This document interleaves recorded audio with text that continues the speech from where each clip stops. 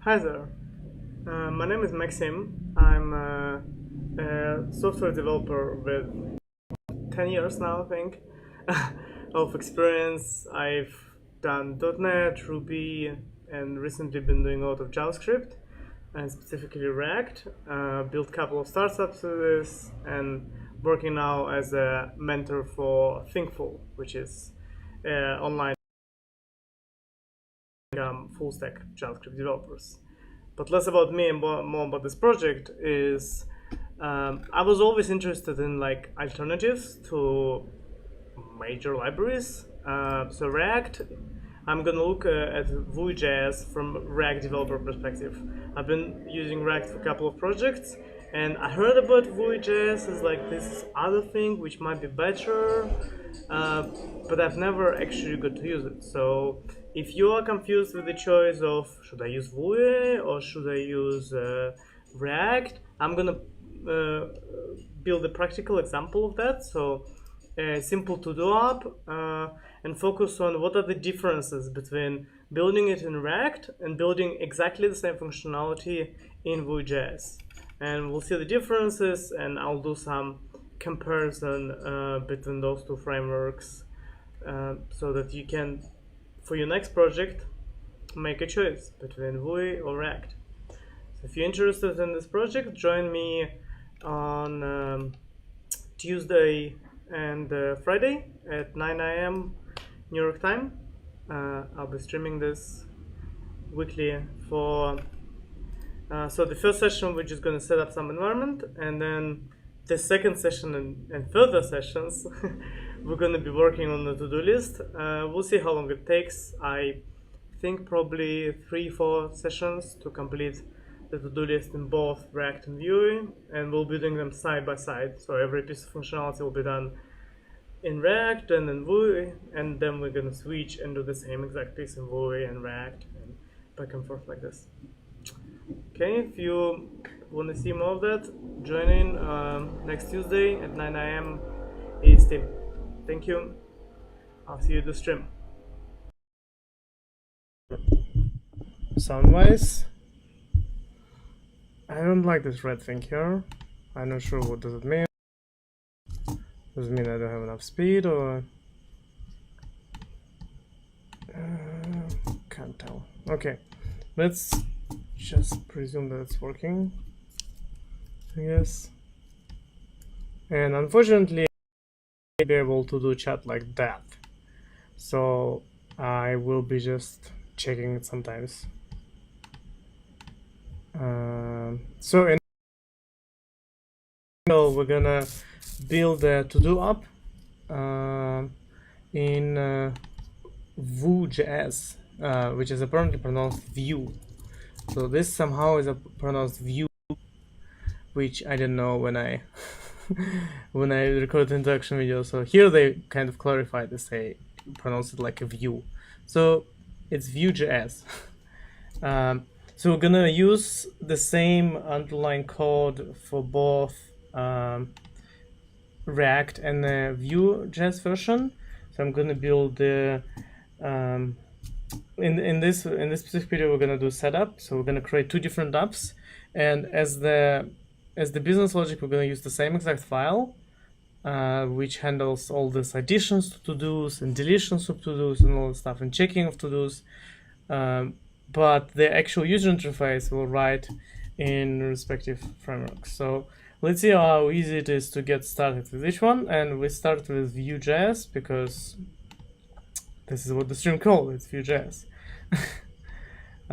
Okay, so according to Vue.js, and as far as the right example, we don't actually need to have anything like Webpack or anything like this. We can literally go in here and create a new project. So this is what I'm to do with Vue.js, and I'm just gonna open Visual Studio,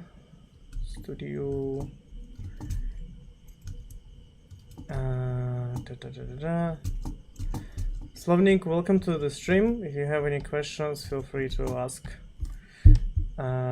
So what we can do is we can just chunk an index HTML here, and I have this template here, and we can actually just put this in here, the script, and supposedly according to Vue.js documentation, that's actually is enough for us to have a working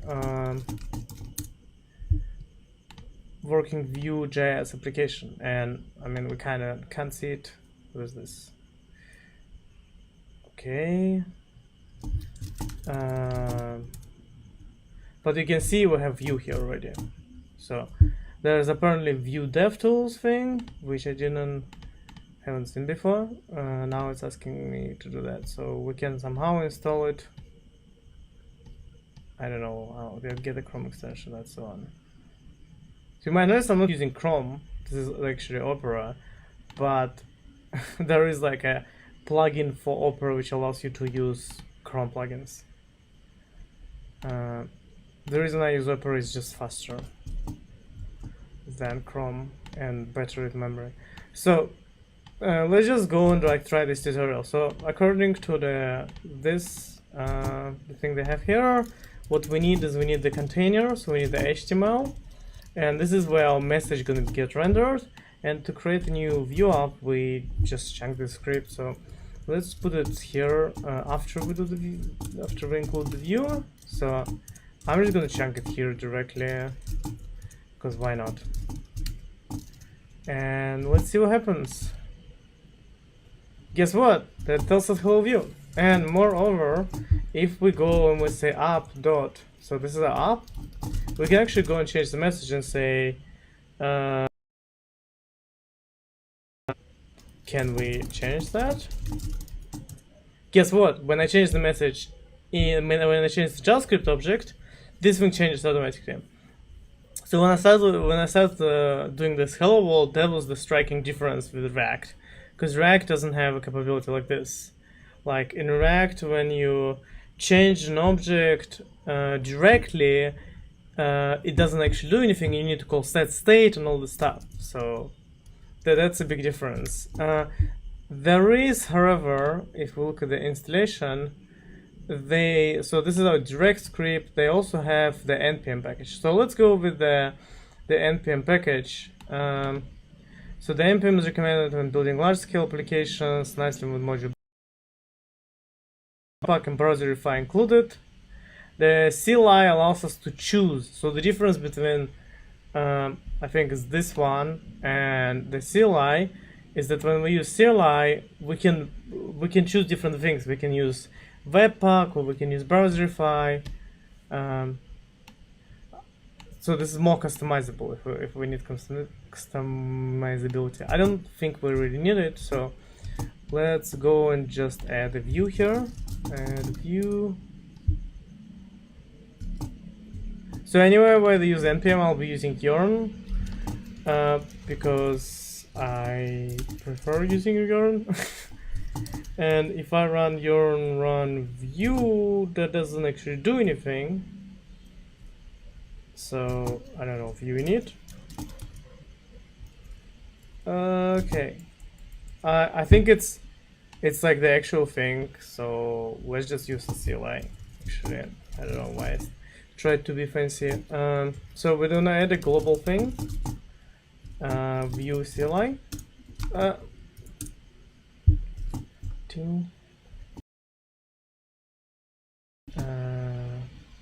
Okay, I'm gonna close this one so that we don't.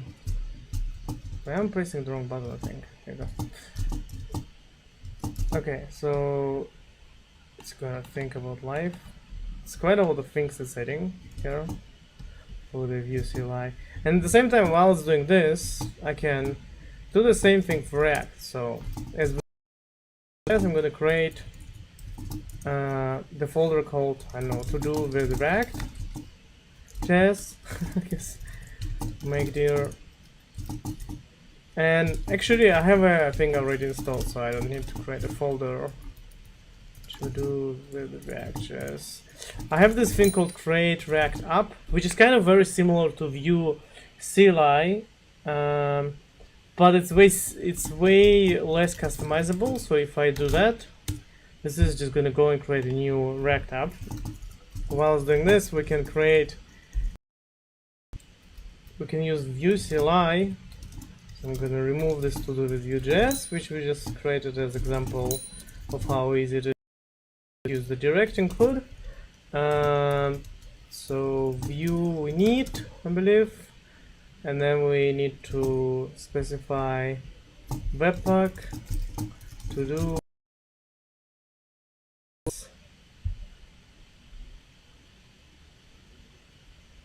And the CLI of Vue is way more advanced, because first it's asking us things. So it's more like, I forgot what's the thing, Yeoman thing, which is a scaffolding generator.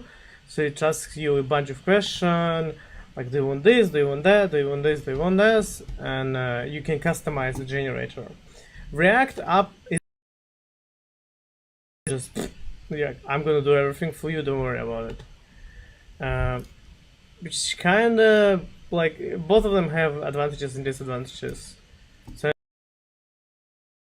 name, project description, author, runtime only, compiler, recommended for most users, I guess. Install Vue router. I don't think we're gonna use the router at this stage, so we're gonna say no. Use ASLint to lint your code. Maybe let's say yes. And so they're asking us which package. So this is kind of like advanced things, which is nice setup from Vue, because I don't even know what React app does. Do they have a linter here? I don't think so. So they're not asking these questions already. So let's use the Airbnb one. Stop unit. Sure. Set up iterating test with integration. So it's setting up both unit test and integration testing, while create React app comes with no testing at all.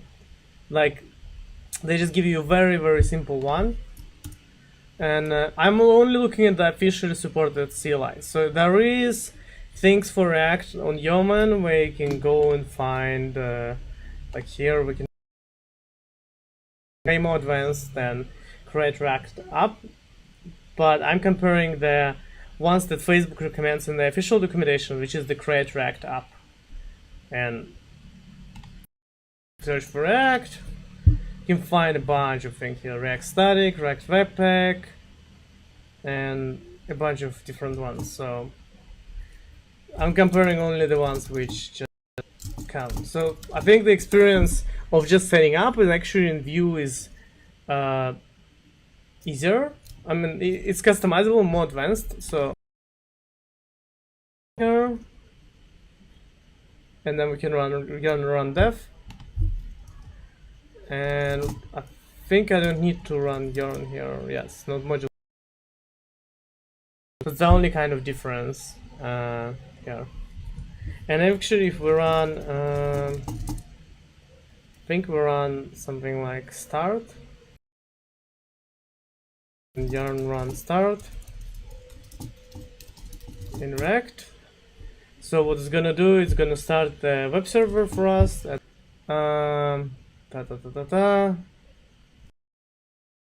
Okay, so by the time this thing opens, I don't know what's happening with Visual Studio, to be honest.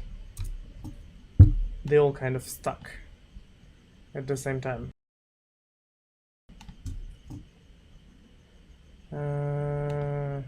What's going on? Okay. So I'm just gonna open Vim for a second to. So they say edit this JS file here. So if I go and I edit this file and I say, so it says welcome to React. So let's say here we say hello. I save, it refreshes the page. So this is not hot reload. This is live reload. And the difference is it refreshes the whole page. I thought on JavaScript maybe, so let's see if we change the up header to be red. So you might have noticed that so if I make it green, if you look carefully at this thing, it didn't reload. So it's supposed CSS, but not JavaScript, which is kind of disappointing, to be honest. So if I go and I change like anything here, so let's say and saving, it will refresh the whole page, which is, see that when we run this guy, well, I think it's because we choose to use Karma and all Nightwatch stuff. Now it's doing the whole crazy setup for us with Phantom.js and stuff. I do wonder what happened to Visual Studio here. Seems like it bugged out. That's always Vim for those scenarios. So that's kind of like not very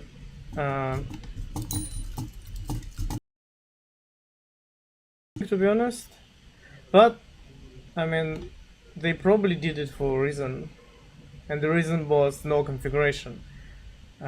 So it's support. So if you look at the whole source directory, there's no configs here at all. So it just works. The only customize this thing. You create a React app, and what happens if you want something extra?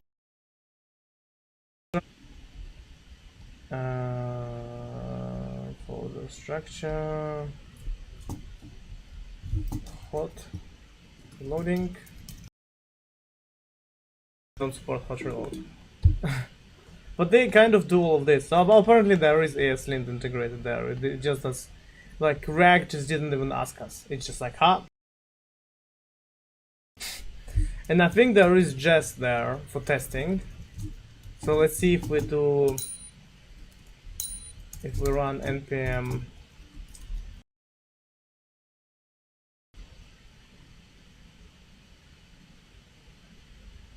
so there is actually testing, which is cool.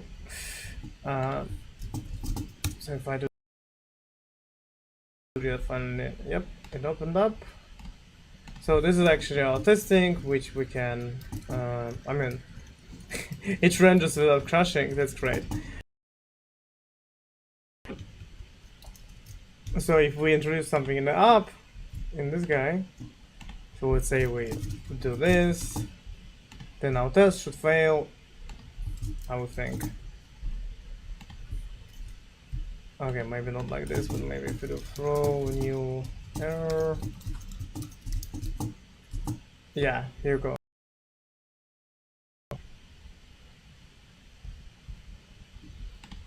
So testing is kind of included too. They don't include end-to-end testing because it's just you can't actually do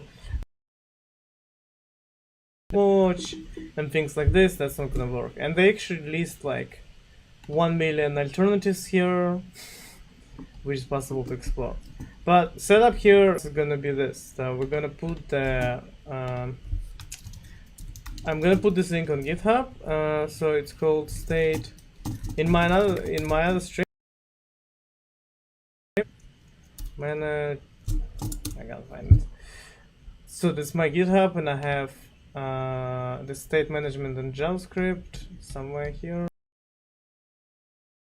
So this state management is a tutorial on how to develop to-do apps in different ways, and basically I had the whole to-do app. This one, it has some tests here included, which is nice, but not for this scenario, I guess. So I'm just gonna copy this whole thing, and I'm gonna change a couple of things here because it does render functions. So We don't actually need the render functions. So we need only those things, I think. I'm going to take the save and restore too. File called state.js, and I just, like, to be honest, lazy to write it. It's no render function anymore. So what this does is it has a state, and state is, it's kind of like, we can think of it as more like a class, but that was just a bunch of functions together. And you call these functions add to do, complete, delete to do, save, restore, to manipulate the state. And this is actually our model.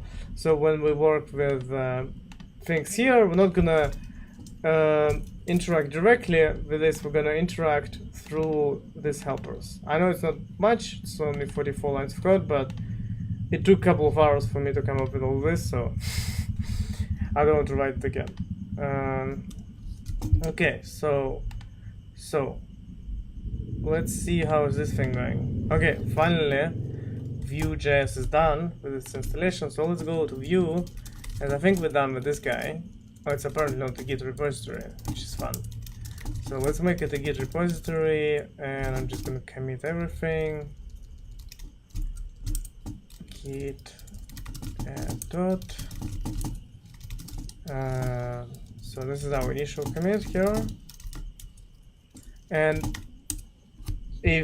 unless Vue bugs out again, we're gonna focus on this guy mostly. So this is not good Git repository either, so we're gonna need it. Git status, git add, and this is our initial commit after the generator run. So, and let's see what we have in our package.json scripts wise. So we have def, start, we have build, we have unit test, we have end-to-end test, we have some other test, which is unit and end-to-end test, and then we have a linter. So let's do npm run def as a start. And so it's starting the web server. And I also want to open this in Visual Studio Code so I can see it. Okay, so it creates a bunch of files, it creates these configs files, which, well, with a bunch of different configurations. I guess it's a webpack configuration. Looks like a webpack configuration to me at least. Then it creates the app view. We need to install something, I think, for this to actually work in Visual Studio.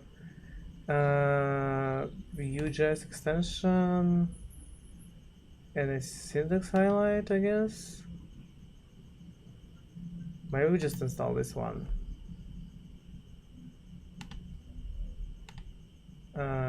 So we can just install one of them instead of many. So this extension pack is supposed to have all of them together. And while it's doing it, it's still installing. Yeah, it's installing all of it, like Virtual, Vue Helper, ESLint, just snippets and payment IntelliSense. Wow, that's a lot of shit.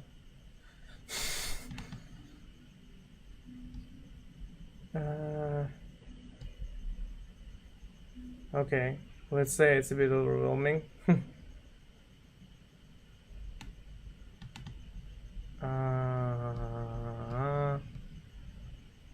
So it might take a while for it to actually install, but let's just ignore it for now. So we have these Vue files, which are which are our actual. So this is our main file, I guess. This is what starts the app, and the template is. So the element is what we find in the index.html. We have the element up, so this container the same way as you see in React. I want to show it side by side actually. Code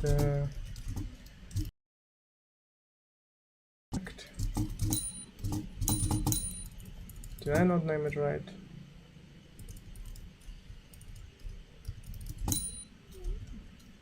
Yeah, to do V.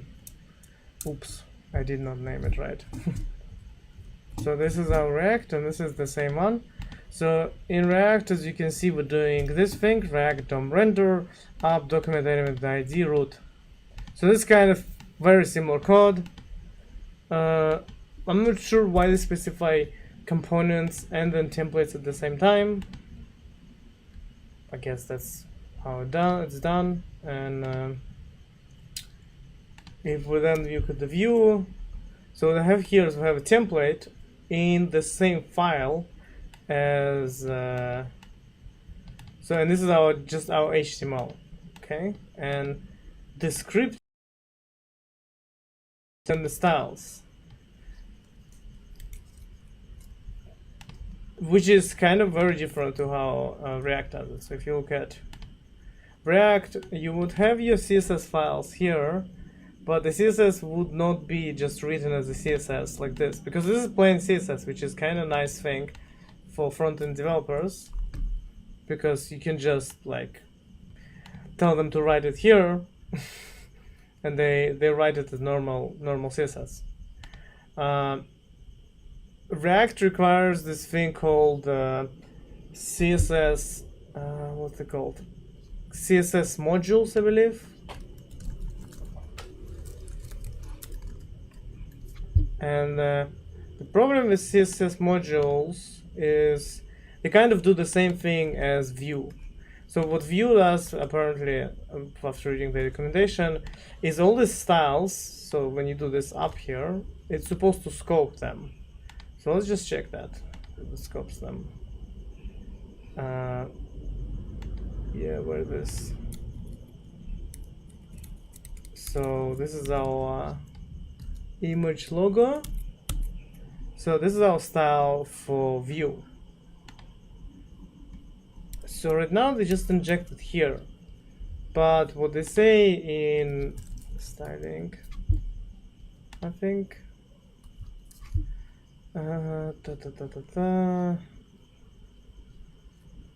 component,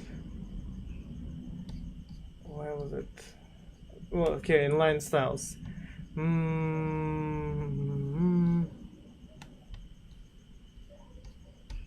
After prefixing, nope.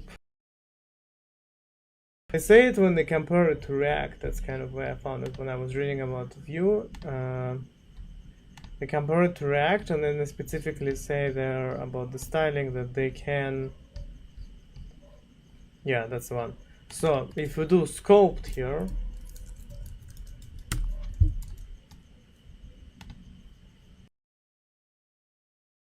is the styles will be the same, but what it's supposed to do for this style, then you see it's prefixed it with this data thing, it's data attribute. So that means that this style will only apply to this specific ID app. So like, I mean, in case of ID, it doesn't really make sense, but if it was a class, it would work the same to only this component, which is essentially what CSS modules do, except it's just integrated with Vue.js, which is a very nice nice touch, I find. And the only thing we need to do is we just need to put scoped here. If we don't put scope, then it becomes a normal style, so they just get all injected here. Okay, so let's see if we actually have code reloading with it. Hot code reloading. So if I go and change this hello component, we probably need to reload this thing. Reload, we get syntax highlighting. Oh, hey Tony Code, hey Anita, good to see you on the stream again. Be the basics. So Tony Code asked, you can see what he asked. Now I don't need to.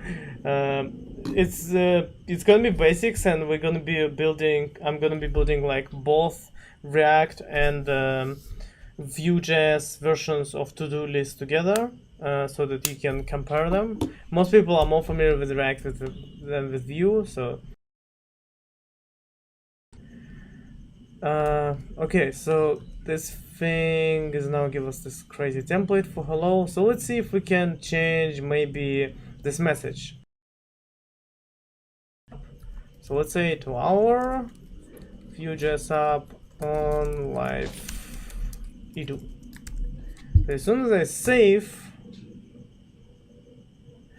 save, you might have noticed that this thing did not actually refresh. I made it again. So I'm gonna change just welcome, and it updates in real time. So the page did not refresh, which is very nice touch. So you can do this with React. It's called hot module reloading in React, but you need to actually do that, and here it just works, which is very nice. And I think I can only do it with the Vue. So this is similar thing to if you've seen the React one, the React very similar thing here. I'm not sure what we can do here. What is this? Switch to events, switch to Vuex. What is this Vuex? Oh, Vuex. And we can't do anything with it, I think. Can we like view it somehow, or I don't think so. Yeah, I was wondering, can I like change something here? That's apparently not possible. But let's see if the same works for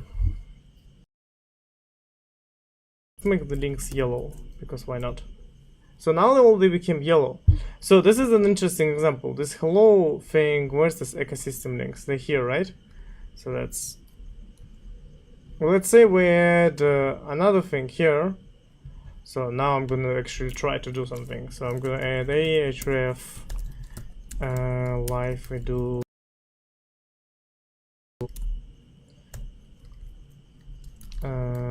and live do. What's going on here? Did I spell it right, I think. Oh, okay, so it tells us error compiling templates. Apparently even Visual Studio tells us error. Oh.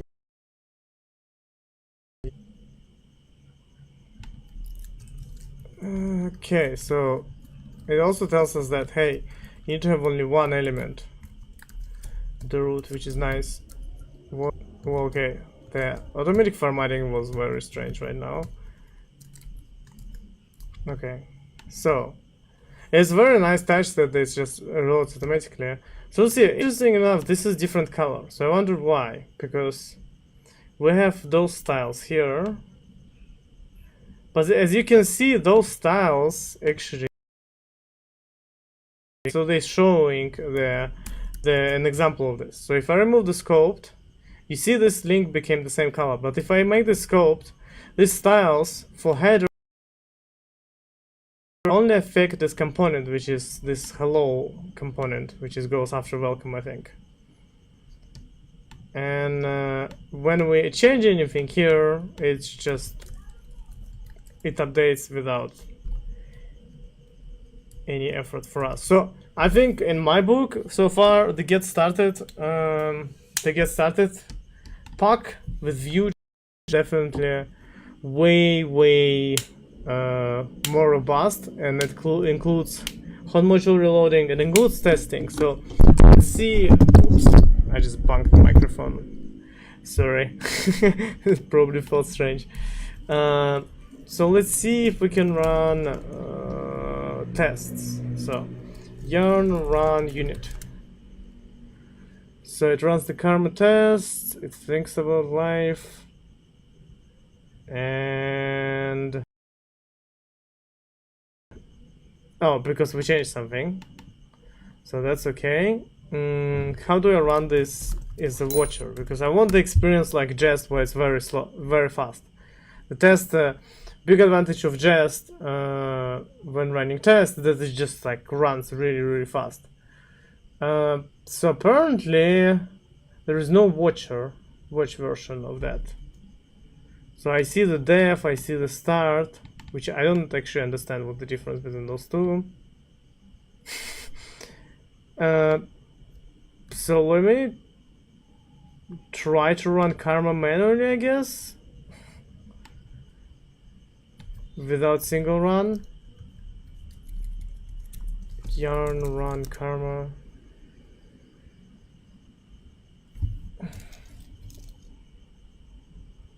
Okay, so I think this is actually Watcher. So if I go in, let's see where are those tests. Test, unit, index.js. Okay, fix. So this is our hello component test. Whoa, okay, what is that?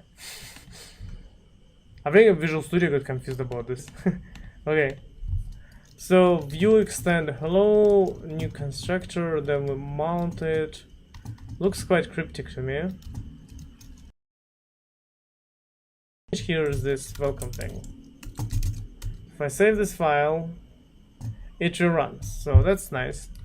Don't check again. So if we go into hello and we change this guy to be lowercase welcome,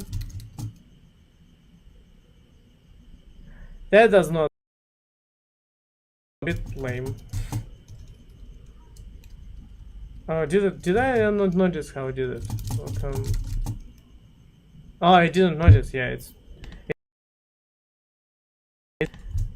that's why I didn't notice. So if I say welcome here, welcome with an exclamation mark. Example of how do you render components. Doesn't really show you how do you do unit testing in React. So React, when you look at test here, render too. So probably fair enough comparison. They do rendering of component too. So okay, so let's look at the package is this thing, which is Nightwatch, very fancy. What it allows us to do essentially, if you've never run, I'm switching to the wrong thing. It allows us to create integration tests, which usually is so slow that I only run them on the continuous integration server. Okay, no, this thing is starting. What? Oh my god, it needs job. This is where usually it's like, oh no, okay. I'll let the continuous integration server handle this. So I'm not gonna be using it.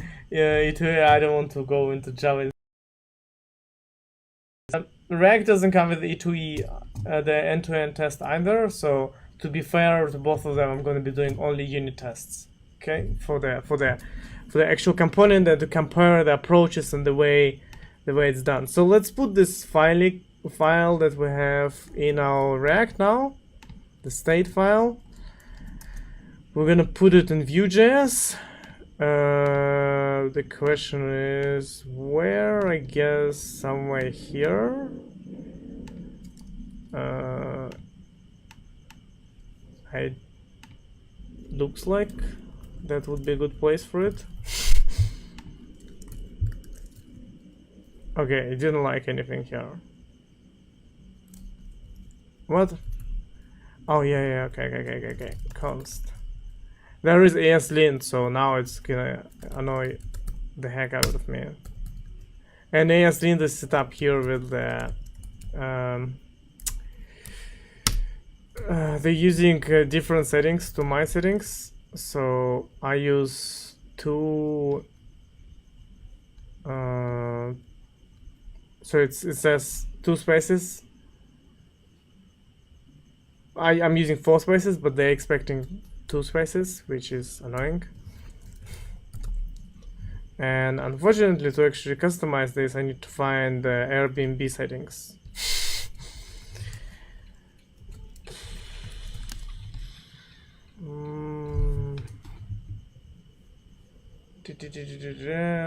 I think that's the one.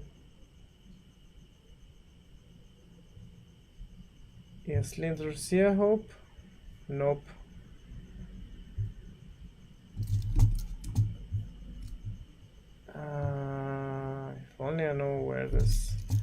ESLint indent, just override the indent settings. It's probably stays this thing. So for 2 space we do indent 2 spaces. So I want to do an indent 4 spaces.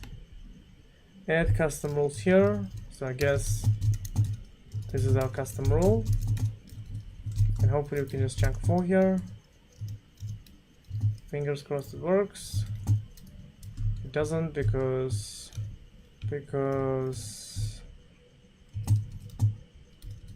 oh, because this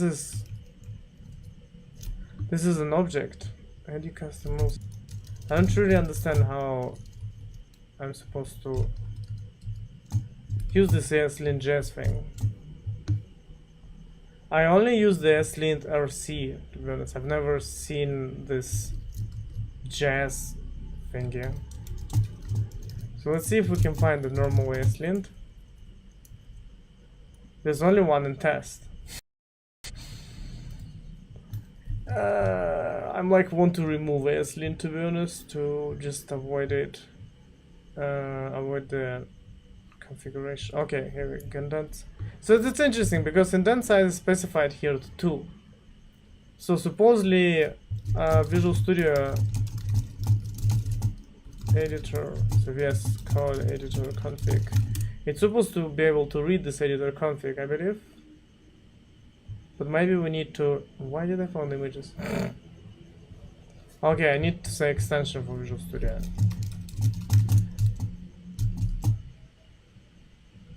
Okay, so let's install the extension so that way,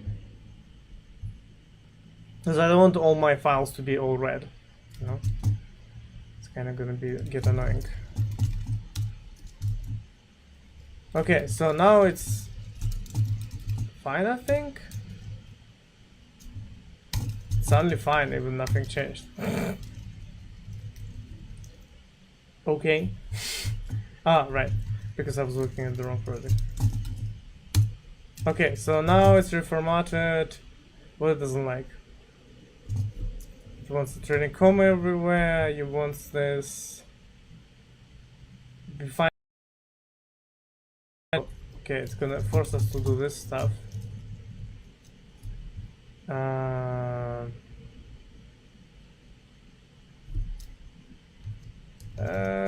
Yeah, we could not use the...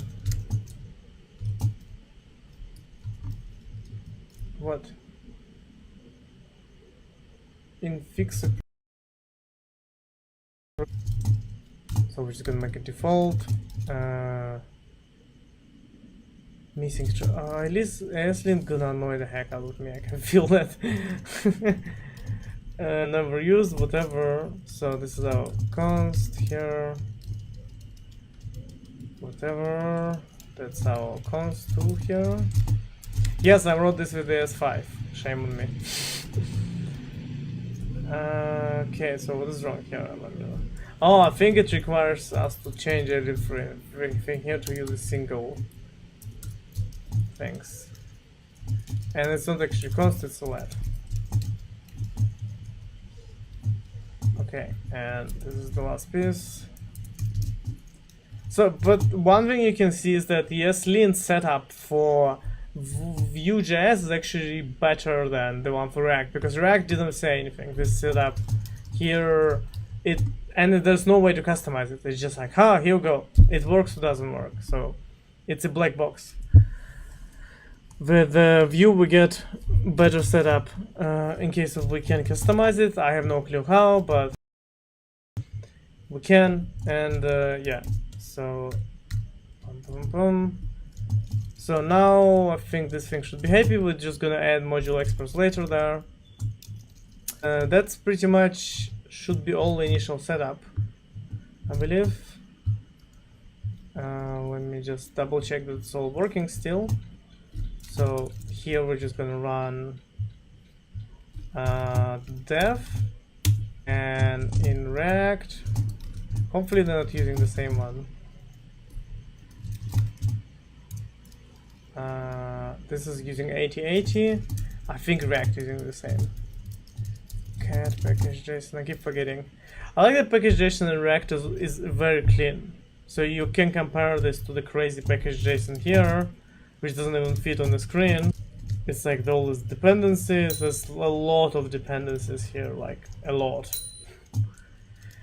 React just installs React scripts, which I presume have all these dependencies, kind of sneaky, because React scripts has like Jest, because Jest is installed, so Jest is part of React scripts, probably dependencies. So they kind of hack it, like hide it from you.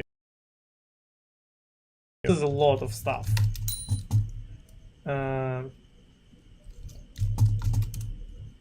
Okay, so if we do npm, yarn.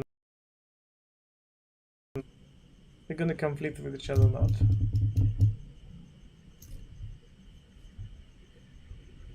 And you can see this compiles for quite on how long it took to compile and things like this, which is nice. So this is our React app, and which is just like, and this is our Vue app. Okay, now so we have setup for both of them working. We have plugins like Vue thingy, so we can see the components. We have a plugin here for React. So if you don't have plugin for React, just go to Chrome React, and you'll find the React developer tools. React.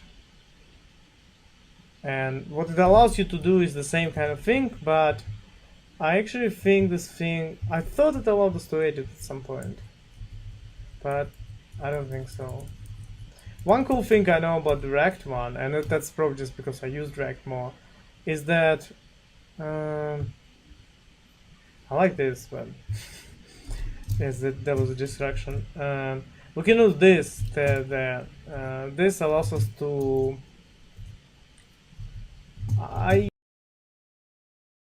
It looks like HTML element to me, to be honest.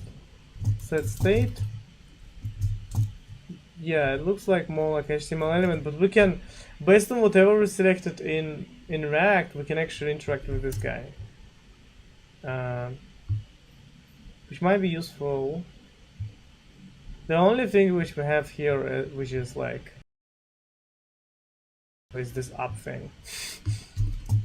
So if we do -r, which gives us the up, which I think we can, in theory, then change the props maybe. So let's try this quickly and see if I'm right.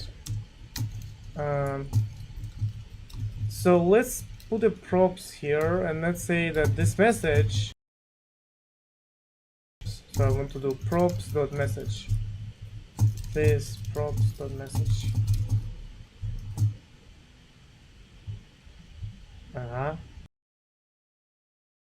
So now there's no message, okay?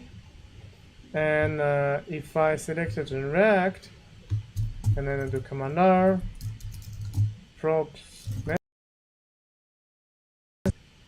so that didn't change anything.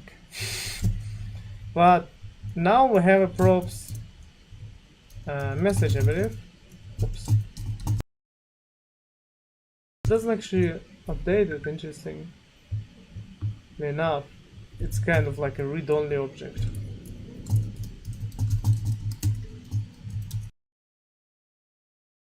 Okay. I think. Let me try this. Props.message equals 1, 2, 3. Props. No, it's like this thing that we cannot actually modify. I was just wondering how to do this cool thing which I kind of did in the beginning with the Vue.js, when you can just go and modify. Ooh, I guessed it right. So this is Vue component. No, this VM is not Vue component. Okay. Whoa. Some of them are Vue based, some Vue, some, and I don't know which component is that. How can I tell? So let's say if I select this, hello. Okay, so it tells us it's VM 0, and then we do message maybe. No? Is there hello doesn't have a where is the code? Show me the code. Here we go. So now it does this data thing. Okay, there is this data thing. Can we like update it directly? Ooh. So that's a part I was looking for in React. As you can see, I will not be able to find the same thing in React. I think in React,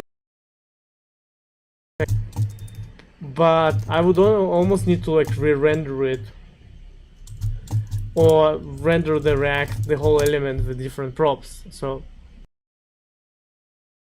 React works is you change the state. So if React one use the state instead of here, so instead of props, it use the state. Do what I'm trying to do. So that's maybe my bad. Except the state is not defined here. So constructor super this state equals empty object. A lot of rituals sometimes React requires us to do, unfortunately.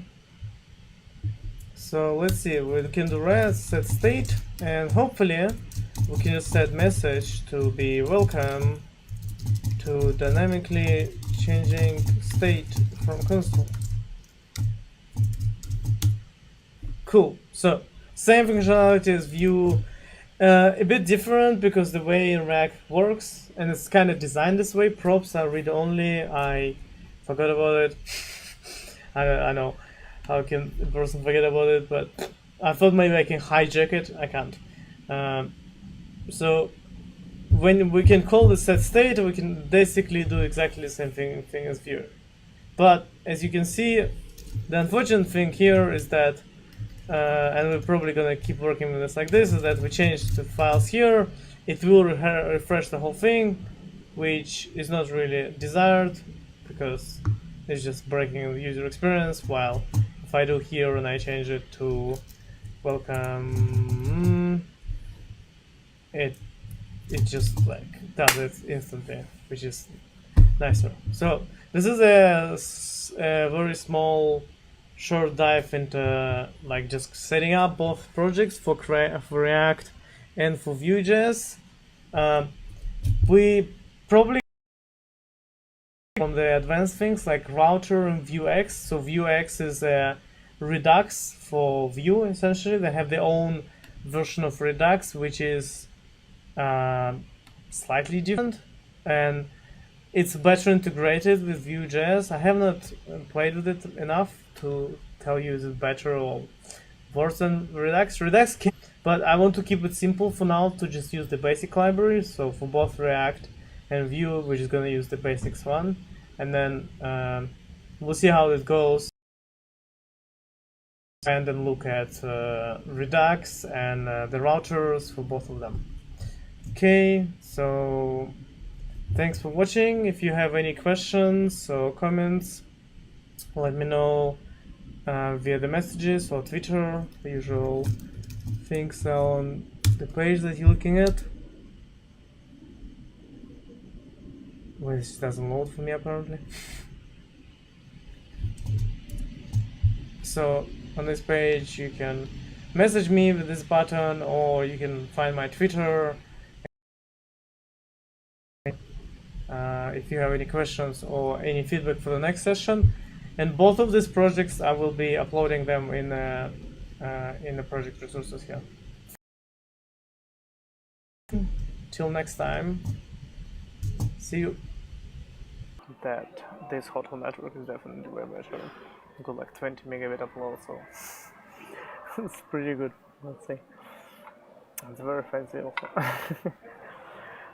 So let me just double check that it's working. So if I refresh this page,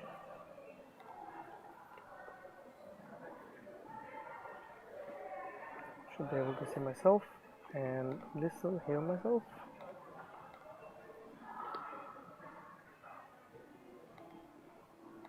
Hopefully. Yes, no.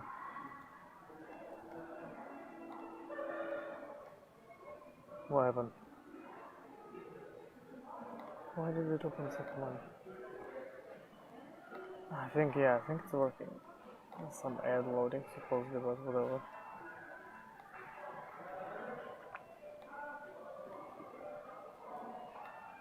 So, I think we are back. Or are we? It's kinda hard to tell.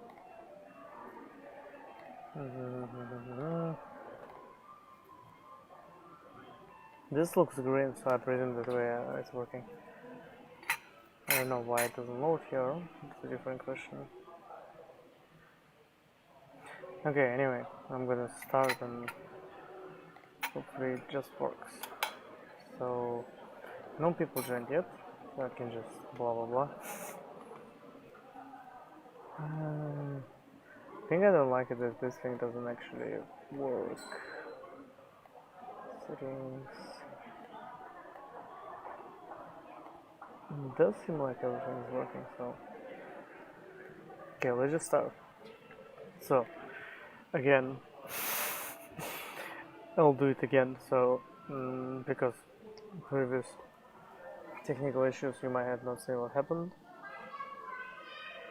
So, as I was saying, in the first, in this two, part 1 and part 2, I did the setup of Vuejs and React, both of them, and I want to focus on the differences in building the same to-do app in React and Vue.js at the same time. So we're going to be focusing primarily on Vue.js and what are the capabilities which Vue.js allows us compared to kind of the same application in React. So one thing which I didn't do in setup is I didn't include the CSS, and because I don't want to deal with CSS, like I can write all the CSS myself, what I did is I found this project called To Do MVC, and To Do MVC is this project which I don't know who the author is, to be honest, but they helping you select the different JavaScript frameworks. So they build like TypeScript plus React and all this crazy, like they're building the same exact app that they kind of to do in all the different frameworks. So you can see like a lot of different socket streams, Node, Vanilla.js, jQuery, all the crazy stuff. So one of the things they have is the specific design that they use, and what I want is just use a specific design, like the same kind of design, because I don't really want to focus on CSS in this job. So just gonna focus on sports training. I don't have any drop frames. So according to my OBS, its drop frames is 0. Yeah, I was having massive technical issues before with my other hotel network, so that's why I moved to this one.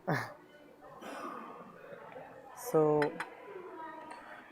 there's many different frameworks they use, and the only thing we can take is from here design.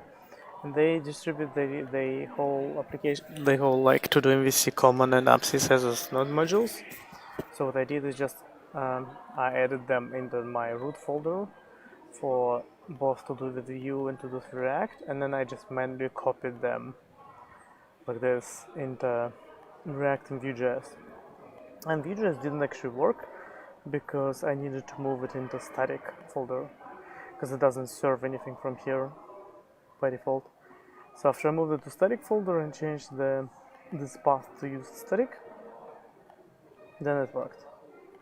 So then now Vue.js, that's not the one.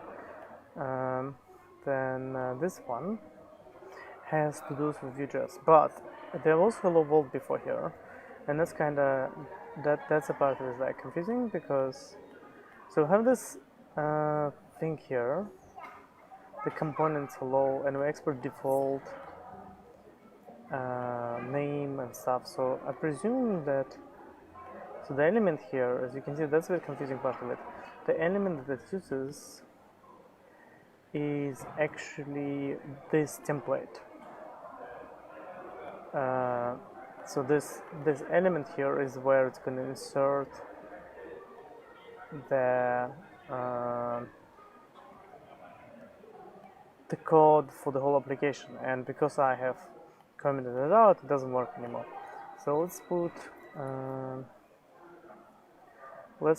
I was looking at this, I think. No, what I was looking at. Ah, the one I've just closed. Oops. I think it was this one. No. It was closed up. Yeah, so it was this example that they used, so I'm not going to look at the actual example of implementation here. I just want to look at the example of what they do style-wise, so that we can just repeat the same styles. So in here they use the header, so that's what I did here. Artem, welcome to the stream. If you have any questions, feel free to ask. So then we have the main section, and it's where all of the stuff is gonna be actually rendered. So the question here is actually, which is not clear for me to be honest, at this stage, is what do we put in the main.js? So let's say if I put like to do app, then I think what's gonna happen is gonna overwrite completely everything. Yeah, so then it overwrites. Because this template app, I would think. Oh no, okay, so that is the confusing part. So this ID up here is the same ID as this up here. So that ID actually has nothing to do with that type ID. But why is our hello component gone? Maybe it's because we removed the hello component. So let's put it back here and see, can we make the hello? Can we make the hello say hello again? Okay, error compiling the template. Yeah, I'll put it in the header section, whatever. Okay, so that's ugly, but that gave us the hello back. Perfect. So that means it's still working, so that's fine, and that's what we wanted actually. So now I can start adding the actual meat of this thing, which is the main section. So section, the class of main, and then we want. So that's going to be a tricky part because this now needs to be within the other section, so that's okay. So for now we're just going to chunk him like this, okay? And I'm going to remove this hello stuff because we don't care about this anymore. And so this is our add the new element. So I'm going to chunk it here for the second, just so I can see the design working, okay? And the class is, I don't know this class tag below, I don't think I need it at this stage. Oh, I can't use self-closing text, interesting. The input tag. If I look at my to here, I have this input element here. And it's kind of like, oops, very strange. Because, so then I have your class to-do list, which I presume is like the rest is generated dynamically there. But I do wonder why is so that was the check that I wanted to check. I mean, the check that I wanted to check. The thing that I wanted to check is that the input gets the styles, and it doesn't actually get the good styles. So let's see. So we have this class tag of all. Is it what's causing it to style specific? Yeah, okay. So which checkbox is that? Oh, it's this guy. Okay, I don't really care about this checkbox, to be honest. I don't even know what this checkbox comes from. I wanted to. So let's forget about this checkbox for now, because this is like another functionality I don't really have in my example. What I want is this input field here, and I think this input field is actually part of the header, which is a bit confusing for me, but let's presume. So it gets out of focus, that's easy one, and then I don't know why we disable complete. And the class is new to do. And the input field. Okay, so let's hope. Yay, okay, so this is like nice and good styling here. So let's start binding to the actual real Vue.js. So when we press enter here, so right for now I will put it into this just inside this guy directly, and then I'll move it into a separate component. So if I'm remembering everything correctly, just gonna check the chat. Oh, hi Anita, how are you going? Yeah, I did start late today because of the internet issues. I have just started the to-do app. So in the previous stream we set up everything, the Vue.js and React.js, just the project itself, and put the business logic there in form of stage.js. Yes, you can hear me talking. I know. Yes. So we have the stage.js thing here, which is what we're gonna use to add to-dos, for example. So let's look at the example of add to-do, and this is where actually Vue.js starts to kind of shine. So we're not gonna use components now, which is gonna chunk. They call it methods. So what we can do is we can chunk methods here, and we can call methods on new to do. And this is the function with an event, I believe. And so if you're writing it in something like, if it was a form, for example, right, you would need to do something like event prevent default and stuff like this. But this is just an input field, so this is more. It's actually like more like on when they press enter. So this needs to be on like key input on v on, and that's why I need to like go and use this part. So key. I'm gonna show you the first one, and the cool part here is this. Actually, they show you this v on, and they have like a thing like this, key enter. So instead of like typing the key code, which is what we do in React, as you're gonna see in a second when I do React version, what we can do in Vue.js is we can do v on, and then we specify the event type, which is key up and dot enter, and then we specify the name, which is on you to do. And I'm just gonna like console log for now. Okay, so let's see if this works. That did not work. Unexpected unnamed method on you to do. What did I do wrong? Methods. I'm holding it wrong, I think. Oh yeah, those people talking in the background. It's a lobby in the hotel, so I hope you can hear me better than people in the background. Maybe if I reduce the... Oh no, don't drop my frames, please.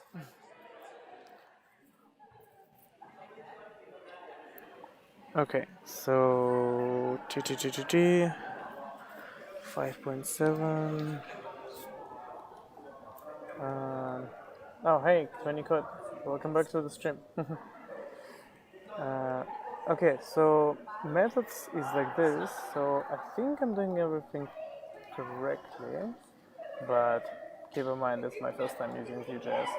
Okay, so up is actually component. That's probably why I'm getting confused, because when we're using components, I remember I was reading they were saying some specific things there that we need to blah blah blah. So if we use methods, so that's essentially, as far as I understand, the same thing. And so what it tells us here is unexpected unnamed method, and it shows an error here. Why? Because there's no name here, so it's kind of interesting. Kind of confusing syntax which they don't actually specify anywhere. So if I look at the documentation, they don't actually specify how do you do something like this. So it's not, it's like a component, but it's not really a component, because if we look at the components, so for example the hello component, this guy does export default, so same way family. And then when we import this, we just use it like this. So that should work, but it doesn't. So I do wonder why. So methods. What is this components field? I wonder. Okay, so it says you have to register the component locally to make component available only in the scope of another instance by registering this component instance. So my component will only be available in parents template. Okay. So why can't I use the methods here? And I'm feeling I'm doing something. The first, that's what's called when you try to do the first time Vue.js and you don't know what the heck you're doing. Methods. Yeah, so methods should accept an object and then an object. Unexpected unnamed method. Oh.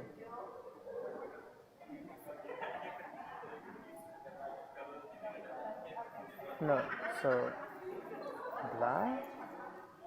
We're gonna do blah, it's gonna say unexpected unnamed method blah. Doesn't mean unnamed method, that's the part I don't really get. Because I named this method. It's like, it's not unnamed. The question is, which one is it failing on? Is it failing on this one? Or is it failing, I think it's failing on that. Yeah. Oops. It's failing on that one. So if I use methods here, I'm holding it wrong really bad. So let's just copy paste this methods here directly and then see if it gives us an error in this scenario. And I'm gonna comment this out, and hopefully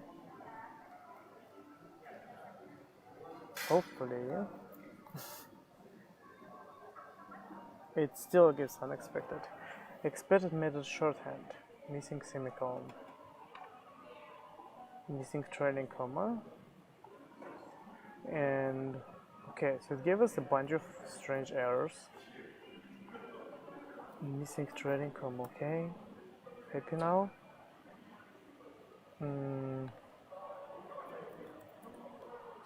Okay, expected method shorthand. Does it want us to use this syntax? Oh, seriously? Okay, Vue.js, that was confusing. Really confusing, to be honest. And that was a linter basically giving us errors, which were really strange because it looked like it was like epic errors with nothing working. And now it still gives us errors. Unexpected console statement. Why? Okay, so whatever. Apparently when I press enter, we actually get this one need to do. And check it out. So if I don't press enter, if I type anything else, I press backspace tab, nothing happens. So that's a very, very handy thing that we can actually, and there is like a better syntax like this, which essentially allows us to only run this thing So what we can do now here is, if we can do, should be able to get the target from this event. So that's one way. We can get the target from this event and kind of attach it to there, because we don't have any data here, right? The other way they do it, I've noticed, is they have a data as the so this is internal data, and then this data will let's say will be in like a new to do input, and by default it's going to be nothing. And what they do here is they do v model, I believe, and then they put the new to do input thing here. So what this will do is actually interesting thing. If I print new to do input here, you will actually see that. Why are you giving me, that's not an error, like really? New to do input is not defined. Oh, that is a good error. Event is defined but is never used. Okay. Missing trailing comma. Where? Where?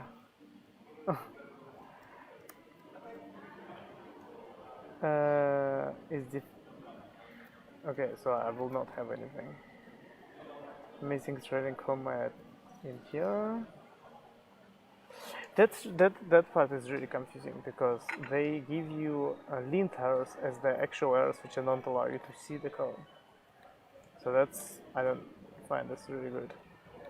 So I don't know what is like those errors. Does it relevant? They are relevant. Properties your method needs to do is not defined in the instance but references during render. Make sure to declare active data properties in the data option. So I know that sometimes you need to make it a function if you're using components. So I think in this scenario we do need to make it a function. Is it like this? I don't remember the exact syntax, so let me check. They use the data for the components. Components. So as you can see, like there's nice things about Vue which allows us to do like where's the data? There was like an article which I was reading where they say the data needs to be a function, and that was really confusing thing for me, to be honest, because I was data instant methods, I think. Data, no. I don't know, where did I go? So they don't local registration. Okay, data must be the function. So they're saying you can't do this, you need to do data like this. And yeah, that is the syntax that they suggest, but this is not using that syntax. Expression expected. So and then we return a new object with this. And it's gonna give us like some strange errors, I'm pretty sure again. Unexpected unnamed metadata. Unexpected console statement, expected method shorthand. So it's giving us a bunch of like errors which are not relevant, they're just like console errors. It's like not clear. Okay, so we have 3 errors and 1 warning. So which one is warning here? Oh, okay, so this is one is warning. And this has the actual errors. Unexpected block statement surrounding data. So what, you don't want me to have a block statement here?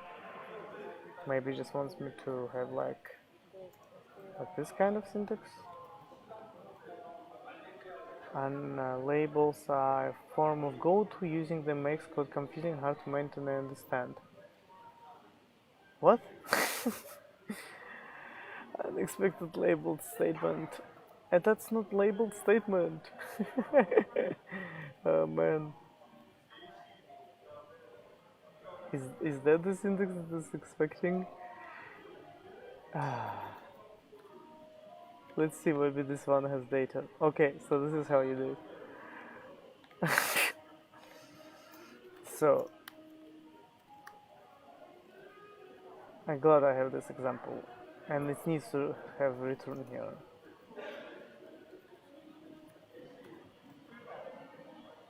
Ah, seriously. This is not error, like... Okay, like I know I can configure it, it probably will not be as annoying as it is now, but whatever. So, if I do this, then if I did everything right, it's a lot of errors. It doesn't like my console statement. It's gonna say undefined. And the reason it's gonna say undefined is because I have not done something right. So let's see. So in here, when I do the forms, for example, right, we use vModel. So I did the same vModel, and I have an example here with vModel, where a vModel is attached to data. So suppose this should be attached automatically to this new to-do input. But I don't think it is, because it does look like when I change something. So let's just, what we can do is we can have like a h2, and we have is it 1, 2 levels, new to do input, and it would render it there. So an easy way to check is your model. So this is working. As you can see, there's like fancy two-way data binding, so that's good. Now the question is, how do we reference this our methods? Because that's, I think, the problem I'm having. So if when it gets attached to the model, how the heck we access this thing? That's an interesting part. So let's go to the after view, I guess, Vue, and then put the breakpoint in here. And then if I press enter, that didn't work. Okay, I'm just gonna put debugger here. So as soon as I press enter, it's gonna stop on debugger, and now I can see maybe you can do a new to do input on this. Okay, that's. But why the heck I'm getting undefined then?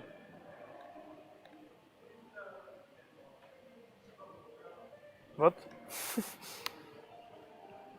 I'm like, that is what I did. There's new to do input.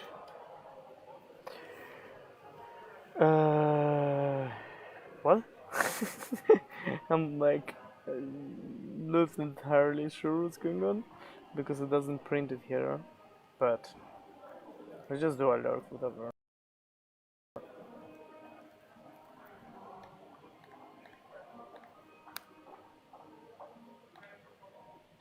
Okay, I don't understand, seriously. Like, this is either misspelled, which can be the case. So let's check. No, this is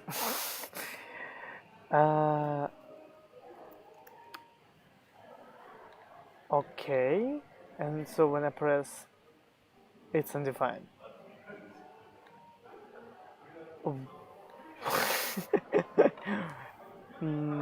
I think it's magic. I have no art definition for this.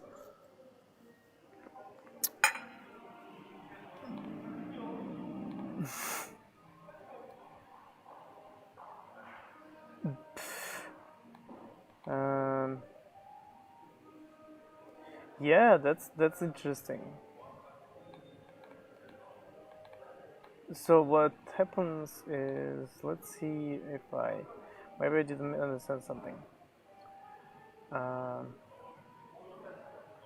So event handling, and then they talk about the methods here, I think. Method, event handlers. So then here they do this. This inside method points to the Vue instance. So this dot something will. Oh, I know why. It's this freaking syntax. I think they say somewhere to not use shorthand syntax actually.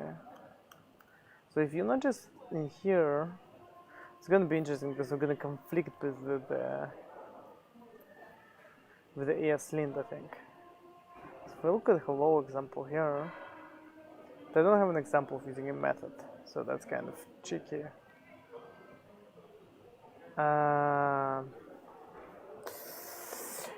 On new to do.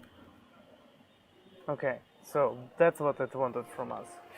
So if I type this and then I do alert, now it's gonna be. So the reason for this is because, and it's kind of funny when you type this in the console, it still works while it should have scoped to that.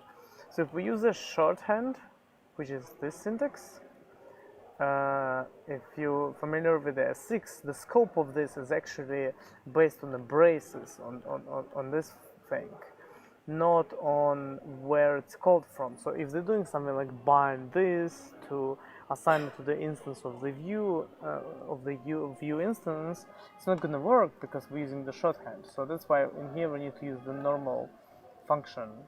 And ESLint just wanted us to name this function so that it's like it's not a named function, which is kind of correct way I think of doing this. So what we need to do now is we just need to use our state, and yes, we don't export anything yet here, so we're just gonna do, we're gonna export this function, export function add to do, and we're gonna import this function, I guess add to do from state.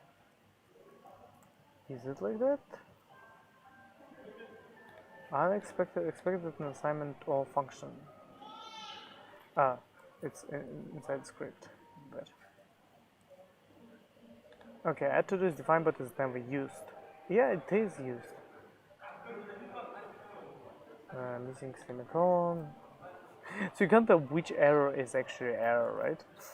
Because it gives you like this 1 million errors. It might be just because I don't have a semicolon now.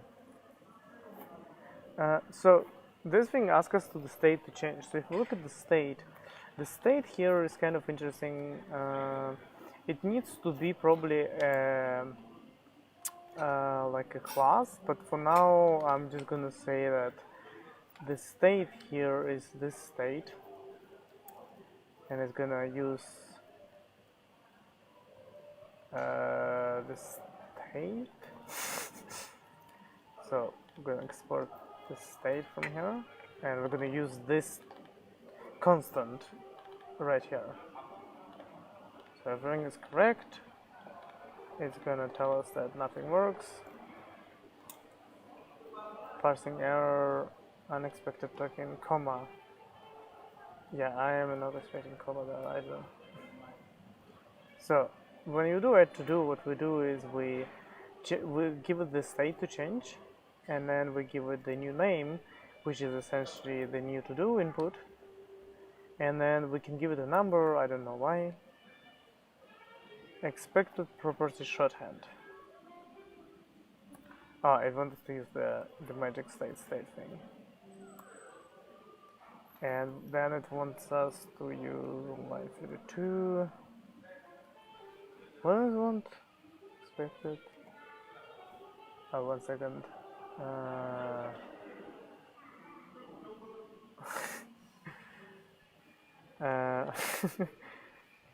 Okay, so we're getting a lot of warnings and errors from here. So let's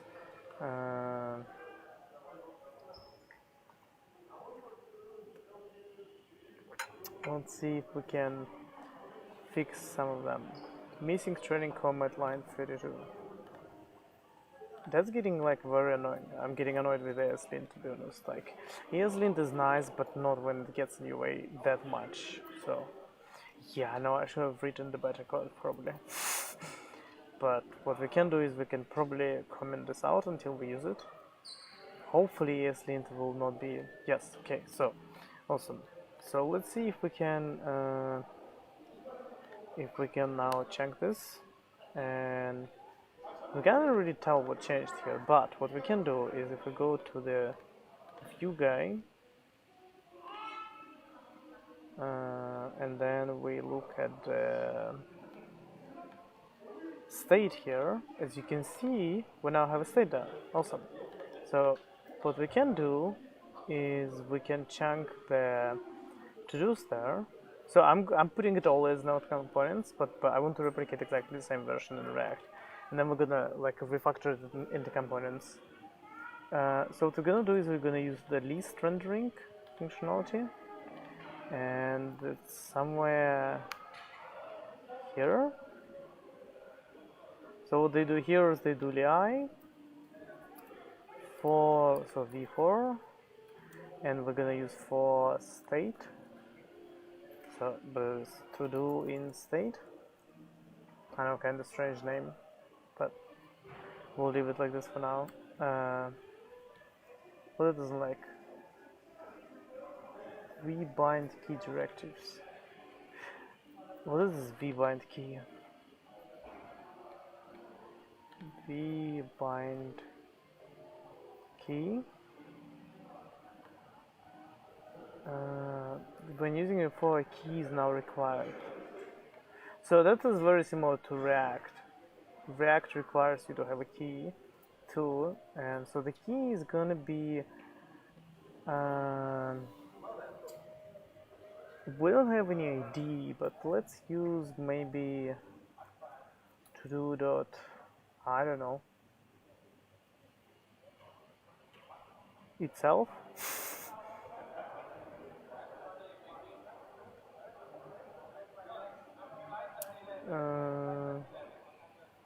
So if I can just put that it's the key itself, because it's a string, it's not an object, I believe.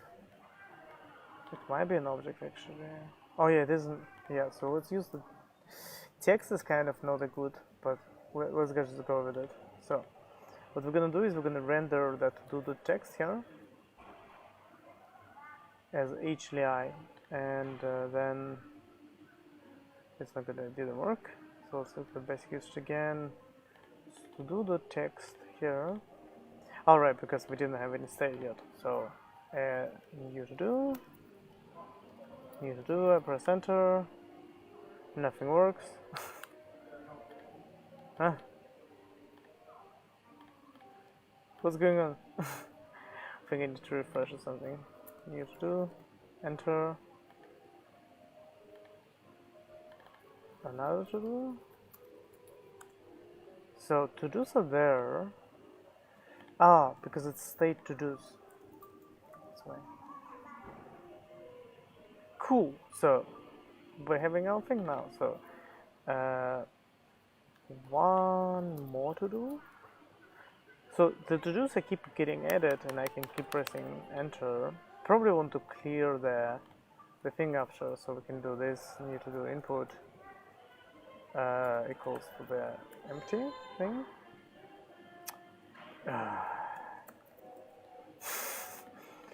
So one more, then clears it. So that's pretty good. Let's just make sure that we use the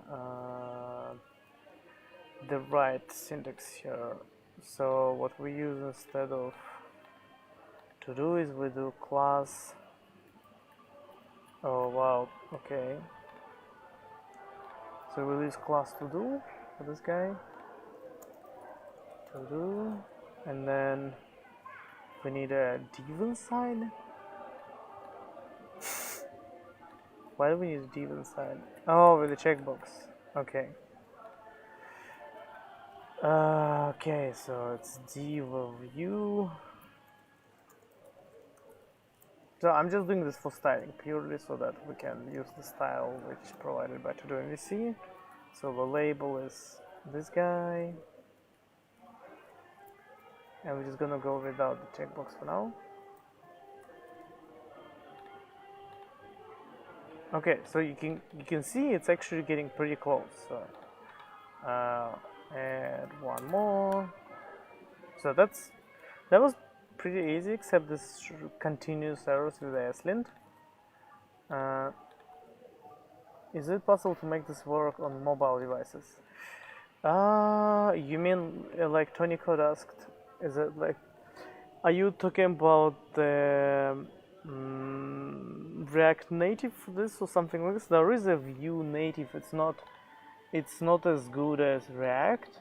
Or are you asking about responsive design? I don't. don't really understand the question. So if you can elaborate, Tony Code, on what are you talking about? Mobile devices, they have some parts here where they talk about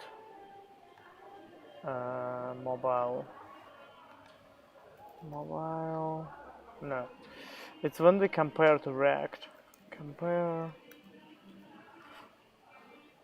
When they talk about React Native specifically.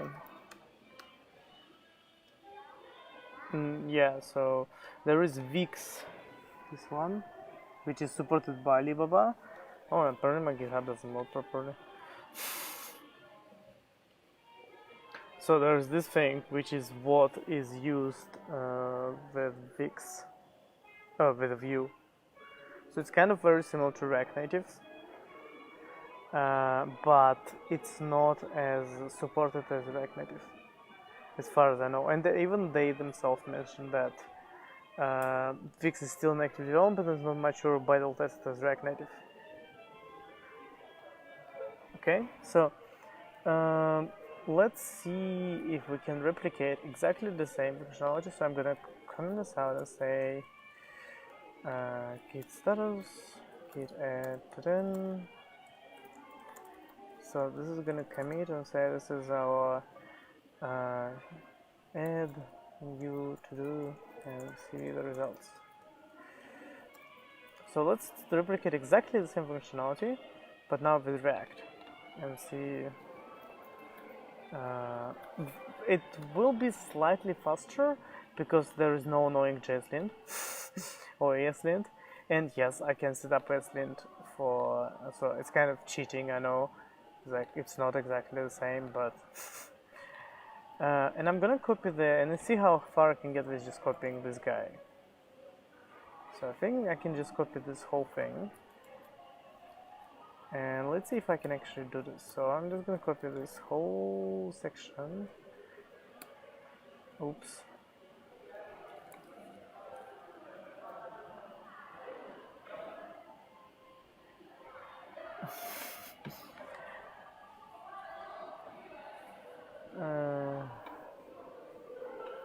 So I've been asked when we're gonna finish. It's like it's 11 o'clock here at night. So 10 moments I should be able to finish this. So let's see why everything doesn't work. So left side comma is unused, vertical doesn't exist in the scenario, so with class name. Left side of comma is unused, has no side effects. What? It gave me some very strange errors.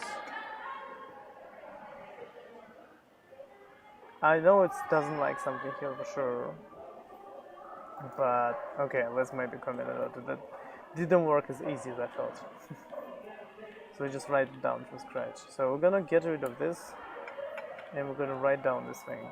So and I'm just gonna put it on the side so I can see it. So we need to do up. The element still doesn't work for element. Nope, unfortunately, same kind of problem to do up. And so we can't use class, we need to use class name in React. So then we add a header, header, and again we do the same stuff as h1. So it's going to be to-dos with React. And let's check where's my index HTML. So very interesting enough, we do something slightly different here. We do this import thing here, and so let's say if I can just import base CSS and import index CSS, and if it works. So yarn start or yarn run, and I think the script is called start. And it's thinking about life, thinking more and harder. Come on, React. It can't resolve base CSS. That is sad. Because, oh yeah, I forgot to copy it. Because it's in public folder, I think. oops, public slash,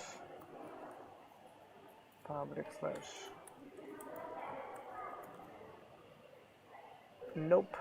So there is a base CSS here.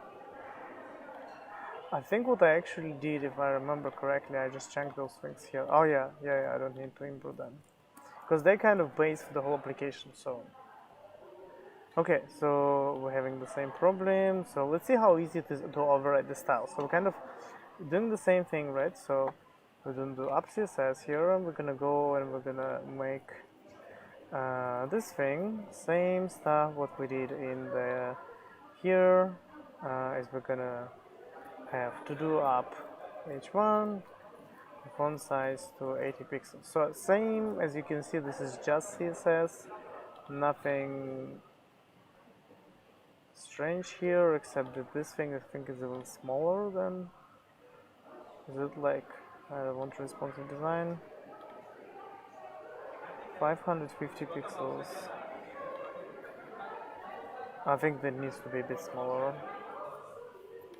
60 pixels maybe. Okay, so here we go. We have to do with React now. Okay, so let's go further. So up. So here we have a header. Then in a header we check the to do thingy. So that's our input. We always grab input autofocus. It's interesting that autofocus here is different. So what does it want us to do? True? That is a bit confusing because it's kind of requires us to forget about the, and I think so if we want to assign it we need to do input. So I'm gonna use similar. Whoa, don't ask why is it that loud. And the class name is new to do. And I hope that's the only thing. Yeah, I'm gonna leave key up for a second. Cannot find new to do. Yeah, that is true because we don't have new to do like that. So we're gonna get the new to do. That's gonna be our const new to do input, and we're gonna get it from the state. And it's gonna be undefined by default. So okay, cool. The style is a bit different, but whatever. So 231, so it doesn't do anything yet. So let's see if we can make it do stuff. So what we have here is we have on key up, which is essentially the same as what the Vue doing, and we can say on key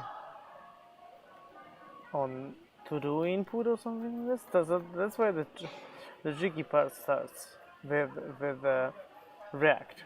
So what we need to do now is, oops, needs to be this one. And I think we need to do this something like that so that it's scoped properly. On to do input, which is a function, and so the problem here starts with this. So if we have an event here that we pass, so first we need to check the key here. So if I just console log the key, you will be able to see that it does this pause and debugger and then crashes there all the time, which is not nice. And that didn't work. Why that didn't work? Why that didn't work? Oh yeah, I didn't call it, that's why. Let's see if this works. Okay, stop giving us the errors there. So that's the enter. So we get the enter. So let's say, so what we do here is if key is equal to enter,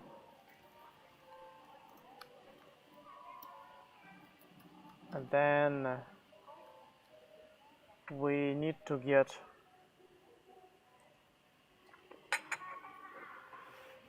the input field. So that's why it kind of becomes a bit strange, let's say, because we would need to do something like this, essentially. So if I put debugger here, I want to show you that the state there, seriously. So this is our debugger, the key is enter, right? So now first this most likely is not pointing to the right thing. Really?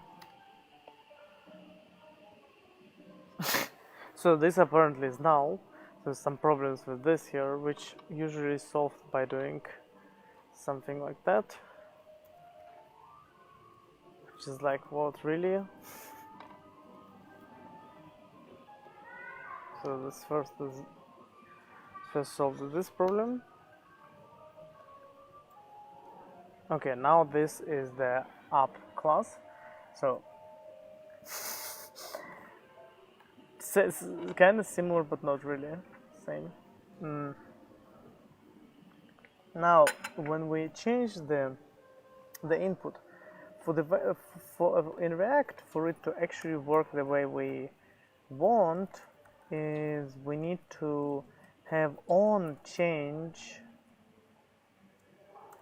and on change we need to have to do changed. On to do changed,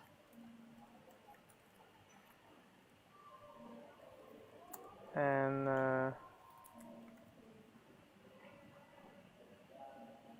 so we're gonna introduce this like on to do changed, the e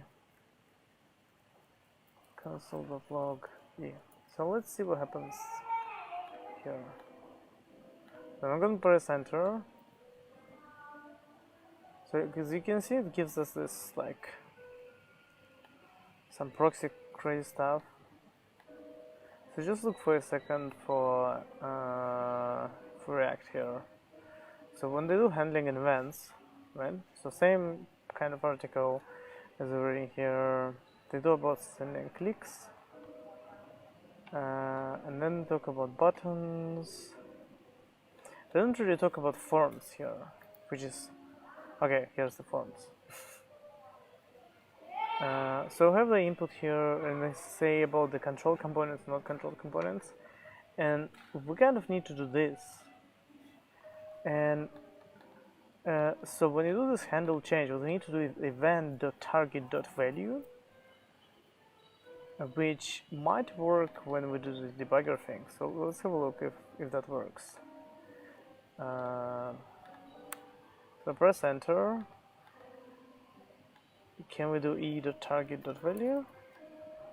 Okay, we can. So the problem with this is that we are getting this from DOM now. So we're kind of tidying ourselves from the DOM interface. We're closer to the DOM, but at the same time there's no abstraction layer anymore. So if we want to use the state thing now, I'm gonna do this export for this, and hopefully you can just import add state and state from state. What's wrong? Yes, it has a function add state. Oh, add to do. So then on to do changed, we don't kind of need this in reality. So what we can do is e.target.value and do add to do and pass the state for it, right? So we'll do this state. So that's gonna get confusing because we're calling the state. So this state is our internal state, and React uses state too. So we're gonna be a bit like lost in a state. So let's call it to do state maybe, so we don't get confused.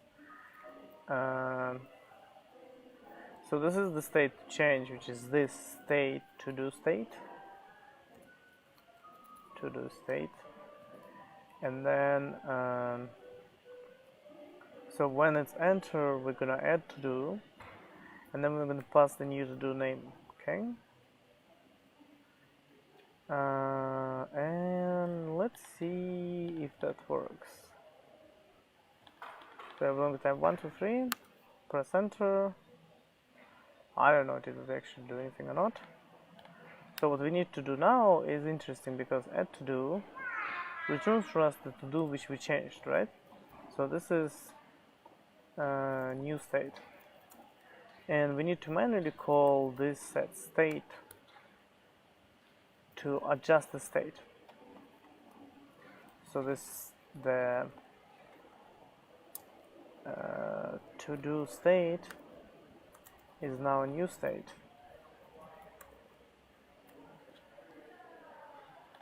So if I've done everything correctly here, when we press enter and we look at React, the state should have an to do here, and it has. So this one, and like 1, 1, 1, this we're adding a new one. So you see we're kind of doing the same thing, but the amount of like, I'll just let you compare the amount of code which we need to write. So but like ignoring the, so this new to do, I could have not done this way. I think I can remove the new to do input completely, because if I want now to do the same thing as I did, I would need to set the new to do input to the empty field, and hopefully as it renders stuff it's going to remove it.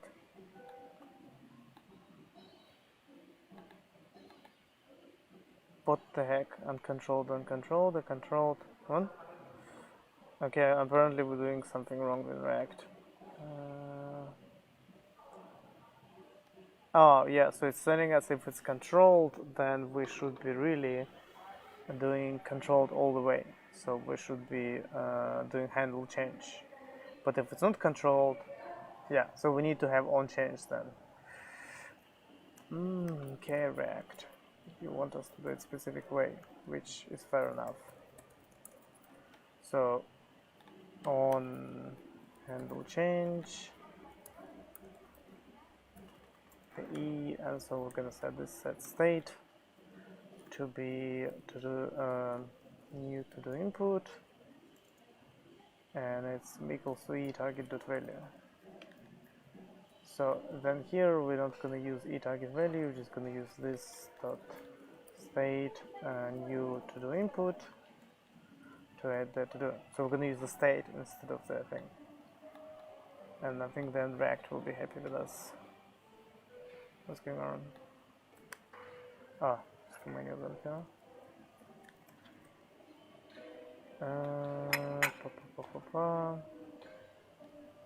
On handle change. On handle change. Unexpected token expected. Yeah, I don't know what happened there. Like I got lost in semicolon in curly braces.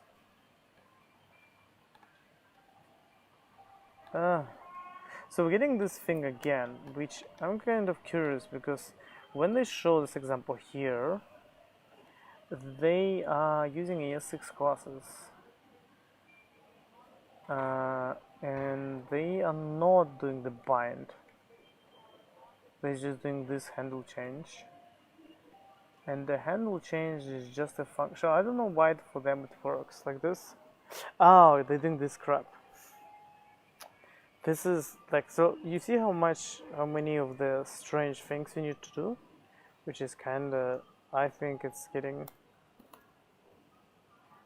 like, yes, and we're not dealing with even the complicated errors here, like with the ESLint errors. So I need to do this, like this handle change, this on handle change, bind this to input equals this on to do input, bind this. Like this is really should be the framework concern, I think. Like I should not be doing this. Like in my opinion. So hopefully if this works. But I am controlled, bugger off. Why is it telling me it's not controlled?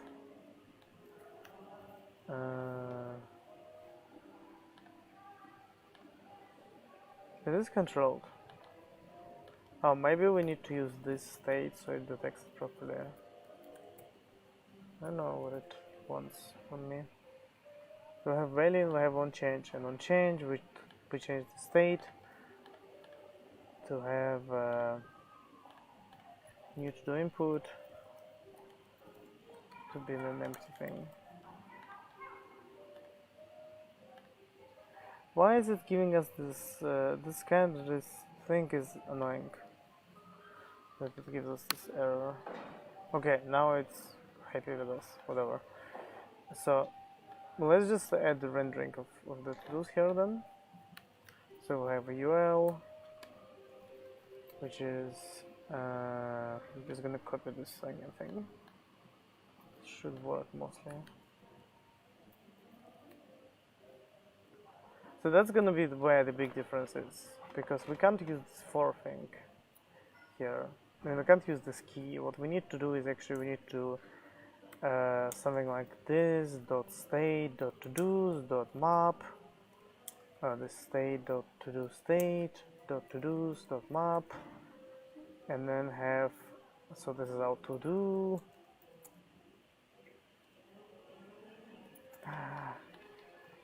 Again, we're gonna like look at list rendering. Whoops, wrong documentation. List and keys. Here we go. So when we do this map, we have a function here, which then can return the li, so kind of this li's,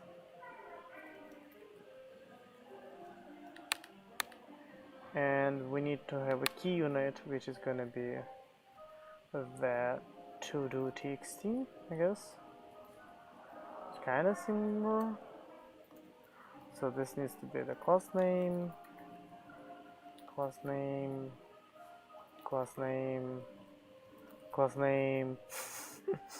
yes, I know, it's class name. Annoying change. And this needs to go inside this thing too. And then the I needs to close, and this is really hard to read.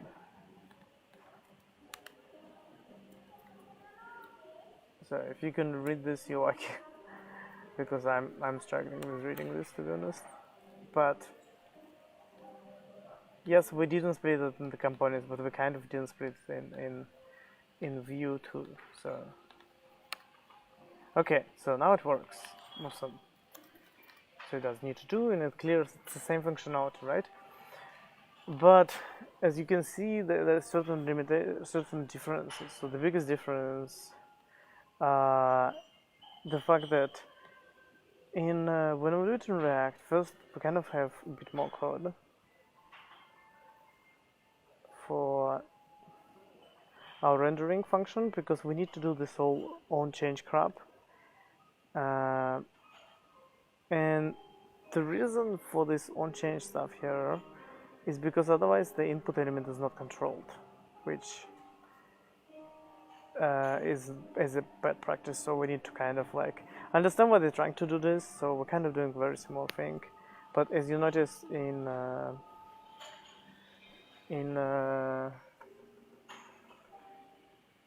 here we just do vmodel, and that binds the same thing. So we don't need to onChange, it just does it automatically, which I think it's very nice touch from perspective of like, can I focus on what's important in my application instead of, oh, it doesn't let me do this. Well, there's a bit annoying changes to the class names, but they are not critical, I would say.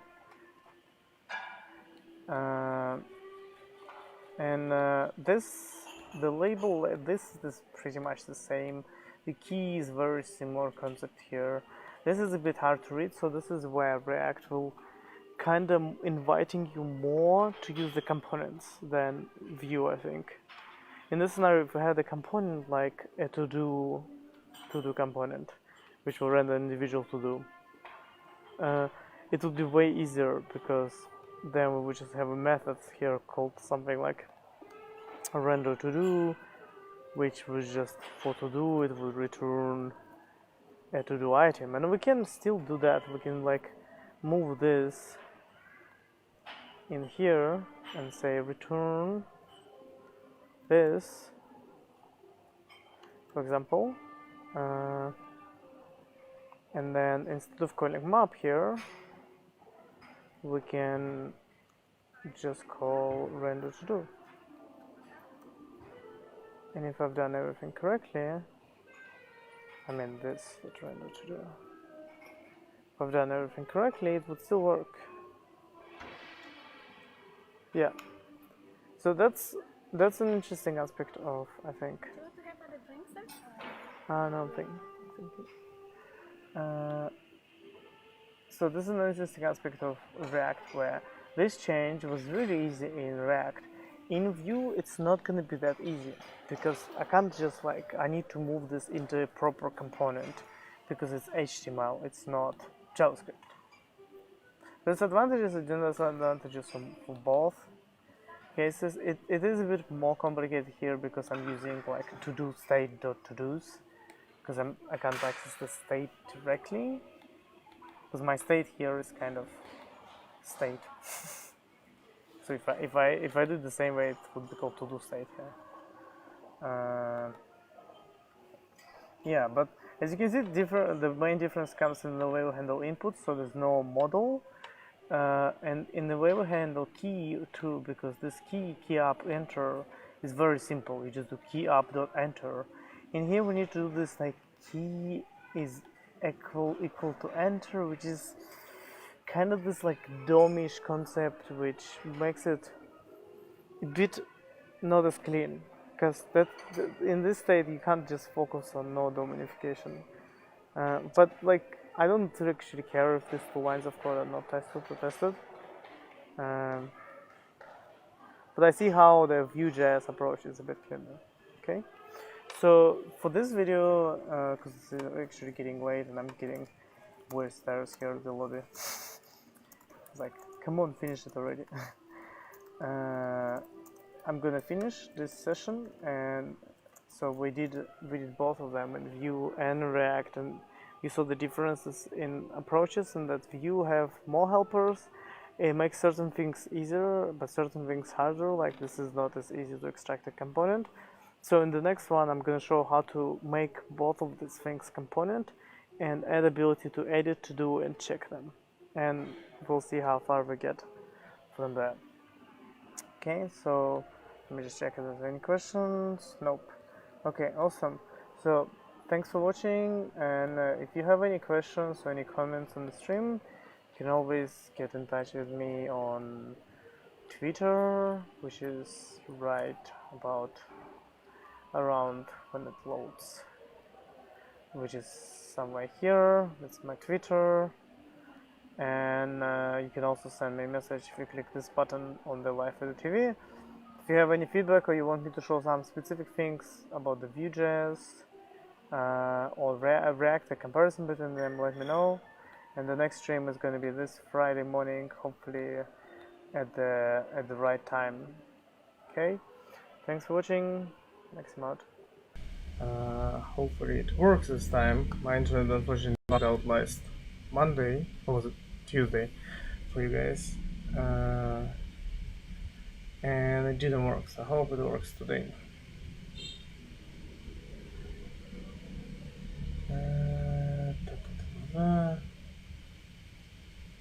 Okay, cool, it's working. First time it's working from the first go.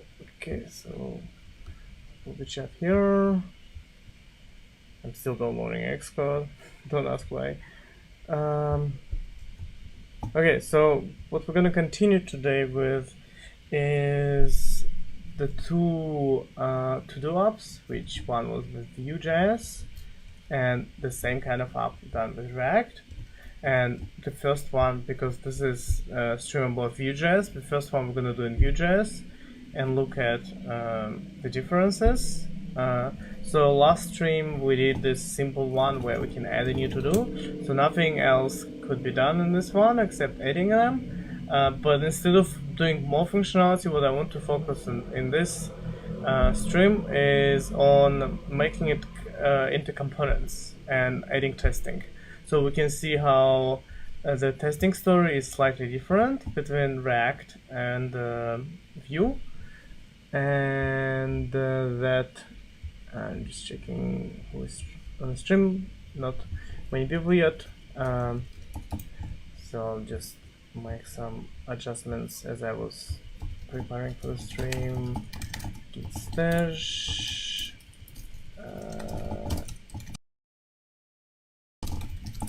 Okay, and then I'm gonna stash the other one too. This one. Status git stash. You add git stash. So git stash, if you haven't used the command, is quite handy one because it allows you to like take a bunch of git stage changes and just push them as the code on stash, and then you can see what's on stash. It's like a good thing, at least, to be able to save your work in progress, which may be not done, but you want to switch to something else. For me, it helps when I'm doing something. I can always view the stash somehow, having show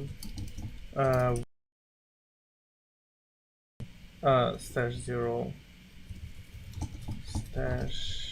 If only I remember the syntax. No. Stash. So this shows the actual differences, and I think if I do -p, it will show me what's the differences. So if in case I'm doing the stream and I forgot the heck have I done, how did I make it work, I can always use this as a cheat sheet. Kind of cheating, but let me shut down unnecessary applications and see if we have more people joining. Interesting. Maybe I have not.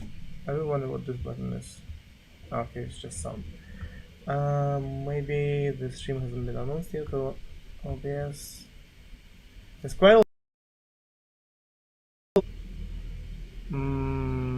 so I will just check that this is still works, because I don't like when it's more than 10% drop frames. You guys can't actually see that, so we can't see the video, it freezes. So let's see if it's working, since it started dropping frames right now quite significantly. Dun, dun, dun, dun.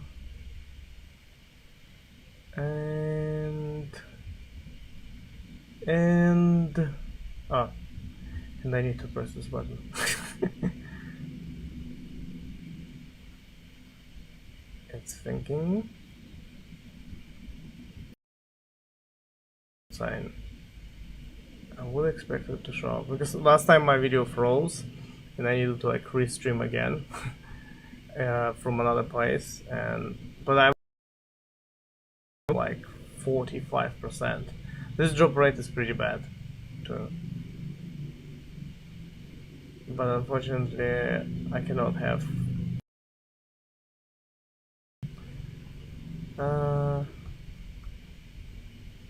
actually maybe not. Maybe if I connect to my mobile device, it's gonna be a bit better.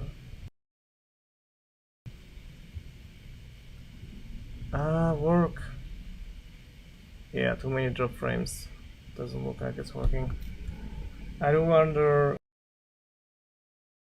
if you can see me, then just message in the chat and say, hey, it's working, because it's not working for me.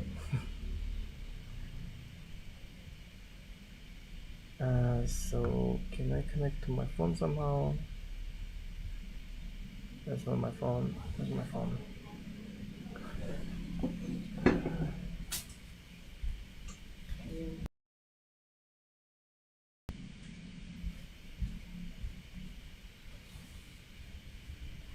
Okay, here it appears as soon as I took it. Just waited for me to take it, maybe. So hopefully this will give better connection than the other one. Because this is a pretty good connection, but it's mobile network too, so it doesn't really make it very good. But if they maybe together, they give a good frame rate. So let's see. Okay, so the percentage goes down. If at least 30%, then I can do the stream. Otherwise, I need to find a really good place to actually do stream, because this house Wi-Fi is very unstable. 39. Come on, drop down.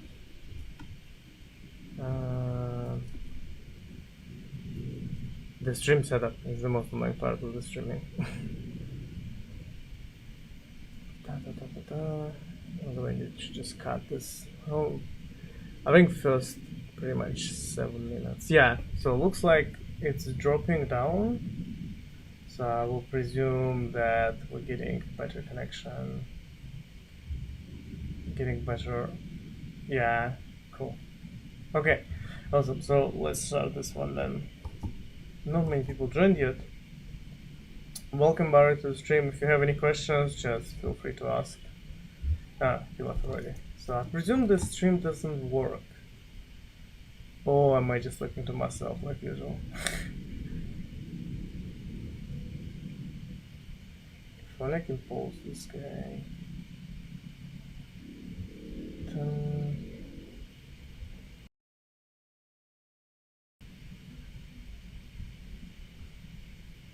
Work, please. I do wonder where's the support. Usually support joins and then they comment on like, hey, it's working, or hey, it's not working. Time when Eastern.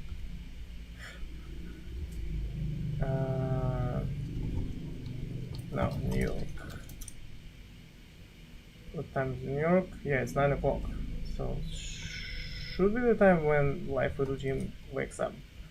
Or maybe they not available today.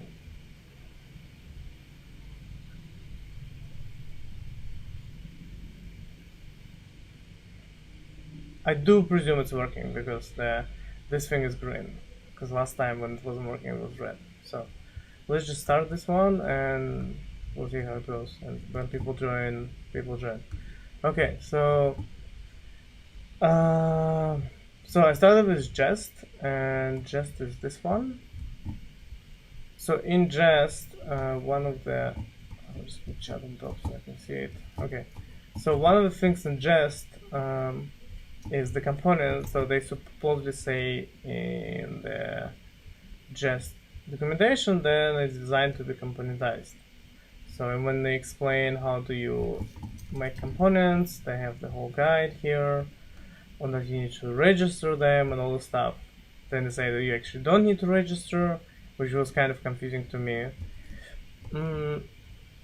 One thing with the components of Vue, I find they're very special in a way.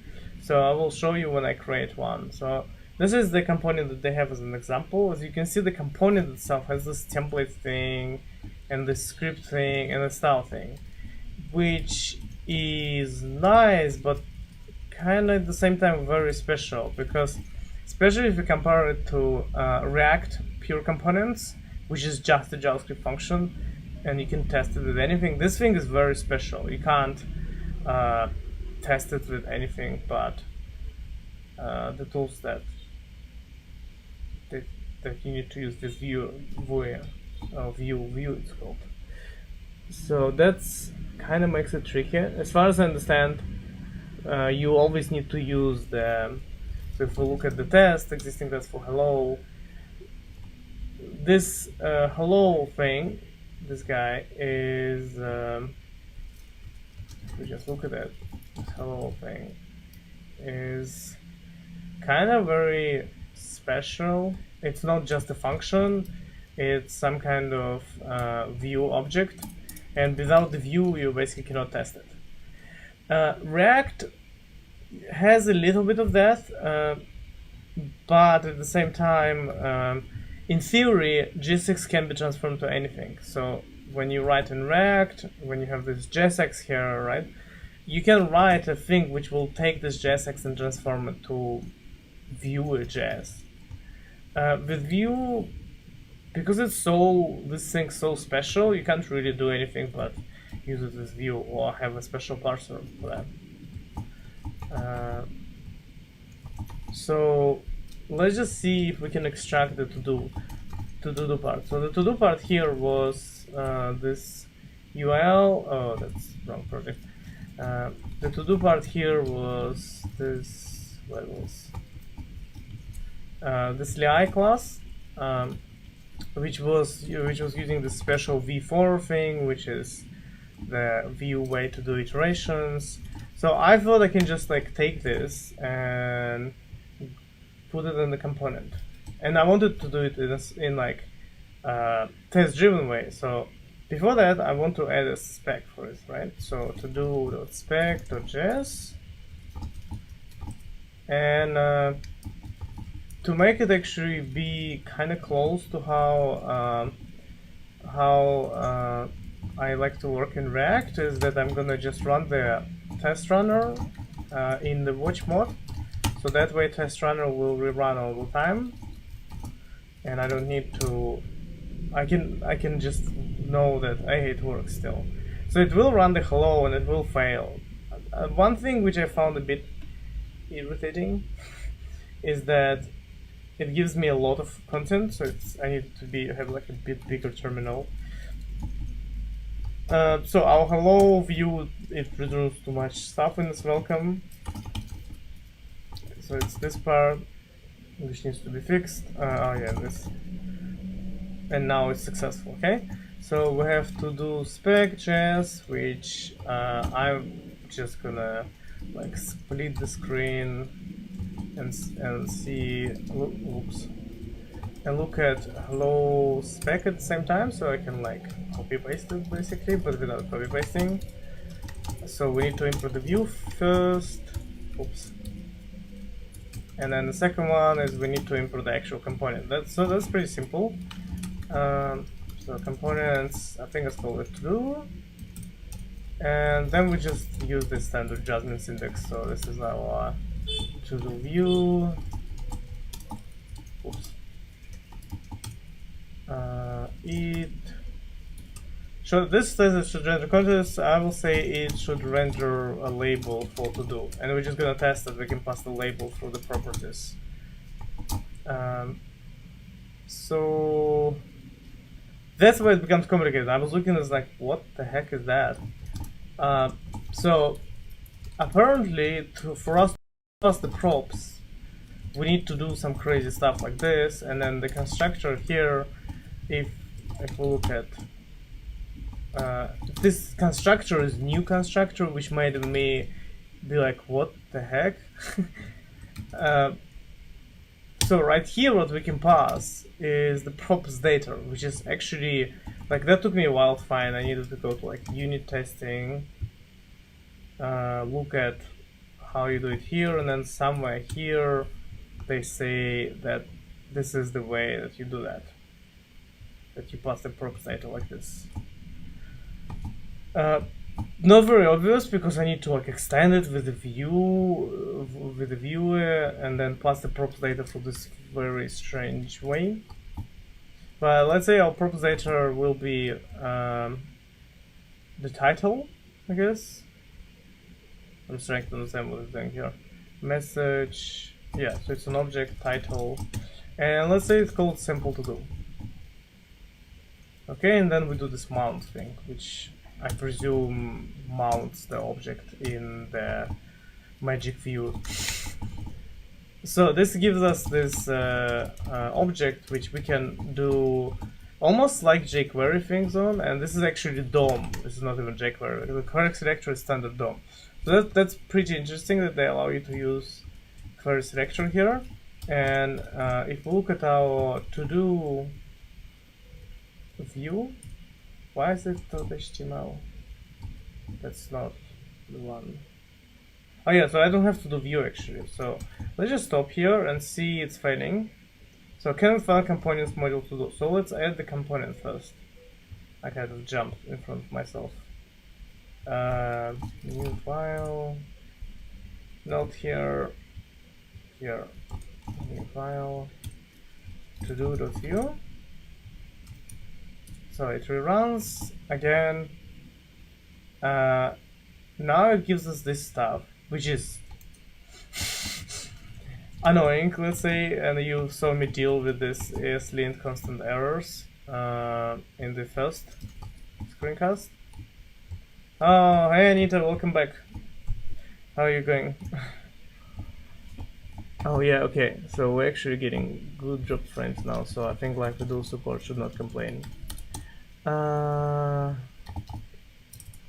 Yeah, so they give you this like missing semicolons and stuff like this and like unused variables. I basically just do that so that it doesn't complain anymore.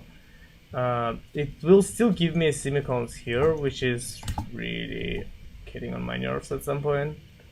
I can't disable it, but I'm working specifically is the like default configuration of it. So to do is defined but never use. Let's do this. Let's use this, and we're just gonna use this so it does not complain, because it actually errors out on it. And what's kind of strange now, it's a common Karma problem. That's why I have stopped using Karma test runner. Karma browser just died. And the test doesn't run anymore. So you need to stop everything and then run it again. It's very common in Karma, unfortunately. It's because it's using like Phantom.js and it runs like a headless browser and all this stuff together doesn't really work reliably. So it works sometimes it doesn't really. So let's just move the constructor here and then to this VM queries vector. Saying it's gonna complain about stuff I think again. Fail to mount template. Okay, so it says template or render function not defined. So let's go to this template and we're just gonna add like a label here. Oops, label, and the label will have let's say title. Yeah. Oops, that's not React. Double them. It's kind of looks strange intention here. So, and now it's okay. Looks like. So let's try to verify it. So I want to query the selector for label, and let's presume we're just gonna have one label for now. And the text content of this label. Now what was 2 equal sample to do. See if it works. That didn't work. Null is not an object. What is null is not an object? Okay. I think something is wrong somewhere. Oh yeah, because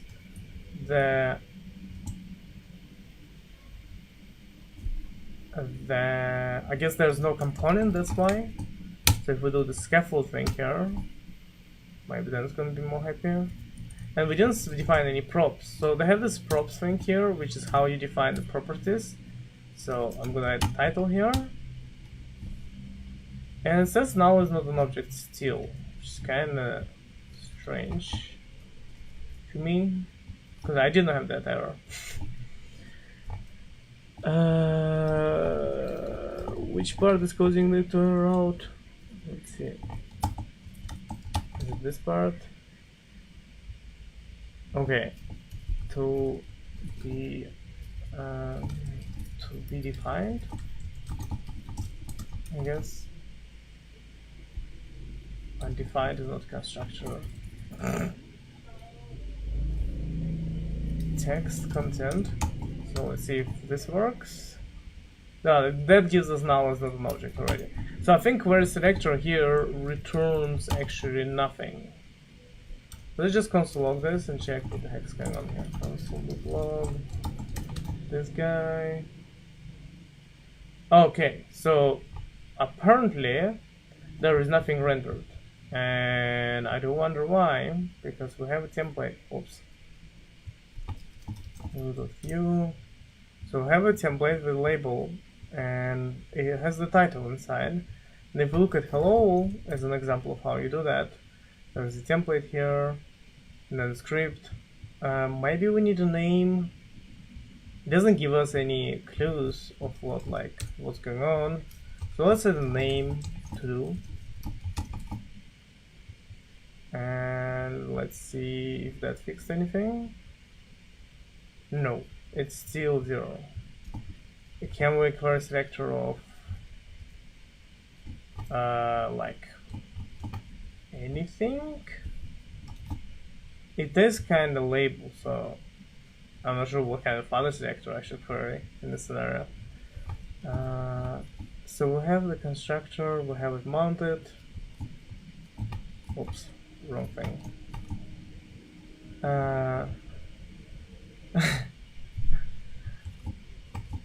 Hi Nila, did you miss the previous stream? I see you might have missed some progress, yeah, on the Vue.js stream. Syntax DOM exception. Okay, we're getting something else now. It's guessing because I didn't pass anything. Yeah, I don't like this null thing here, because I know that this guy is not null. So if I check the console log here, just to check, and this is from hello, so I can distinguish from the other console log.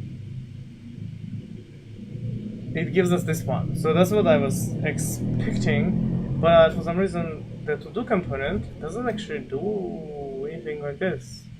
It doesn't return our label. So let me check a div here. Maybe it needs a div around. I don't know. It kind of seems dubious that it doesn't. I have this extra script tag here, which doesn't look good. It should render content. Ah, okay, and there's also like ESLint error. So I do wonder, does it actually compile properly, or it just fails because of ESLint errors? That would be fine if it actually just does it. No way. So I want to see, is it the div?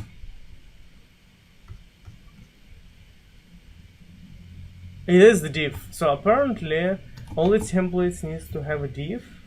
Huh? That's an interesting thing. They don't say it anywhere. Interesting. That the template for components actually need to be wrapped in a div. Because I use the if I use the app one, so the actual app thing here, what we're gonna use is this instead of this label stuff here. This doesn't have a div, and that worked for me, so that was kind of confusing. So I'm just gonna remove this key and v4 because they cannot be used on this guy. They cannot be used on the top level one because we're not repeating this one. We're gonna repeat the actual component itself instead. And here I'm just gonna rename this to title. And let's see if this works. At least the console part. That is console logging the wrong thing. Oh no, not the wrong thing, the right thing. It's in the spaces. I can see the spaces over there. Right. ESLint still annoys me a lot. So it's gonna be like, hey, you're missing a semicolon here. And you need to use single quotes. I don't know who thought that the ESLint by default is a good idea, but maybe if I had it integrated in Visual Studio, so let's see, maybe this will annoy me enough. So this is integration of ESLint into Visual Studio so that I see this warnings directly in VS Code.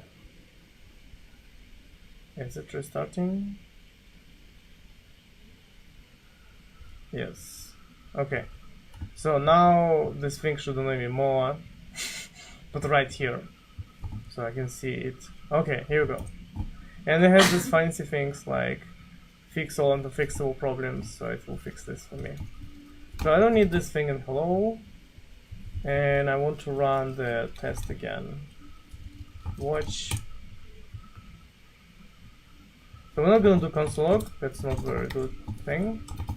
So I'm going to expect the text content of this to equal sample to do. Single quotes. And that's really hard to read because it's too long. Okay, so what are we? Okay? We're okay? Things like we're okay looks like. I don't trust that we're okay, so I'm gonna go and break it. With, let's say we not render the label here. So gonna break. Yes, and maybe I add like, I just remove the label completely. Okay. Okay, so now we kind of move this component. So let's see, we need to adjust the up view, because if we look at the server, I will start. It's our server, which is this one. Everyone was going here. Oh, the connection kind of became slow here. So if I do like add, it still works, but the reason is that I actually didn't do anything. So what I'm gonna do is first change this guy, so we're gonna do to do instead of to do, and then oops, here we're not gonna use hello, we're gonna use to do instead.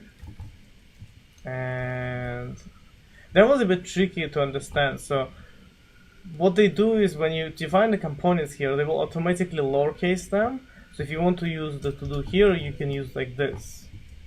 But that wasn't like not really obvious to me when I was looking at it.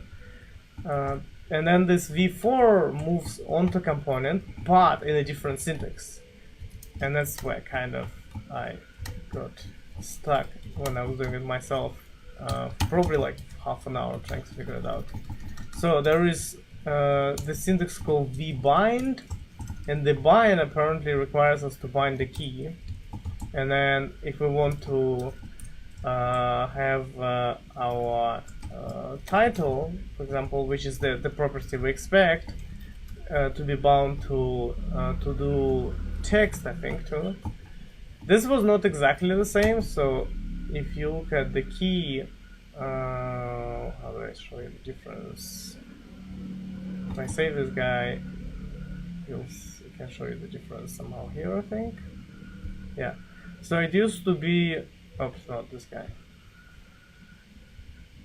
It used to be, oh no, here it was just text, it was another one. So I'm just gonna leave it as a text. It doesn't like something. Expect Vue directive to use the variables which are defined by v4. Yeah, it is using. Oh, except I was trying to break it. Okay, so if we now look at, so I'm gonna remove this guy, and we'll look at this. It kind of still works. Ta-da! So this allows us to change. There's some crazy errors there. Can read property text of undefined. Cannot read property text of undefined. Why? Oh, because by default state.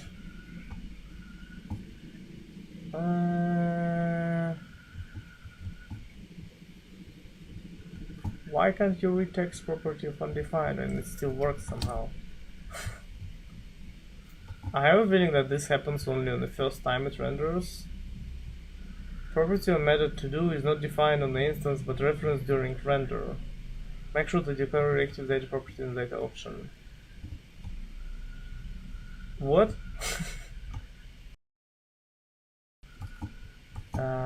Property or method to do. Okay. So this is gonna be interesting because I want to see, can I actually just view one file difference? How I did this? Not too many revisions specified. View.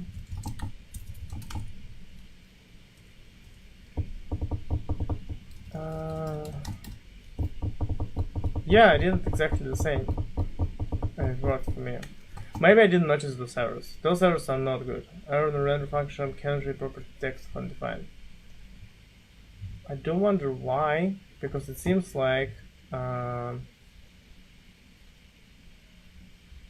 it happens only in the beginning, like, because it says already detected view, so it happens even before the view got rendered. So maybe it says I need to define a reactive property to do, which is kind of like what? The reactive property to do, but I'm not referencing to do in here. No. And this to do is this guy. It's clearly understand because otherwise we wouldn't get this design. You see we get this thing is rendering correctly. However, it doesn't seem to be okay with something. Well,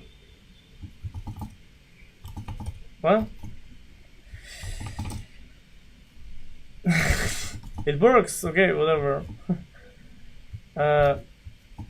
Magic. I'm just gonna say it's magic. I know it was there, or maybe I didn't refresh the page properly or something. Anyway, so let's look at how to do exactly the same thing in React. So that was the view, and I'm gonna just add. And I just want to recap. So we added that's just me modifying the watch. Not that important. So we added. Let's get rid of this guy, by the way. Now here we got rid of the garbage, this hello stuff. So we got rid of this too because we don't care about them anymore. But the important pieces is we added the to-do view component, which is pretty small, and we added the spec for it.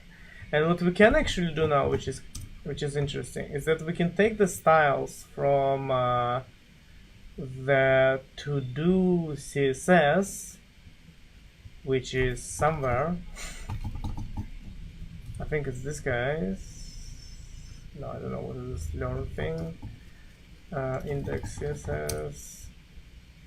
Oops, is it CSS? Yeah, it's this guy. So if I do this index CSS, we should have. Yep. So there's to do up view somewhere here, I guess. Yeah, so a bunch of these guys, to do list, li. So what I actually supposedly can do is just take all of this. That's all the stuff. All the li styles basically. Man, that's okay. Here we go. That's why it's done, and move them to here as a style thing. And the interesting aspect of this is that I can make it scoped. And when I do that, I can remove all this stuff. It's not going to be very exciting, me removing to the list, so I'm just going to do the replace thing here. How do I do this? I think it's this button replace. Whoops. Replace. And I'm going to replace it with nothing. So this is just going to remove this part. And yes, I can do it in Vim, but I forgot how. So as soon as I do this, supposedly the styles will stay the same, but now those styles are integrated inside the component, which means that I can give this component to someone without the styles, without like this, hey, and you also need index CSS, and it's all nicely integrated in one. What is this thing? In just one component. So I think this part of Vue.js is really useful, and React doesn't provide out of the box something like this, so you need to install like special CSS crop, I think it's called not common CSS. I forgot. There is a way to do something similar in React, very similar functionality, but Vue.js comes out of the box, which is compelling. And it is the same styles essentially, like you're not doing anything more, but now they are self-contained within the component, which is makes it easier, because if this whole to-do list was like that, I can just chunk it on my page and then it just works. Okay, so let's see if I can so here what I changed is I added the specs and I added the to-do component. And the interesting thing in Visual Studio, if you haven't used it, VS Code, I mean, you can actually cherry pick what you want here. So for example, I'm gonna get the to-do view, but I'm not gonna do the index CSS for now. And that's just, I'm gonna call this adding, I don't want this, adding to-do component. And then hello, the index CSS will removing styles for to-do component from index CSS. The one interesting thing about like, and that's just garbage, removing garbage. Yeah, those three, two. I thought it just gonna automatically remove them, but okay. The interesting thing about this is that we can actually just copy them. While in React, a lot of what React initially tried to do is they try to do CSS in JavaScript, which means you can't just copy those styles. You need to change them into different. You need to find something which translates CSS into like CSS JavaScript thing, which makes it more cumbersome. So let's go and see the same exact thing in React. So that's my React thing, and I run the jest, which is the test thing. So I'm gonna run the server, same way here. This is our server, and then I'm gonna do yarn run, I think it's unit test. So the server is just gonna show us this stuff, which is React. Thingy, it's loading. Yeah, I've noticed that this thing was not positioned correctly, so I just figured that might as well fix that, and I think it was this auto. Oh, actually no, there is style somewhere. It's this guy. No, it's this guy. It's like it's too many styles in the default application, so that makes it look similar. And this functionality is exactly the same. So we're gonna take we're gonna add the test, and right now they have this test right here. I kinda don't like it. I added the folder here, which is tests, which is default way to do it in Jest, and then just move this guy there, and then Jest picks it up and it says, hey, you broke the path. And I'm like, yeah, whatever. So it works. It just checks that you can render the app without crashing. That's a simple one. Now let's create this again, this to do, so following the convention that we have, and I need to import React from React, and I need to import shallow, I believe, from, so that's where the part where it's like, oh, I need to, they don't provide a good example for this, so you need to actually go and like look at documentation for this guy, Jest. And they have a tutorial here, and first they go over snapshot testing, which will come back in a second too. Just checking any comments or questions. The one we're gonna use is actually not snapshot testing. We're gonna use DOM testing, which is similar to what we did in the other one. So in here they blah blah blah this thing. So we're gonna do import the shallow thing from enzyme, and then we're gonna and as soon as I save, it's actually gonna give me error already. It's gonna say that, oh, your test should contain. It should do something.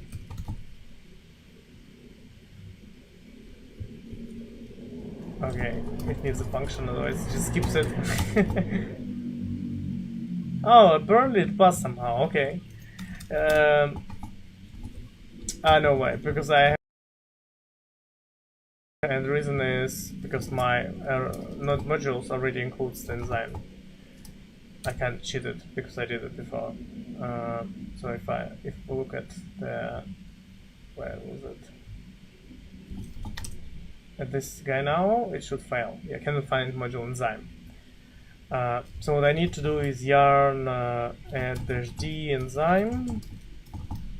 And you might notice that I haven't used -d before because I have forgot about it. So -d allows you to save, same way as npm, save it as dev dependencies instead of dependencies, which is common to make your production a bit less dependent on like crap like testing. And when you deploy your code in production, you can then just do production build and will exclude everything which you have in dev. So that's kind of handy. So when you do npm install on your server, you don't want to install like enzyme and stuff like this now.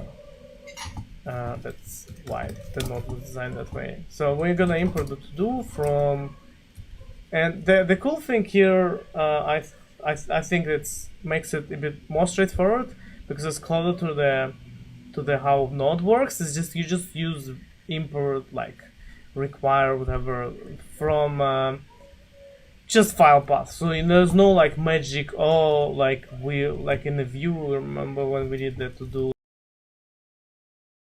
this magic syntax that they have, this like components to do thing. Jest has something similar. They call it component mount or something like this. This guy was reading. They're like, oh, it's easy to stop it with Vue.js. There's like a lot of things here. Yeah, this is module name mapper. So we can do something like this here, but why? It's not that complicated to write this. So as soon as I do this, the jest will fail with some shitty warnings, which I don't care about. Oh yeah, we need to add React test render, I think. This guy. Yarn add -d React test render. So that's to actually perform the actual rendering. They have enzyme as a separate thing, and then they're gonna give you another warning. So I guess this library is ambient in like transitioning themselves. So now we're getting can-find module to do. Cool. So that was the error I wanted to have. So now I'm just gonna add to do JS. Okay, now the test is passing. So what we can do now is just to follow this guy. Whoops. How do I do that? I can't really do that. Maybe if I do this on this side. Yeah. Okay. Other sides. So. So I define first whatever my to-do is, and I wrapped in a shell, I guess, according to this guy. So that's my to-do, which I don't have yet, and that should fail already. So let's see if it fails. Recreate element type is invalid. Expected string, yeah, we didn't return anything. So the cool thing about React is that we can do expert default function to-do, and that function name does not really matter. So it says it didn't return anything, so we're just gonna return a div from here.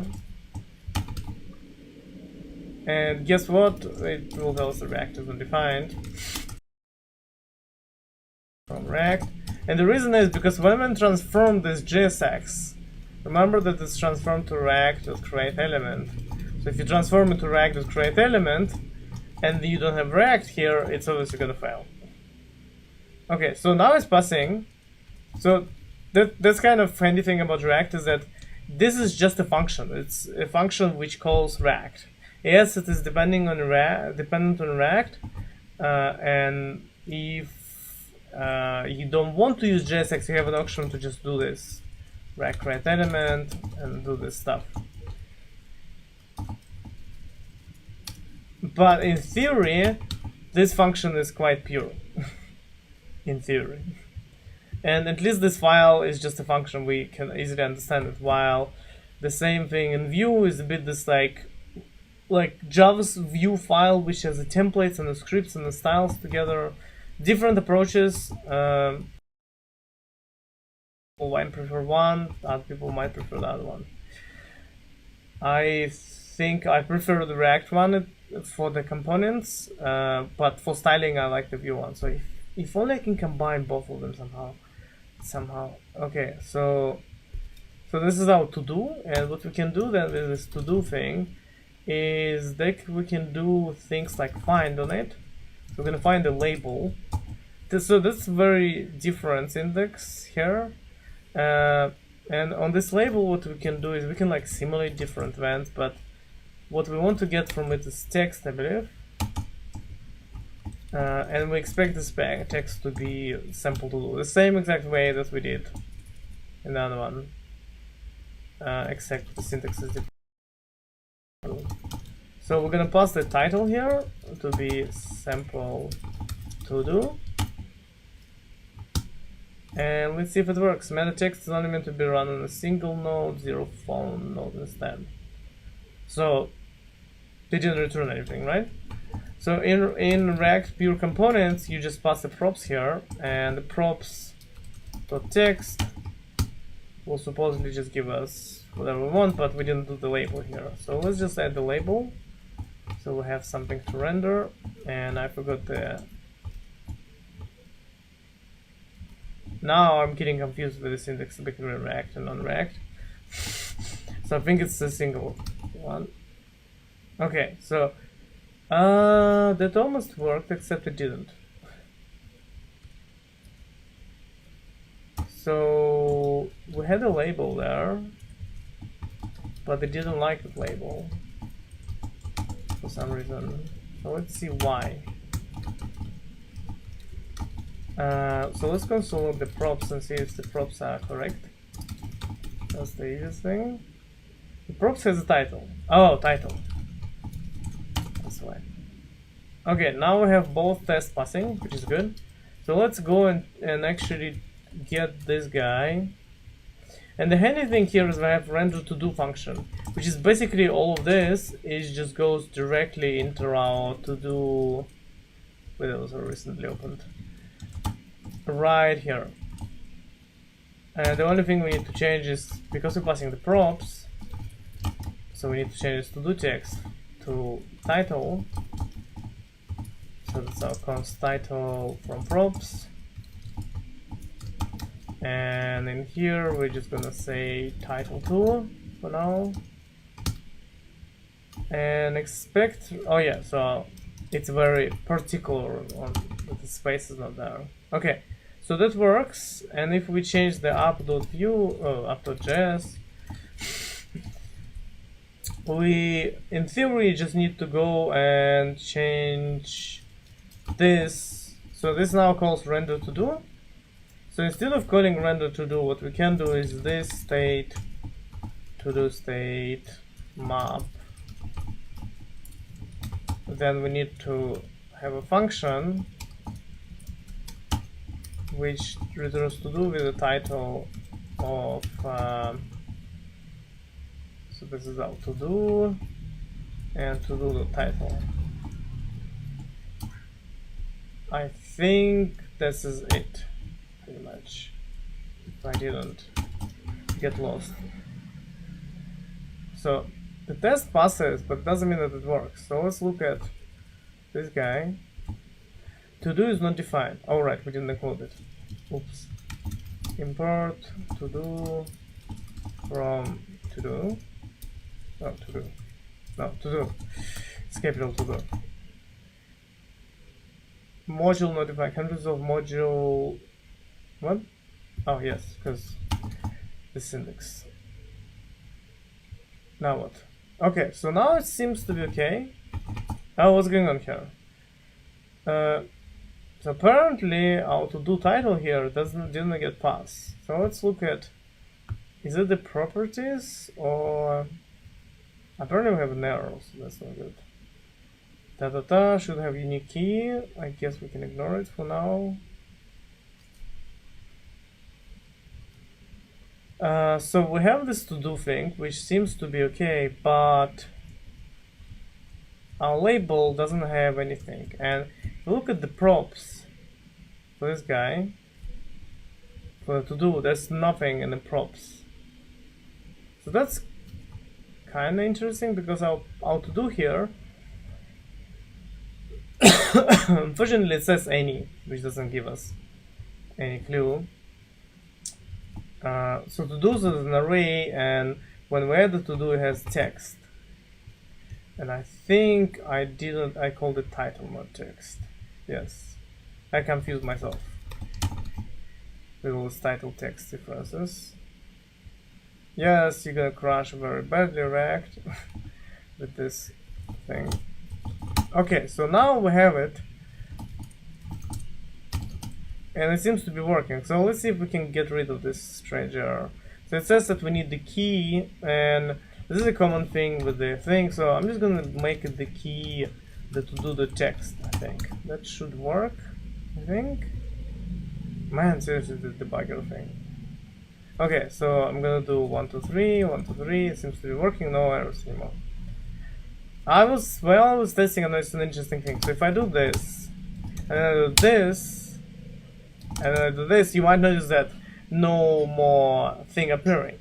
And it actually gives an error saying that, hey, you have the same exact key, and we're just gonna presume it's the same element, so we're not gonna do anything with it, and just not render it. Which is kind of not what I want to do. So let me just extract this guy, because this is getting a bit crazy here. I want to make this const to-dos. It's kind of getting very hard to read. So what we want here is this to-dos thing. Hopefully we can do that without breaking anything. Yes, and without getting pulled into a debugger. Why? One of the things we can in theory do, because the map gives us both index and the element, we can just add the index here. It's kind of hacky thing, but whatever. And then they kind of work. And if we look at them in React, I'm not entirely sure this is the best practice way, but I don't have an actual key for this guy. And in theory, we can have the same key somehow. So if we have, I don't know, if we refresh it from a server, and the server has exactly the same key, with exactly the same text and exactly the same position of the index, then it wouldn't work. But I guess if we're refreshing it from a server, we wouldn't using text as the key, we would use some kind of ID. So that would make it a bit better.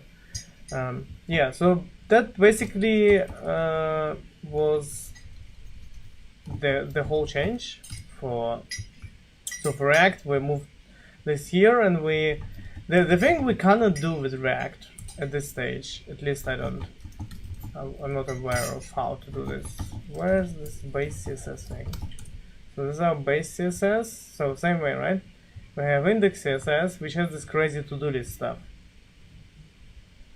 So I cannot really embed it the same way. So we need to use like module CSS or whatever the heck it's called. There is on React official website CSS styling. CSS, I think it's most.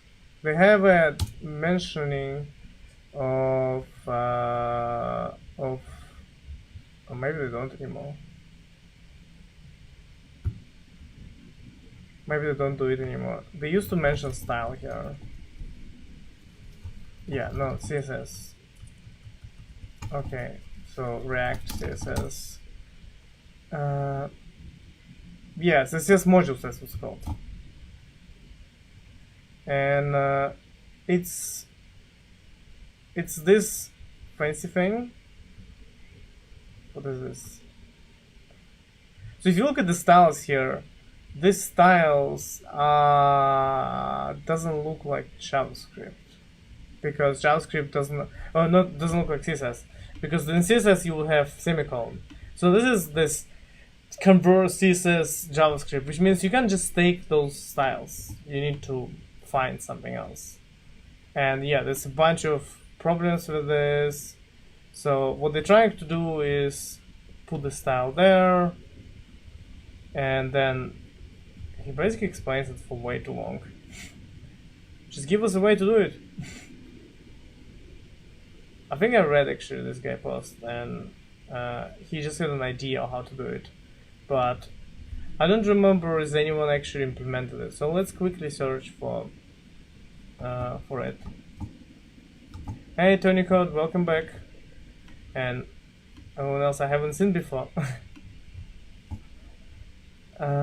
So React plus CSS module. So what do we have? The static site generator. I don't need this. I don't need this. Where is the modules? Whoa. So I'm pretty sure I saw a library in GitHub. Yeah, that's the one. Seamless marking of class names to this module side of React components. So if you consider using React evaluative Bible plugin React covers your, but we're not using Babel, I think. We actually have no configuration here. So with the create React app, it's kind of tricky. So how do we use this thing? CSS module. So let me just yeah, whatever. And how do we use this? So they're using CSS loader with React. So what do we do? If we use Webpack, we need to install style loader, install CSS loader, and set up this. So that's the question with like create React app. How do we customize anything with this thing? Can we? Yeah, like I know that they don't actually advanced configuration maybe. Webpack.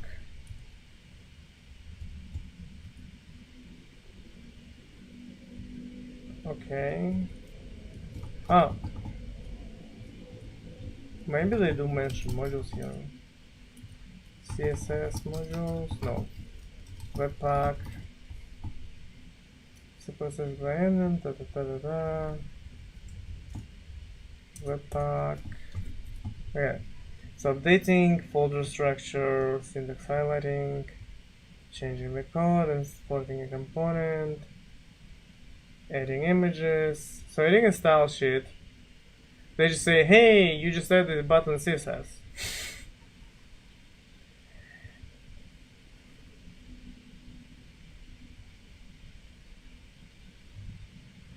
This is not required. You want to express the so it starts to be reloaded on the fly. You edit them. Blah, blah, blah, blah. Yeah, that doesn't really help us. Yeah, the other thing with like, if you're not using if you're using CSS with like React style, you can't use any preprocessors. So I think React kind of deviating themselves looks like from that approach. Can I use decorators? Wow. They made it very difficult to change the Webpack configuration apparently. I mean, yeah, it's so cool, but CSS modules. I almost like need to search for very specific solution. Were you able to update the code on the download link? Yeah. Oh, you mean it's all there? I can upload it right now with a new one. Let me just commit. So that's like adding to-do component. You see what kind of things I need to commit, because it's kind of annoying because it's into different folders. So I needed to like go in this folder and make an archive there. Oops. So I like go into live.do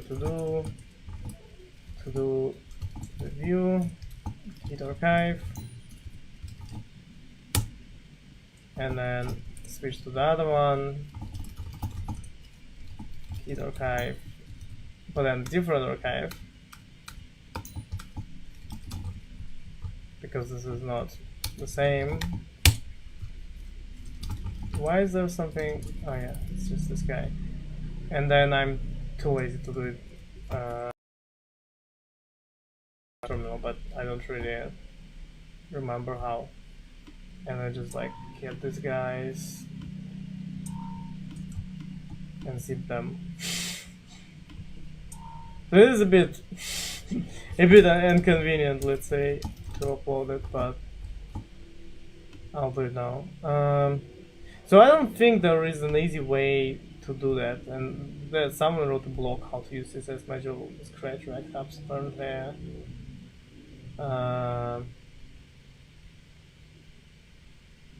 Unfortunately, if you want to do anything outside of what CRA provides, you have to go your own way. Ta ta ta.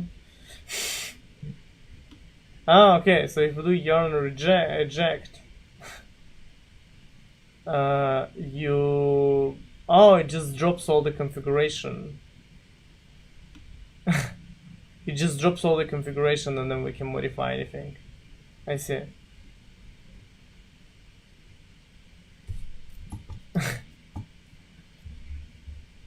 Right, so let me just upload this thing so that you guys can access the latest code. Wireless upload.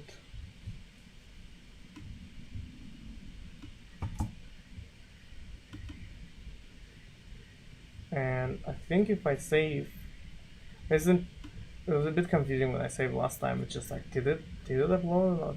I don't know. I think it did.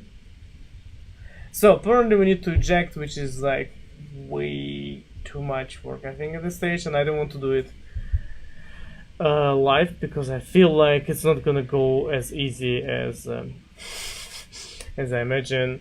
But as you can see, it's way more complicated with React if you want to use something similar to what Vue provides out of the box. So to recap, what we looked at is how to extract the components in both React and Vue.js, and how to add some unit testing.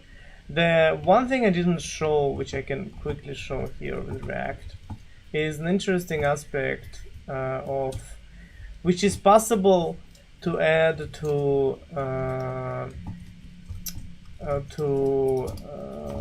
the same to do all the time.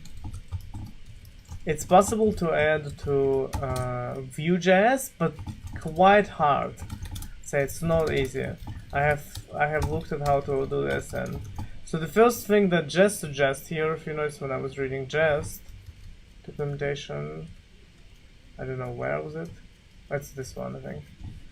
Is that they say actually, hey, you need to use snapshot testing. And I was curious, what the heck is the snapshot testing? So the only thing we need to change is we need to import the renderer from React test render, and then we just use this renderer to do the same to do pretty much.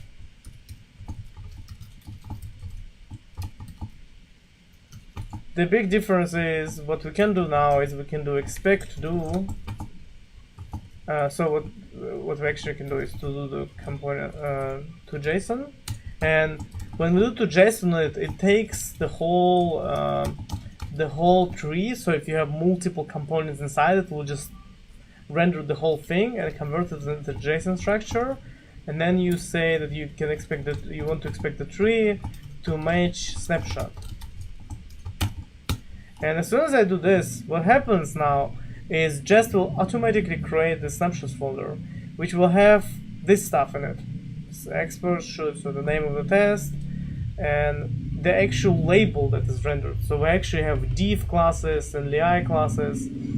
And let's say if I go to to-do and I change then the class here, instead of to, I say to-do k. This will actually fail the test. And it will say, hey, it was to-do and it was to-do k now, are you sure about these changes? The cool piece about this is it partially replaces end-to-end testing in a way where you can verify that when your component changes, they don't change the underlying HTML. So even if, for example, if I did this on app, on the app.js instead of, so let's do this on app.js. That might be a way better example. Actually, I just realized. So if I go and make it on app, it renders something.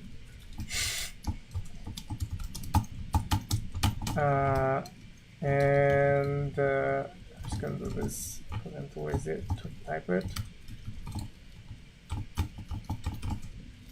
Same stuff. So instead of this, we're gonna use the app, and I'm gonna put it like this, and this is gonna create snapshot for us again automatically. But now this snapshot has everything, and this URL doesn't have anything. So I'm just gonna go and change the state here to return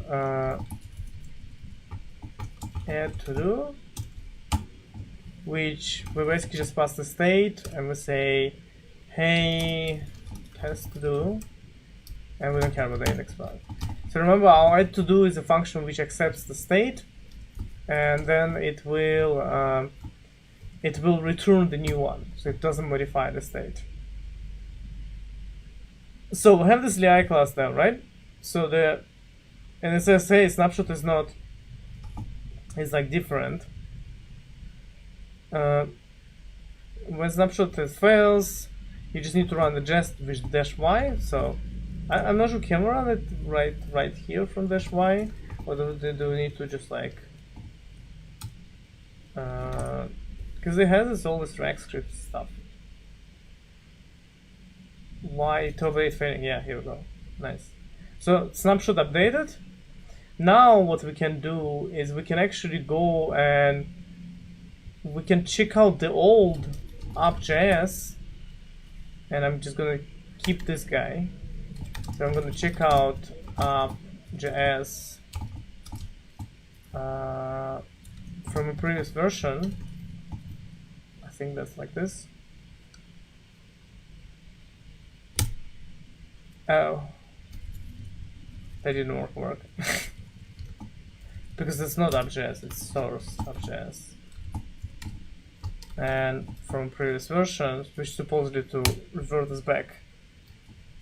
What? Oh, maybe it's other way around. So that's supposed to revert us to render to do. So see, we have this render to do thing back, and I'm gonna just add this piece and comment this out.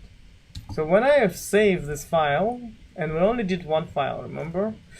So when I find the terminal where I was, we're gonna have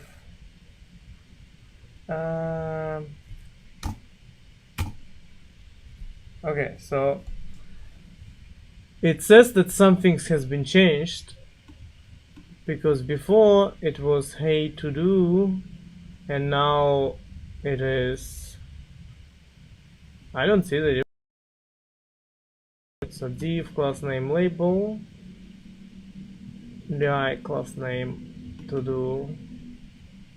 I think apparently there is like extra spaces or something on this there. So like this one had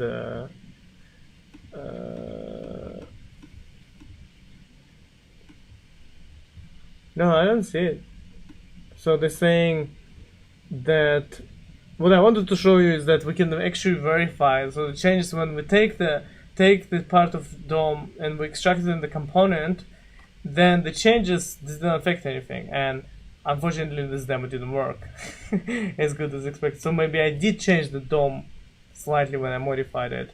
I do not honestly see where the change is right now, because it kind of looks the same.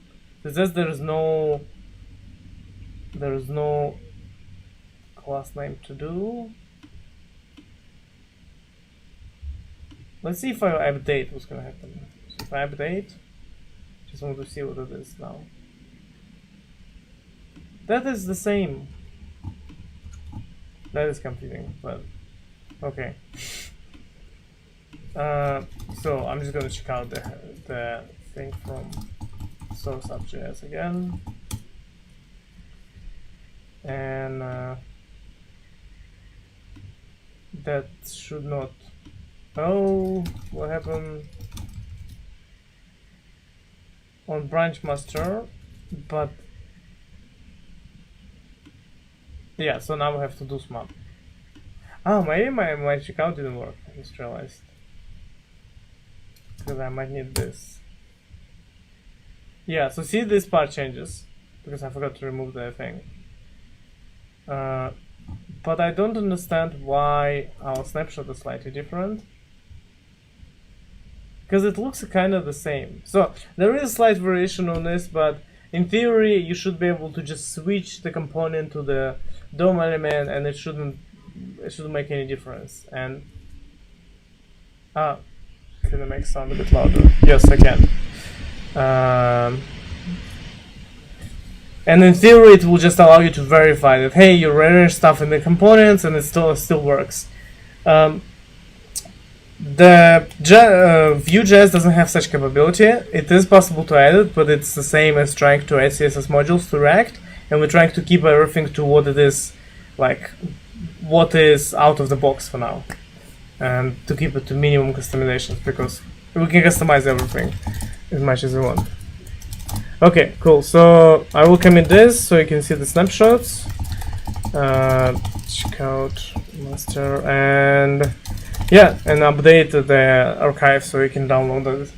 So yeah, next one we're gonna look at how do we make the event handlers. So we don't have any events right now, so we're gonna look at how this the events are handled differently, the mouse events in particular, because we only have events for like enter key. And if you remember from the previous stream, there is some cool things in Vue where when we did the binding for the new to do thing. So what we did is this on new to do thing. We did this key up enter, and it automatically gave us the enter key binding. While with React, we still need to do this like on to do input. If key equals enter, then we modify the state. So that doesn't make it very pure, in this way Vue makes it more easier to use. So there's other things with mouse, which I'll show you when we do the done implementation and stuff, which are interesting with Vue.js too. Okay, so thanks for watching, and till next time then, Maximo. Just check the questions up. Okay. Sorry, I needed to load. Hey, welcome back to the stream. I finally figured it out. And there's no drop frames, so should be good. Okay, awesome. Sorry guys but now we know the settings. So in case if any of you streamers, you can go to your setting and change this to 1,500. I'm just gonna message live do. Thanks for your help. Cool. To change your settings from 2000 to 1.5, and that reduces bitrate. And if you're in a connection like me, then you can see it's all gonna just work. Like I had drop frames, and now it doesn't drop, so you should be able to see me. Connection quality is probably not as good. So I want to show you something strange. To stream this, I'm now tethering 3 different connections. So it's my Wi-Fi, my mobile modem, and my phone at the same time. Just to make sure that it works. Yeah, yeah, I think it's someone downloading. I have like there is like a Russian neighbors here. No, they connected through USB. So like, this both two connected through USB. That's why the sound will be different because I'm using my headphones instead of my microphone. And Wi-Fi, and yeah, so there's Russian neighbors who like torrents, I think. So probably them. Okay, but let's start the stream after we're done with all this network fun. So let me just open my notes because I had some notes with what I wanna do. Here we go. I think it's pretty much similar to what I was doing last time.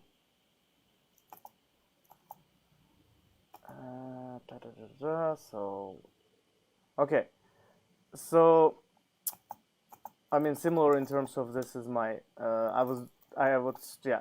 didn't finish this, so we're just gonna finish that.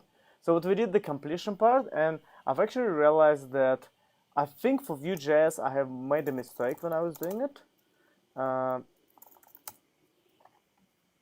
do wonder on one thing, but I'm not gonna do it now. It's just the chat is a bit how to do up is wearing patch look.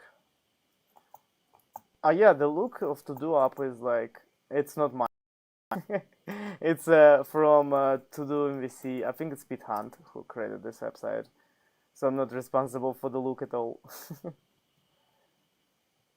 It's I think it was Pete Hunt who created this, but I don't remember who. Oh yeah, brought to you by these guys.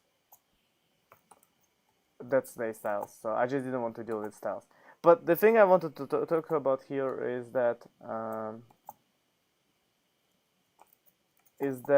so we can add stuff here and we can actually check them.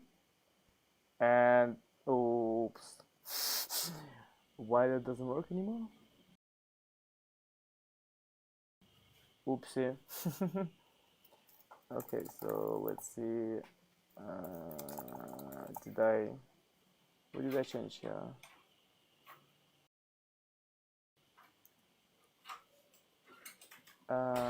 V bind title changed. I don't know. I think I was playing with this a bit and I kind of broke it.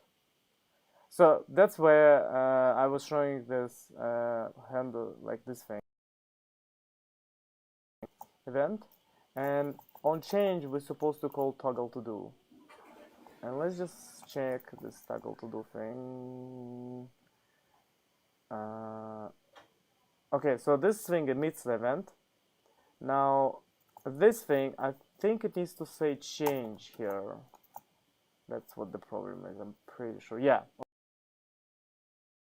Okay, mistake here. It's practically very tricky to figure out what's going on. Oh, welcome back to the stream, Tony Code.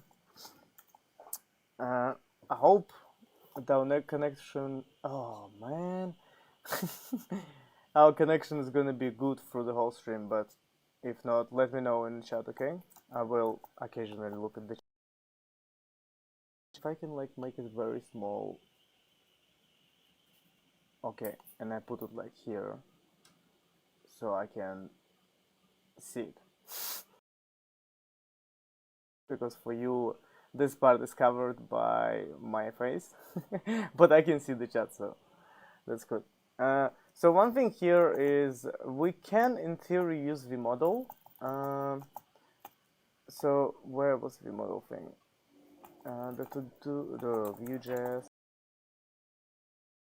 and there in the documentation they have components. If someone is walking behind me, that's fine. vModel with components. Okay, here we go. Customizing components with vModel. So they were saying that if you use vModel by default, you need to use value, right? And we changed it to prop checked, and that's why we needed to do all this hiatus with v instead of using value. But I think what I can actually do here, because now I rebound it to, so if I rebound to value, so like they do in, where's this example? Model.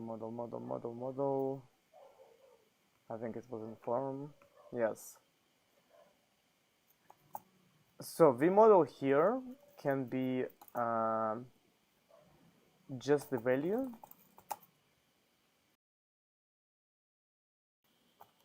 vbind checked. Yeah, this vbind check bind to check is kind of confusing, right? So vModel vbind value will be bound to value.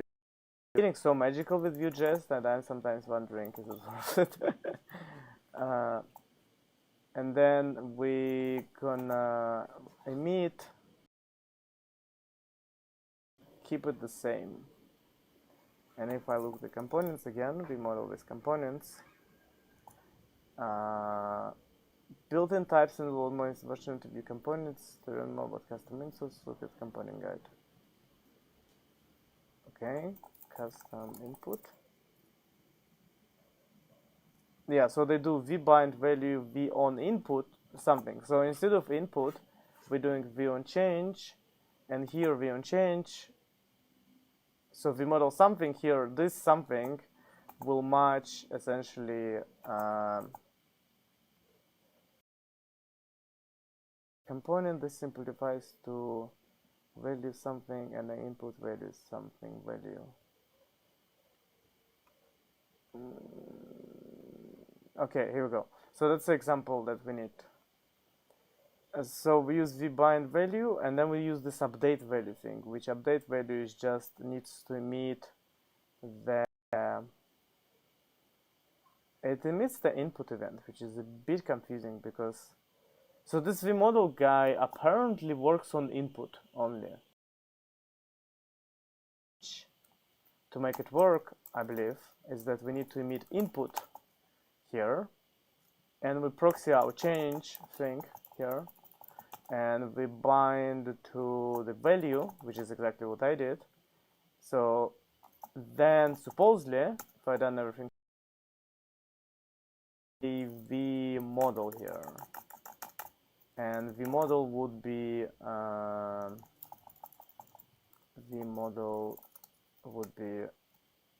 to do completed. So then we don't need this recheck crap, and we don't need this part. So if it works, I'll be really surprised, to be honest, but that would be cool. Let's see. Where is this? It's this guy. So if I click here, it emits input, and that did not work. vModel to do input. So let's refresh this.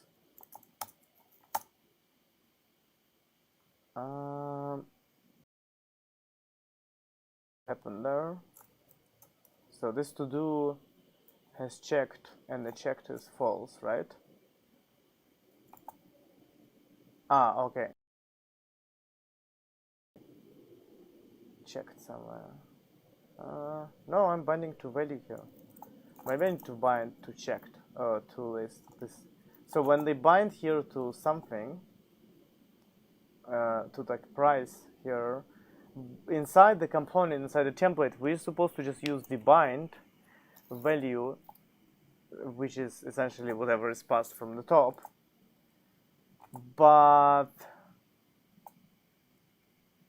I do wonder, there was a way in here, I believe, -vm.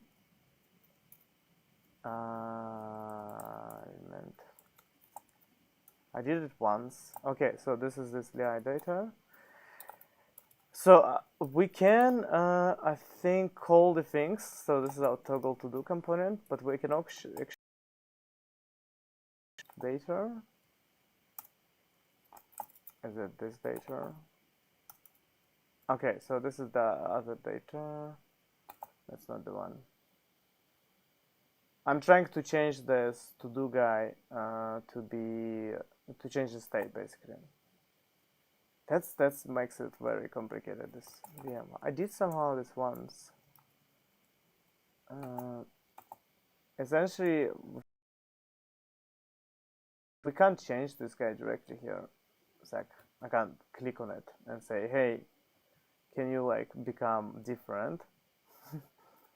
And we can't change this. Oh no, we can change the state of the top level component. So this is our input, and if we select in Vue.js, if we select the app, then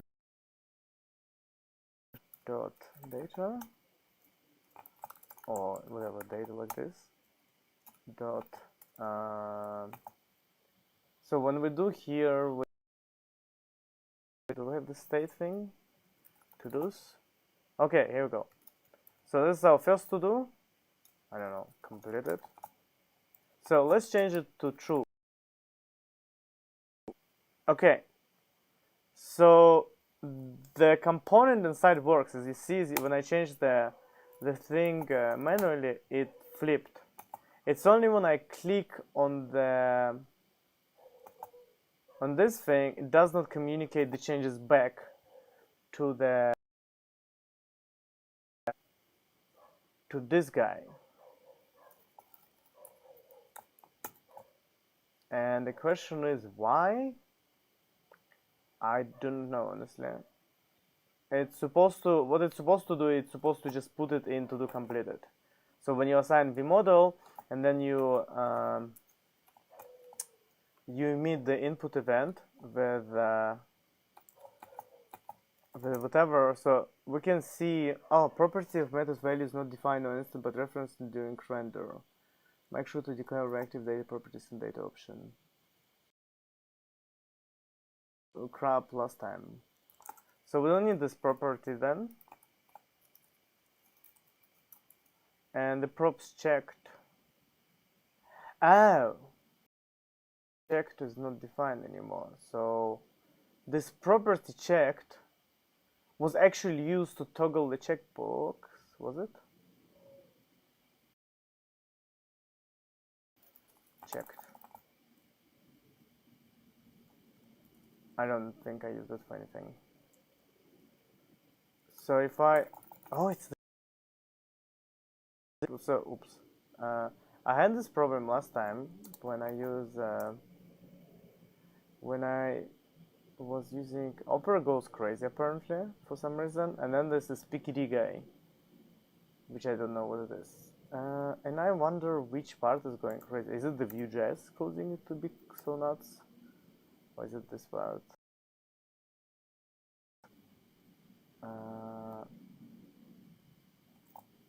Okay, so my chat is here, so that's fine.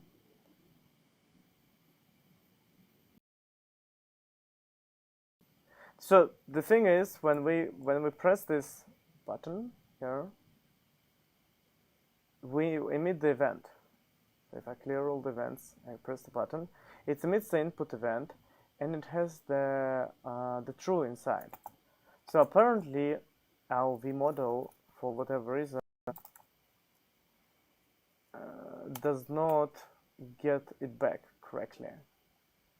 And that's kind of like part of problems.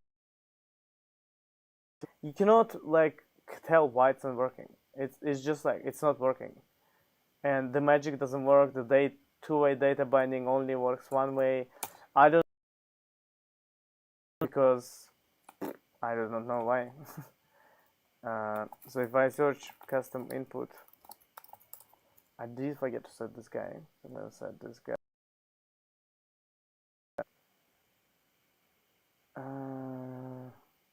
Yeah, according to how they do it here, they just emit input event, and then this guy is supposed to just, and so if I do it here, I don't know what is this 100. It doesn't even work here, I think.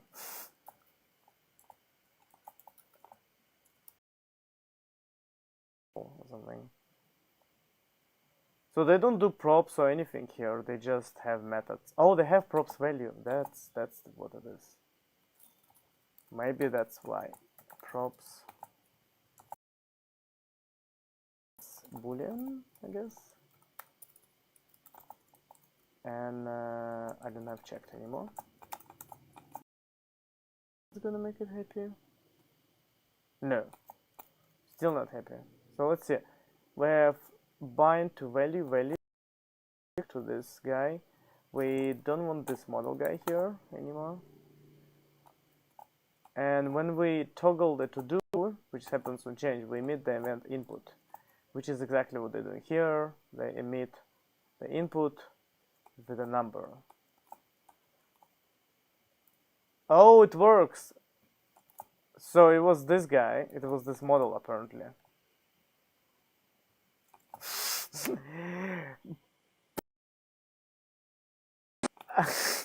Magic, I can only say that's that's like same as Angular. I don't know why it breaks it. Maybe because this way you're saying that the model, that you're redefining that the model is not value, and it kind of changes it to be different. One looks for checked, so I kind of copy pasted this model without understanding really. So let's just commit this using. Okay, so made it a bit better. I'm not sure, it's more magic for sure. Okay, so here thing the footer here. So if we look at to-do and we see example, let's see.com/examples Vue.js. Oh, what's going on here with the network? Please work. Is there, you still guys can see me, I presume? I hope. It's dropping out of frames recently. I can't tell even which network is the worst one seems to be Wi-Fi, so let me just drop the Wi-Fi altogether. And then we're gonna be left with these two networks. And that seems to be better when it's like tells Wi-Fi to bugger off. Oh, that's way better. At least speed-wise. I think, yeah, we're green again. So in here we have this guy. So this is, I want to show this one because I find the implementation for this in Vue.js is very different.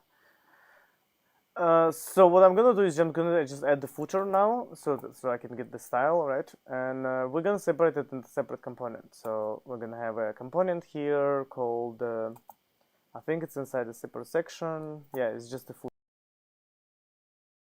footer, and the footer is gonna have. So I'm literally just gonna copy all this. Span with to-do count. Span class to-do count, and then we have. So I think that we will make this a component straight away. So let's make it to-do footer.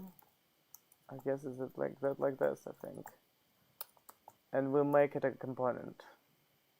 So we have a component to-do footer. I forgot to make it .view. And I'm not gonna write test for this because maybe I'll do. Let's see.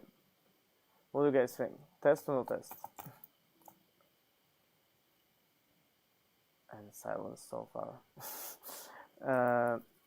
So import to-do footer from components to-do footer, and then we're just gonna add a component here.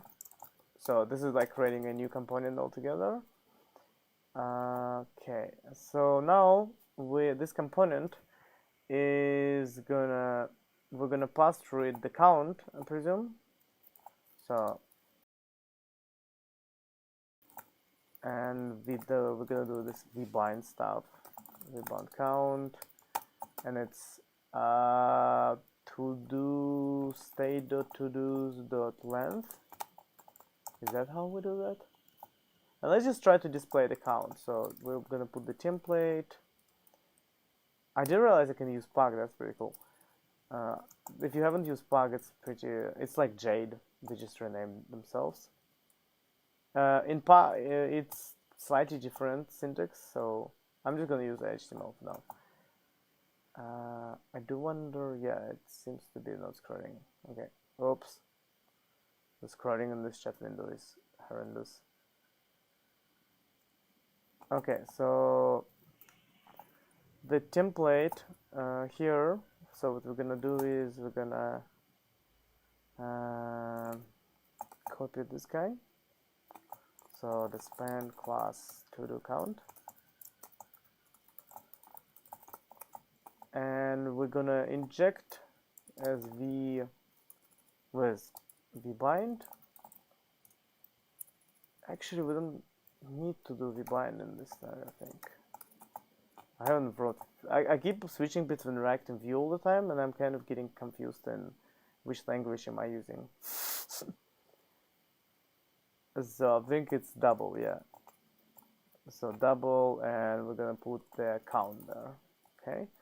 And then we're gonna have this script, this JavaScript, and we're gonna have props here. And our prop will be count, and the counter will be number. I think that's it pretty much. And we might need a name, and the name is gonna be to-do footer. And hopefully it works. Oh no, it all broke. Missing trailing comma, of course. Where am I missing trailing comma? Here. Up view line 28. Man, AS lint is annoying. To do footer line 10. What is it? Doesn't want the trailing comma there? Oh, it needs this one maybe? No, it doesn't like this.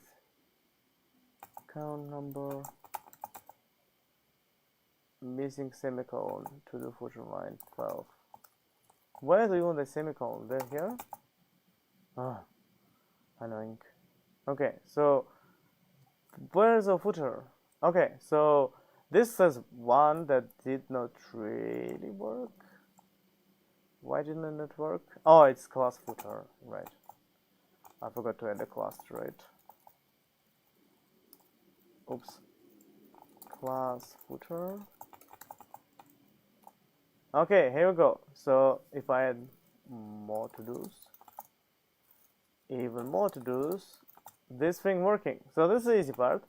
I'm not gonna like focus on that, and we're just gonna make this like 2 items left thing. And I think it's just another span next to it. Yeah, it's like a strong thing, and then it's within the span. So I'm gonna say here within the span. I'm just gonna copy paste this strong. That was not as easy as I thought. I want it to be on the same line. Here we go. Items left. Here we go. Cool. So, and then we want this. So this guy is UL class filters. So we're gonna add UL class filters here, and each UL inside. Right now it points to a specific path, so we're just gonna chunk them for now there to be link. So let's say active and li completed. It really doesn't like it. Oh, what? So well, it needs a wrapping div or something, I guess. Run it. React has the same tendency to like annoy you with this. Okay, so they are not clickable because they're not links, I guess. Let's see, these guys because they like have a specific class selected, and this guy is. So if we do class selected on one of them, on the it needs to be I think. Let's see if we can maybe hack it without changing the styles. No, that did not work. My AI did not really work. Where's our filter class? Oh, I'm looking at the wrong thing. Yeah, this class selected only works if it's a. I would need to change the styles, which I'm too lazy for, so I'm just gonna do this href here and thing here. So we're gonna do class selected here just to check that the style works. So the first thing we're figuring out, can we replicate the styles? Like all, I think. Okay, so now it's working. And I'm just gonna copy this. So they use the path there. Oh, and we don't want selected on this here. And I don't want to use the path, honestly. If we don't have a href, it is gonna work still. Oh, cool. Then I can have a. I think it's not actually good design, but whatever. We're not focusing on design here, focusing on the Vue.js. Okay, chat is quiet. It's surprisingly quiet. I'm gonna refresh this page just to make sure that the chat is actually live. Oh yeah, it is live. Okay. Let's see. OBS tells us everything is fine. Okay, so if I can't really click on this guy now anymore. I think it's because I have removed the href actually. Where's this check? Yes. So we really need this href crap. So they use the router kind of stuff. And right now if we click, it doesn't really change anything. What I want to do here is show how this filtering is done from perspective of Vue.js, and the way they done this filtering is kind of interesting to me. So my state doesn't support filters right now, but this guy doesn't have a filter function. So what I want to put here is the new function filter, and so we can pass the specific filters here. So let's say this is the filter itself, and what it's gonna do then, it's essentially gonna wrap kind of the. It's kind of exactly the filter function, so maybe we don't need it. I just like convinced myself to not do it. It was a little bit strange, you know. We essentially need something like this. So this is our filters, and if we have an active filter, so this is our all, and then this function which return true. So it doesn't really care. It accepts the to-do, and then if to-do is completed, then it filters it. So this way we're saving the callbacks, and then if we want completed, then it's the other way around. To-do, and then it's to-do or completed. So that way we can use so they have this thing called computed in Vue.js. Here we go, computed properties. So this is an example of a computed property, which is basically something which depends on.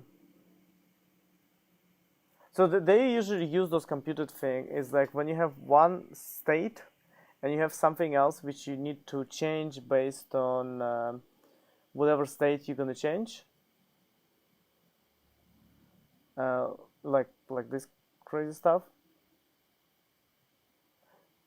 And they use computed properties for the filters too, at least an example that I looked at. So if we put the computed here, probably not here actually.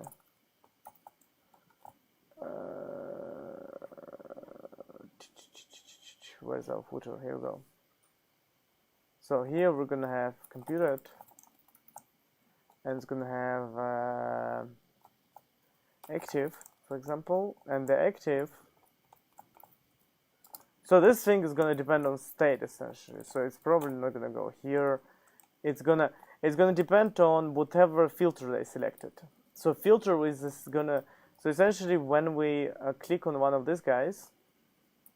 So let's say we clicked on this guy. On click. Is it like this? Click.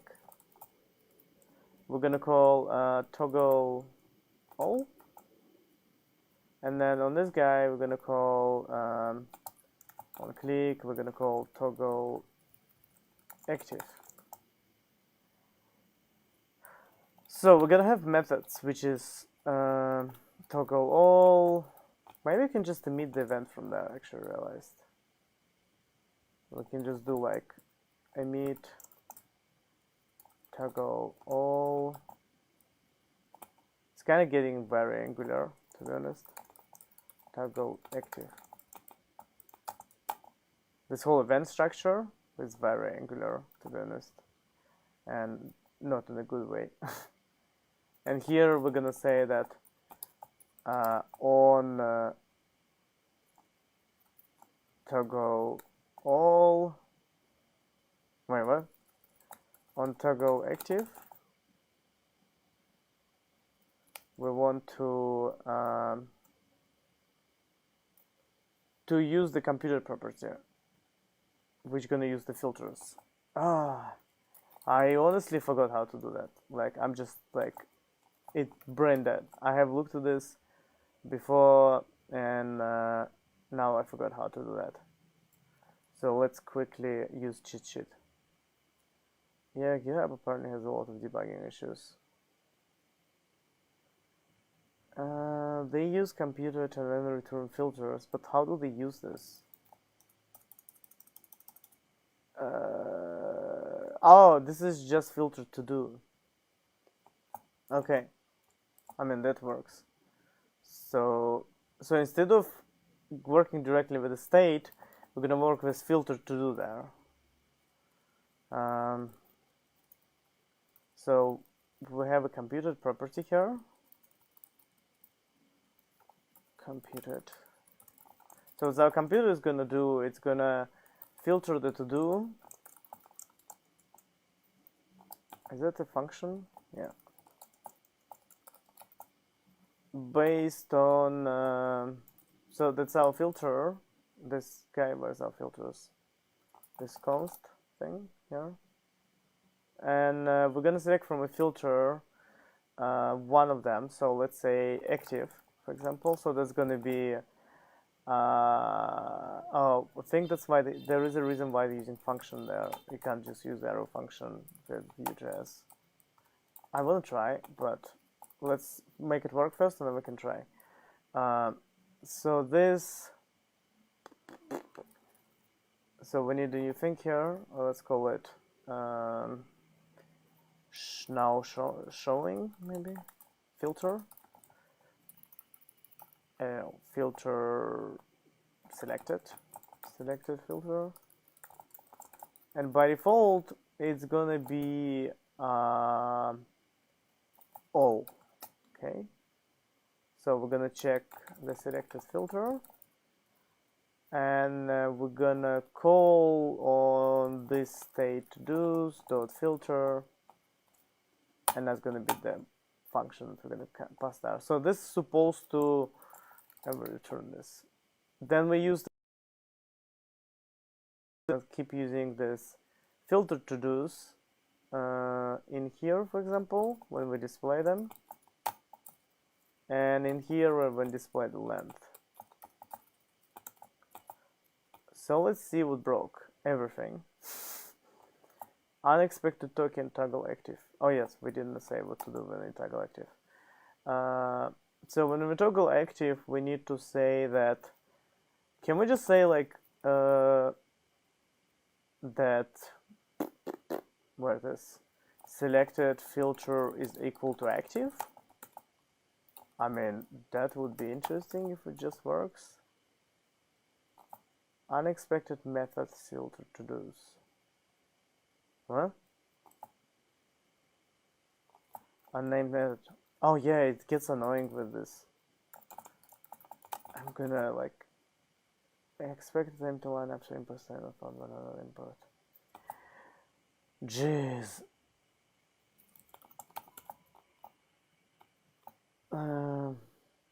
Filters is assigned but value is never used. Yes, it is used. It's used here. Oh, it's not used. That's true. Unexpected friend single function argument have a body with no curly braces. This thing is annoying. Oh yes, okay. Man, it's like I'm gonna force you to use the shortest possible syntax, and it keeps annoying us with this training commas crap. 128.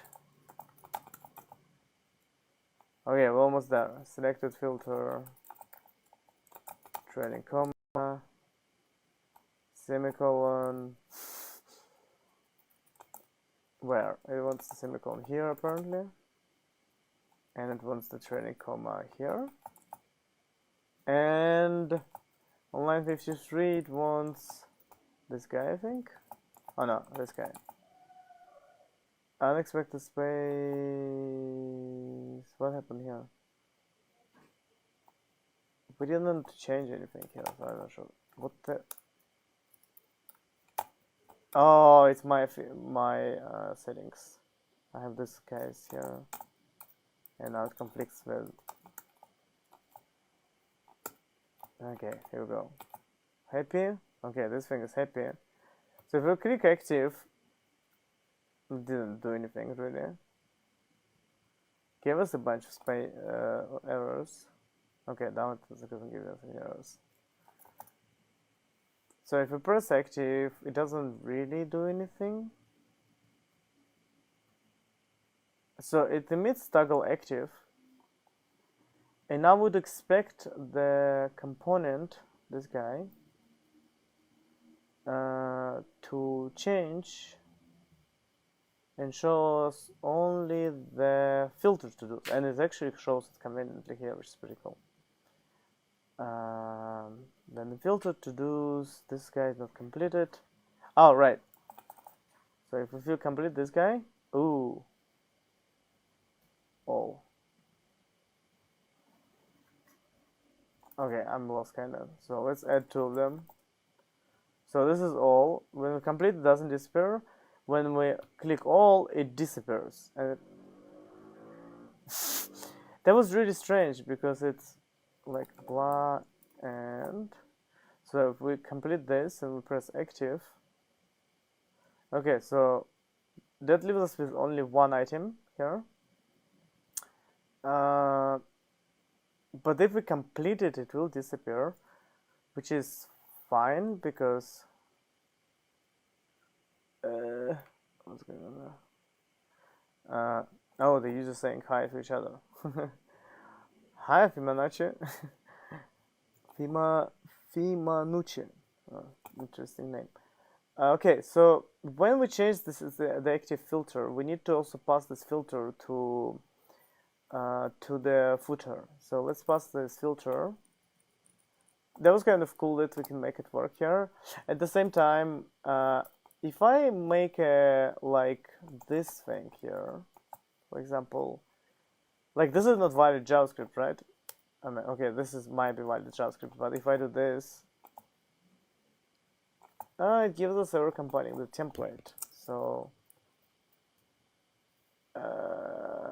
oops, it looks like it's a break time. So I'll be back in like 2 minutes.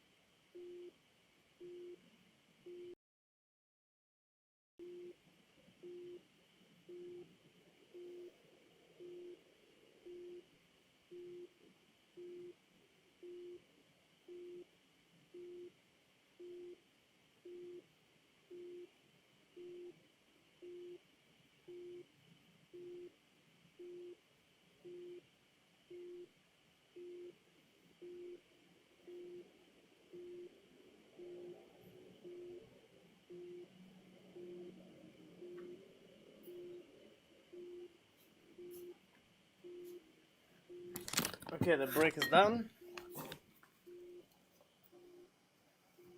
Oh, it makes this weird sound. Yeah, I was taking break anytime. Now I'm back. So what I was trying to say here is that if we... Oh, let me just check that OBS is still... Okay, it's still going good. If we make a mistake here, this is kind of like this... Are we relying on ESLint or we're relying on... like, I don't writing JavaScript in here, to be honest. I don't know how to test this. And yes, I can create a method. Of course, I can create like a method which will assign this and be like on toggle active and then put the thing there. But because it's so easy here, I feel it's gonna be like Angular where people just keep chunking the stuff there. And then at some point it becomes a disaster which is impossible to maintain, so... I'm kind of torn apart in this thing. So what I wanted to pass is... I can... Instead of doing the bind, I realize I can just do this, right? So this is selected filter.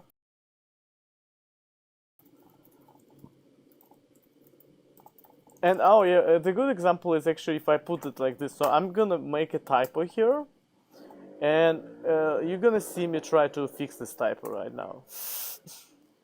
But like, I know the typo is there, right? So when I select different filter, the filter there, right? So I'm gonna be lazy and just figure out how they've done it in the index.html. In this example. Filters.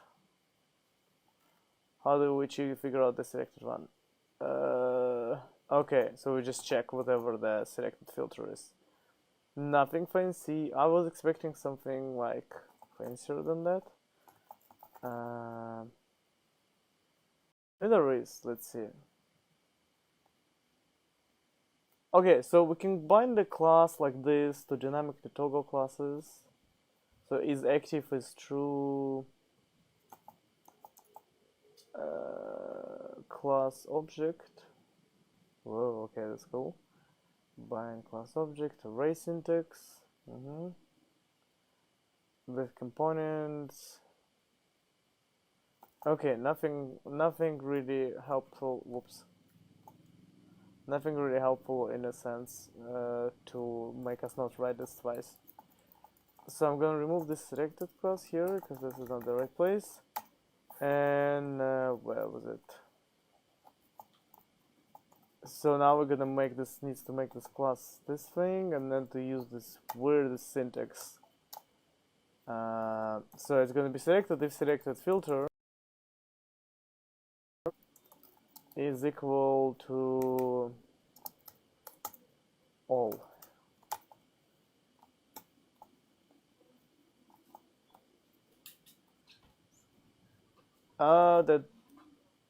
So you see that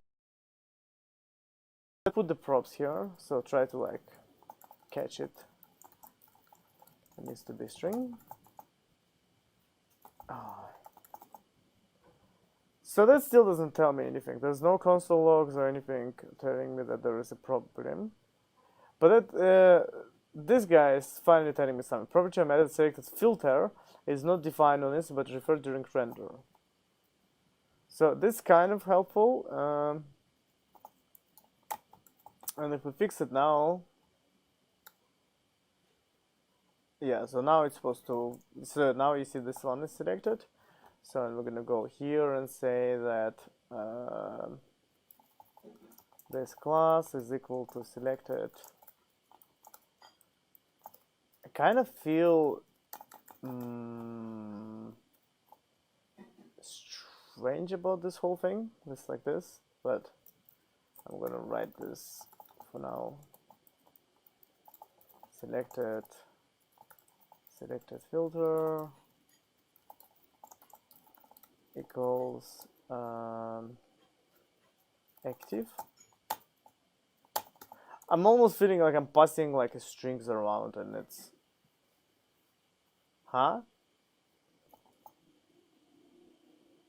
oh, the tagalog was not doing anything yet.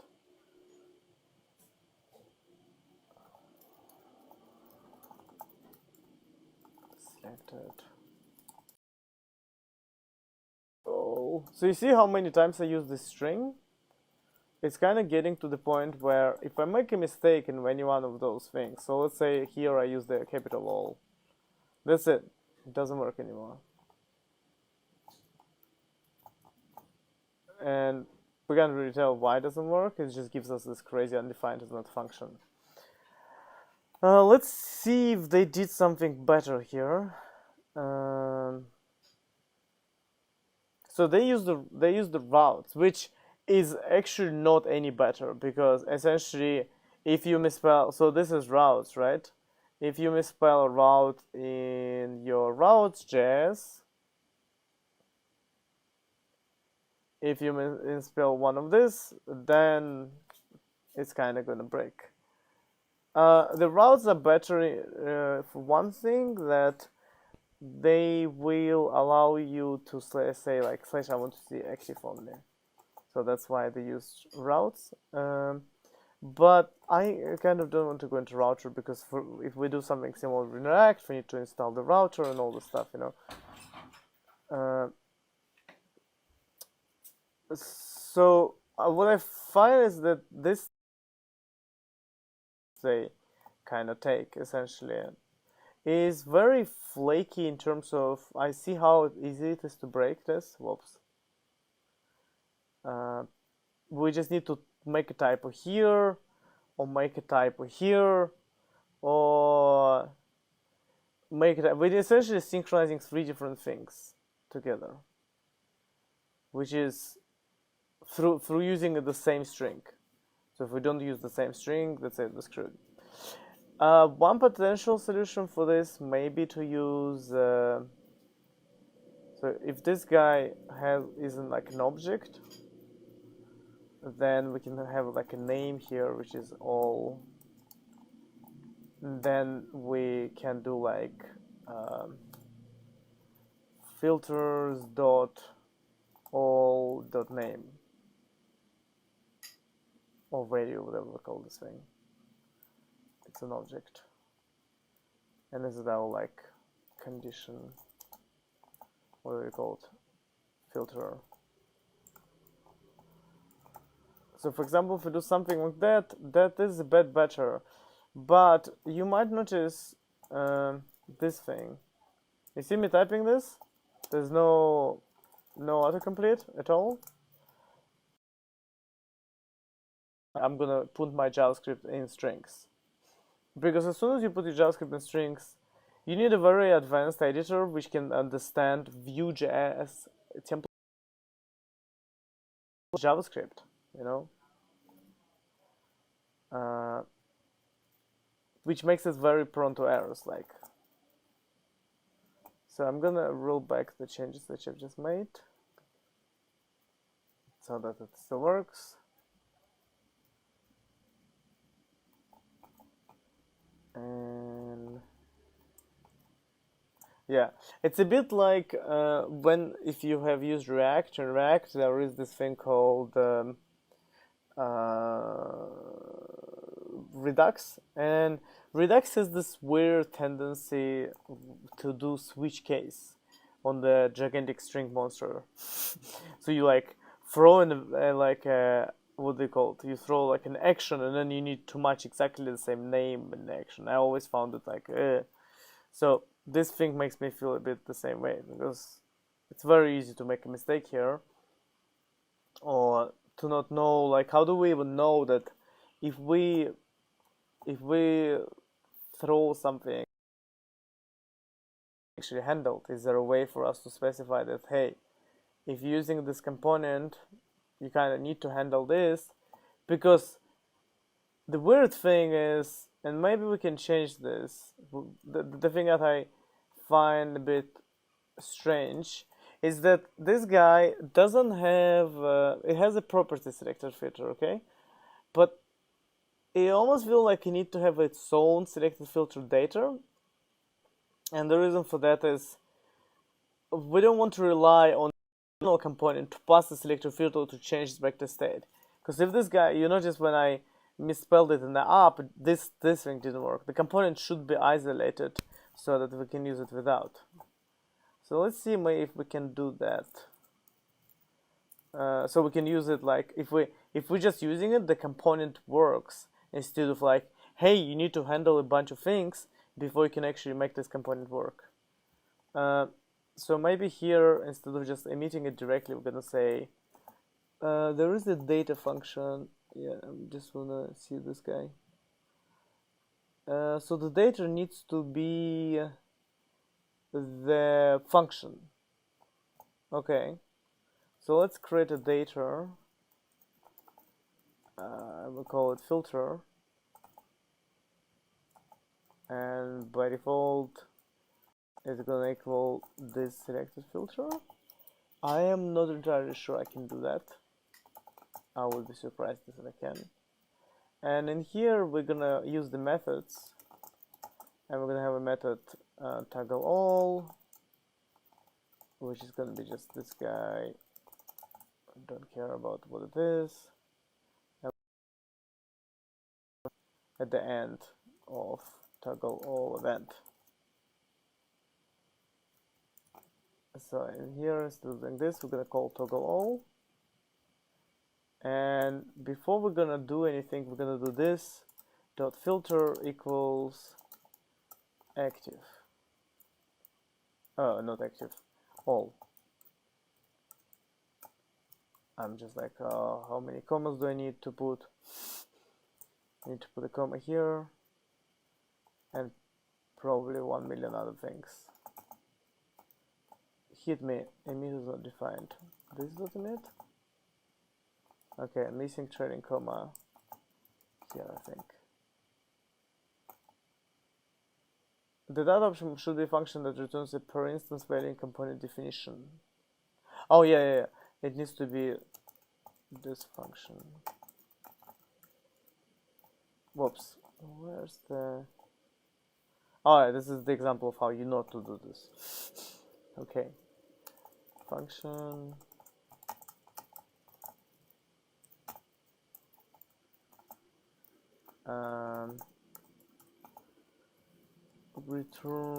Return data. Filter. I'm just gonna return filter this selected. Oops. Equals this selected filter. And hopefully.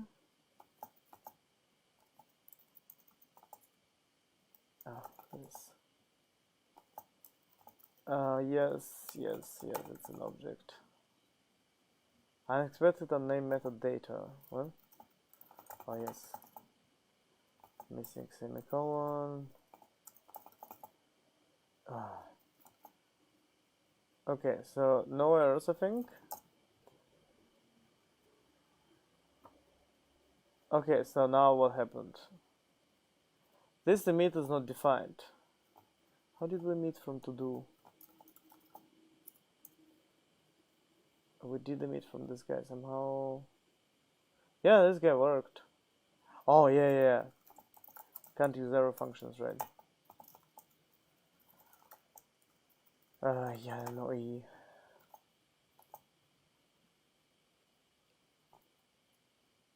toggle all is defined but never used. Okay, we don't need the variable. Okay, cool. So I think now if I remove the toggle all handler,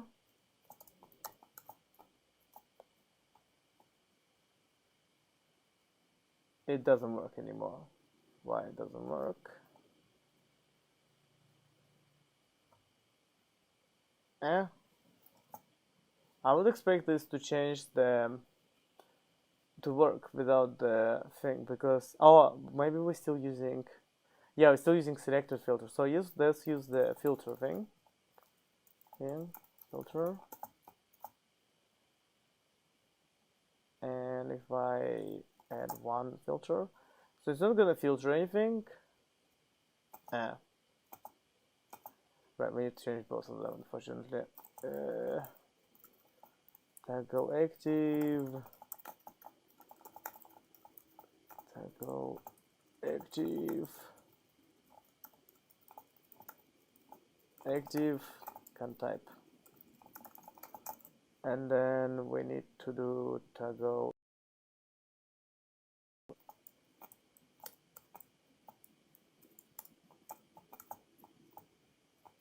Hopefully everything is good now. Okay, cool. So the interesting thing here is if I remove from up view now, if I remove the handlers here, so I'm just gonna remove them for a second. And I'm gonna actually remove the select filter here. Yes, so I'm gonna remove the selected filter, and it's gonna do the selected filter or all. So it will have its own default. Okay, so now if I press this, guys, this is still works. So this component becomes self-contained instead of relying on like, yes, it doesn't, like, the component itself doesn't care about what you do with this active and not active things. And one cool thing I want to show you, last thing probably, is that you notice how the browser keeps refreshing, which is kind of annoying. So let's change this footer thing. That's not what I wanted. What is this? Whoa. That's crazy. I don't know what I did. I just want to close this. Okay. So let's change this thing. So what we have here is so-called prevent. And event handling here. They have a lot of, that's one thing I like a lot about Vue.js, is that things like prevent default. For example, writing prevent default all the time is super annoying. So what they have here is, this is stops the event propagation, but if we want to prevent, we just say, hey, prevent. And here we're gonna do prevent too.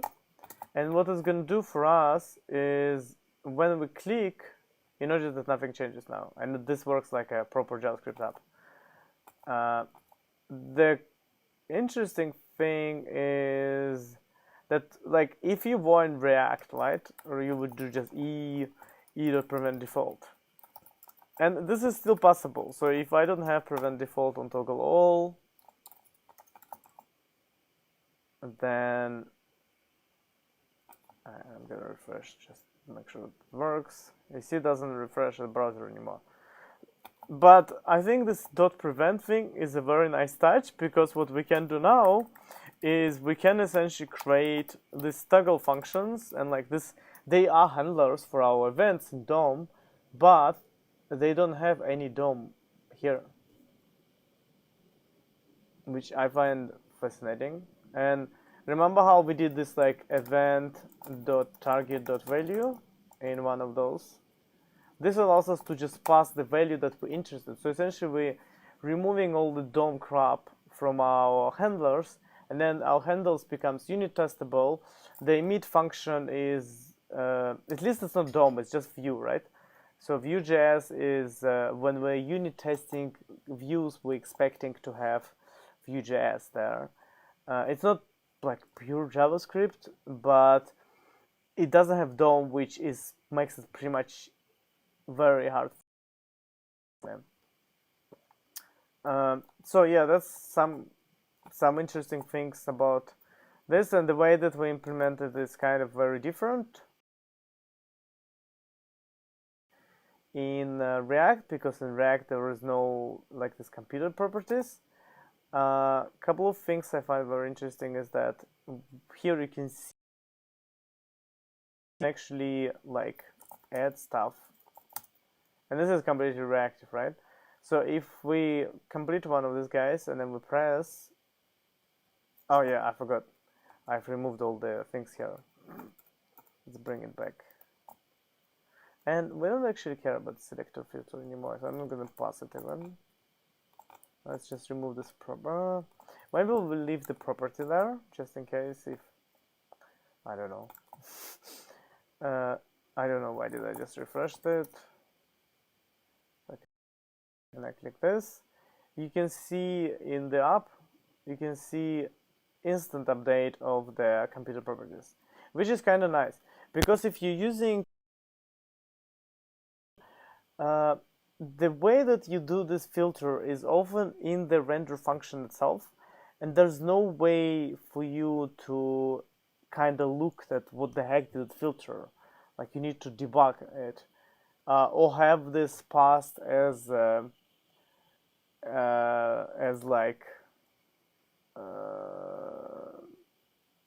like a property into another component, and then you can look at the properties like here. But if you're just using it within the app, because we're using it within the app essentially, we cannot see it. There's no way to see it in React DevTools, and that would be handy, I think, because that makes it that's quite a common use case when you need to like do something with your data to make it smaller or different, and don't use the actual like properties which are passed there. And yeah, I think it's a really interesting thing that they do in Vue.js, and they prevent and capture really handy things to use. They have one more thing in the component, as we have about 3 minutes left. Doesn't give us many minutes. Which one?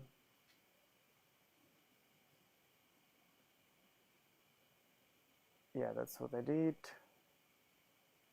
That's what I showed you essentially, how to click our own custom events.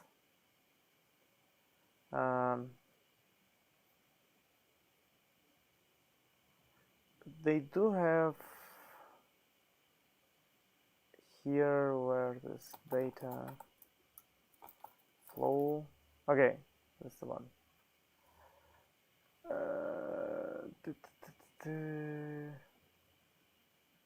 That's kind of similar to what we did with data. So we did all of this essentially,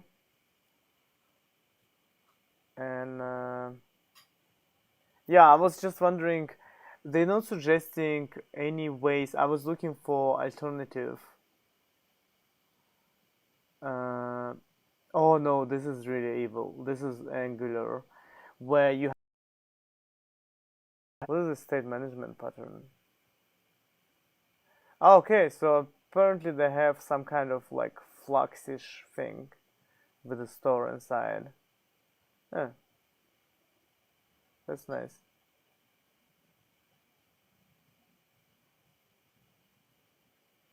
So they're suggesting that you just use this store. Okay. But beside that, I don't think there is an easy way to communicate, and that's a bit interesting because and this is not through events. So I'm gonna dig a bit into this topic. Can I like use similar approach? And I mean, here I would imagine but maybe this is not the approach which is taken here, like by Vue.js specifically. So like I would imagine that we would pass something like on toggle all, and then that would be a function somehow which does selected filter equal reactive, and then we would in the footer we would essentially call this on toggle all thing. But we're writing functions again in strings, which is like, okay, so I have a feeling that this is coming to an end. So we looked at the session 3 recap. So we looked at the active and the completed thing. I didn't implement the completed, but it's similar, exactly the same thing. I have only done them in Vue.js, so, and that was specifically like this, if you noticed. How do I make it stop? Give me more time. Okay, here we go. So I want 2 more minutes to finish. Yeah, so we implemented the filters. I didn't implement them in React this time because I actually like time. But as you can see, there's some couple of interesting things here, and one of them is the computer properties and this to do for about the dependency on whatever the top level thing. So next time we're gonna implement similar thing in React and see look at the differences with Vue.js. Check on is it possible to use it a bit different, because I want to. This event stuff reminds me of Angular so much, and I have been bitten by Angular event craziness, where you throw an event somewhere and then you don't even know who catches it. At some point somewhere it got caught. It's simpler, definitely. Opponent can catch it, you would think, but as you can see, this is not the case. You can actually do like this crap, which is dangerous, I think. So I'm gonna research into like further ways. Is there a way to like make it a bit less Angularish? Yeah, we're gonna look at a couple of more features for Vue.js. Let me know what else you want to see in the comments, and thanks for joining. Next stream should be this Tuesday at 9 AM EST. Thanks for watching. Okay, so I've tried to do this live, but unfortunately, as you can see, my internet is not working today at all, and it's 2 tethered connections, and it's barely giving me a megabit. So I have tried to stream, that's not streaming, so we're gonna do this offline then. Okay, so today I wanted to look at 2 things for this session. First, let's see if for the Vue.js one, if we run this guy, we can see my computer is thinking. It just started. So okay, so as you can see, we can't complete those to-dos yet. So let's see how different it is to do the simple thing as a completion in React and Vue, and that's when I was doing it myself, I found it kind of interesting because I feel it's simpler in Vue.js, but it's also not as straightforward to understand. So I'll show you exactly what I mean. So when you want to do this in Vue.js, what we do is a very simple thing. So in I actually will show you first how to do it in React, so that you compare the longer way to the easier way, which Vue.js offers. So if we're doing something like this in React, and we do yarn run start here, and I'll just open source like to do Vue to do the Vue.js. So I'll just open second copy of so this is React one, and if we're doing something like this in React, and yes, I know you came here to see the view, but I want to show you the other frameworks path first. You would do the simple handler. So if we have our to-do the to-do thingy, we would add, so let's say we want to do it on the thing right here, which usually, so if we look at example of HTML, and because I just want to use HTML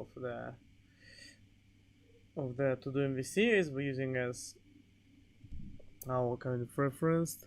They just put input type checkbox there, which we don't have yet inside the view. So you can just type input type checkbox,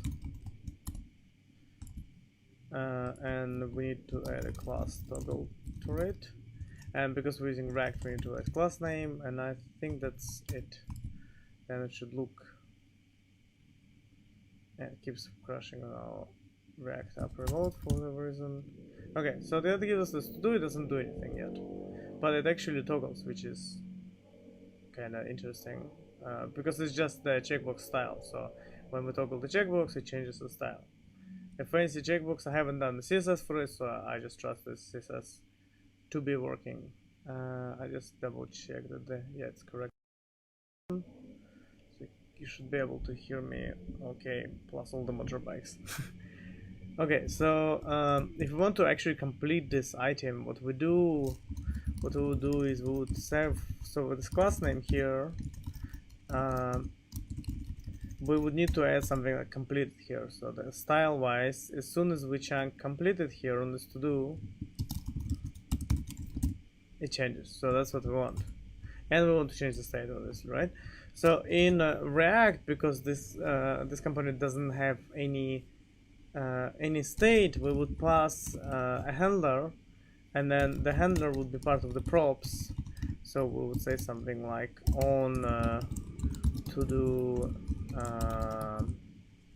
toggle, and then let's say when we click on this checkbox, which is on click, I guess, we're gonna do this magic thing, this on to do toggle. So we're just gonna pass this function, and this is not gonna work obviously first time because we're not passing the prop, so it's just gonna give us something like undefined.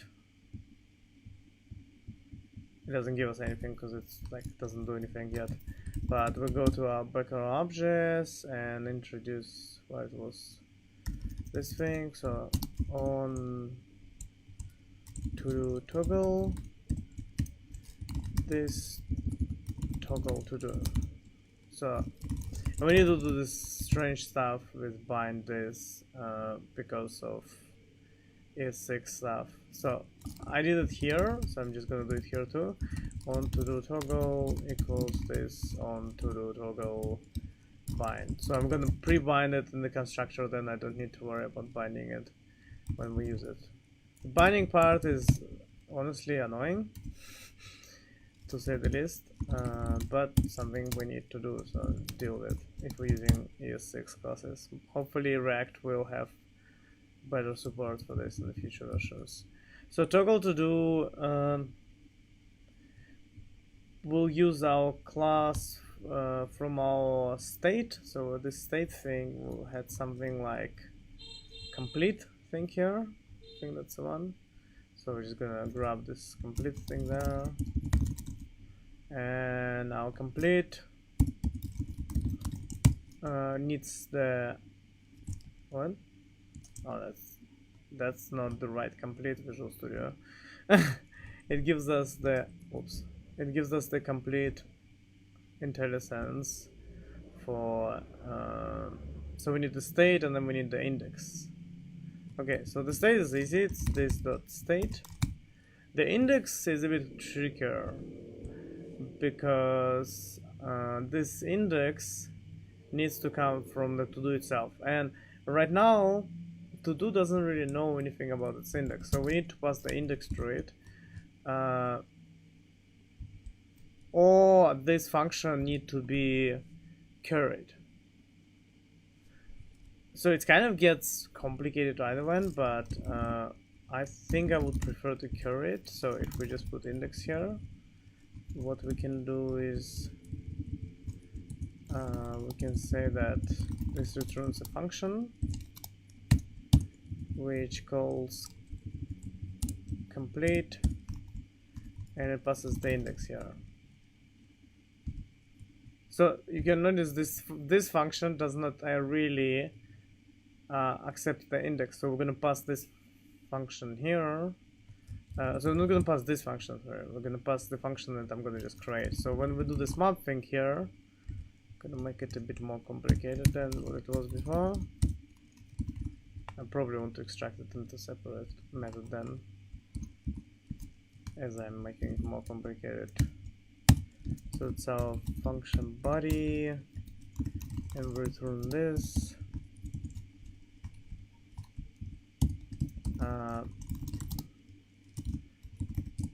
Toggle to do func. So this toggle to do thing will call toggle to do, and it will pass the index to it.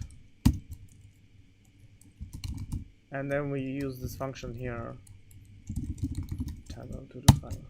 So this way we don't need to pass the index all the way to do because we're already passing the function which is bound to a specific index. If I not made any mistake, which I did, it should have just worked. File to compile, state does not contain an export name complete. Yes it does, this function. Yeah, we didn't export it.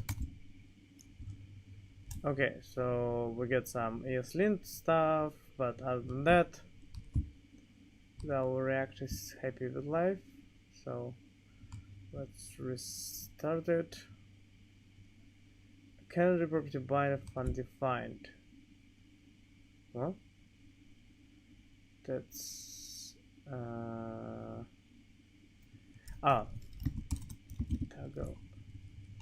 toggle to do. I probably would still need to bind. I'm not entirely sure I would need this binding anymore.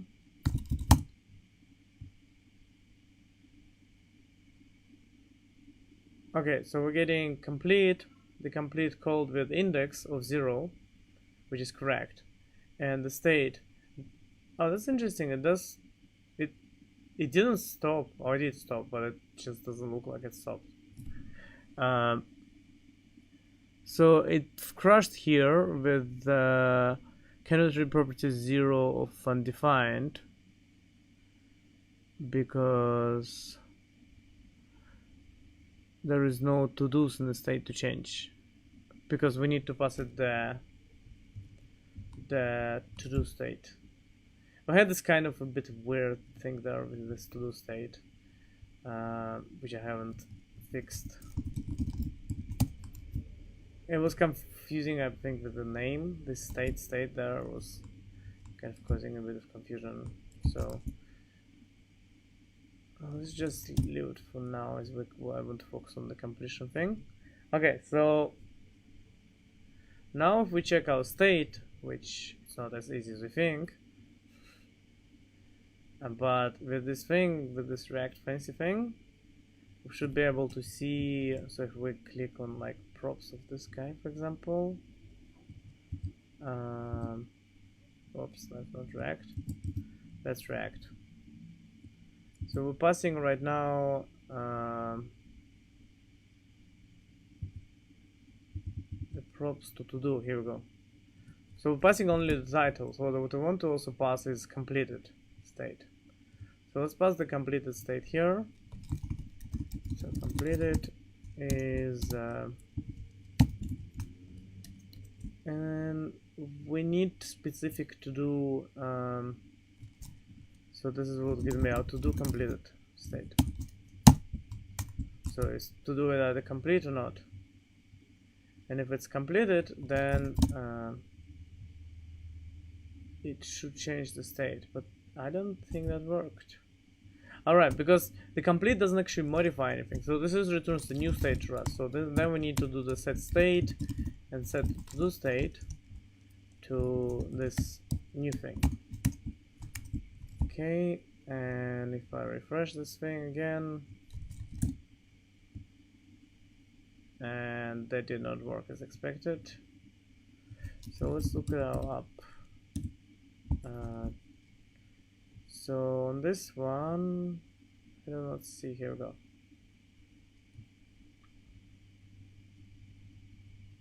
Did we call set state here or not? So the index should be 0, and then the state, oh, it's this thing, this dot state. Okay, I'm trying to go inside the complete function. Okay, finally. So the state to change is the correct state, I think, and to do completed should change to false, which it did change to false, and then we return the state to change, which is this to do, which is now not completed.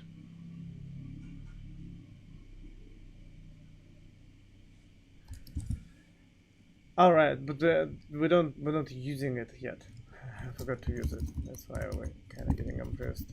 So this completed thing allows us to create this class, and that's where still it becomes a bit strange. So class, I can say completed, or to do class. So if to do class, this is the default class, and if completed, then we say to do class. I guess we just add completed to it. So you see, we need to do this weird stuff with like concatenation of string and other fun stuff. And yes, there are libraries there which allow you to do this a bit easier. So it's not constant let. Okay, so if we go here now, up. Okay, so we pretty much got the complete and incomplete, but you can see how like some things here, like this guy and all of this handling, it's kind of it's a lot of like babysitting of React, to be honest. So let's do exactly the same thing, but now in Vue.js.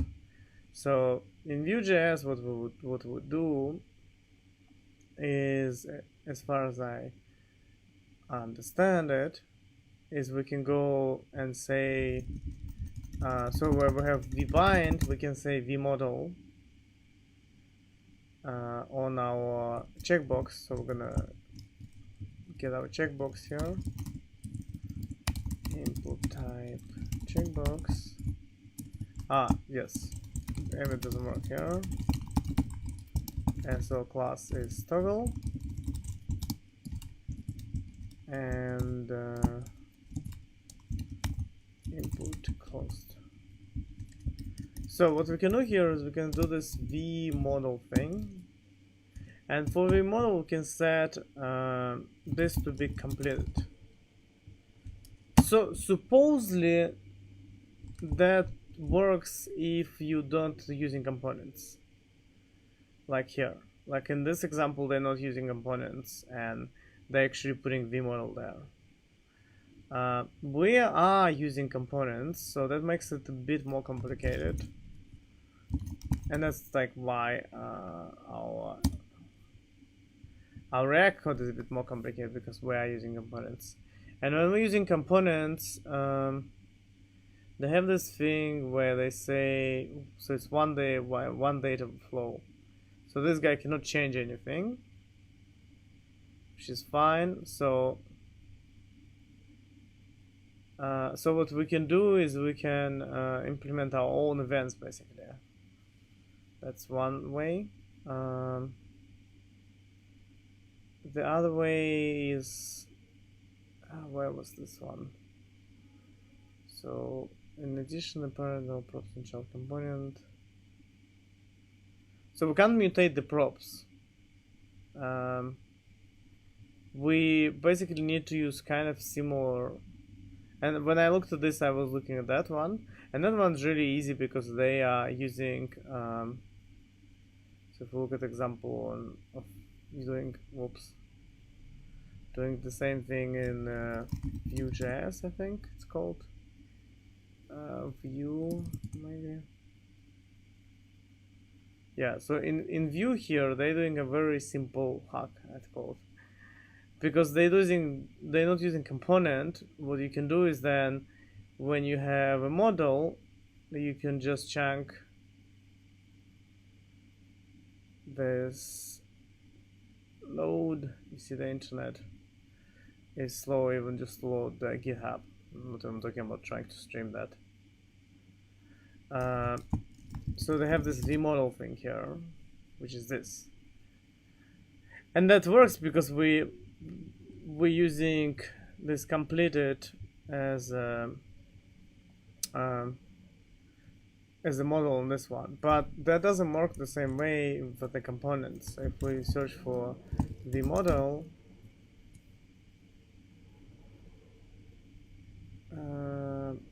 we can do this. So they have this like vBind value, vOn input something event target value.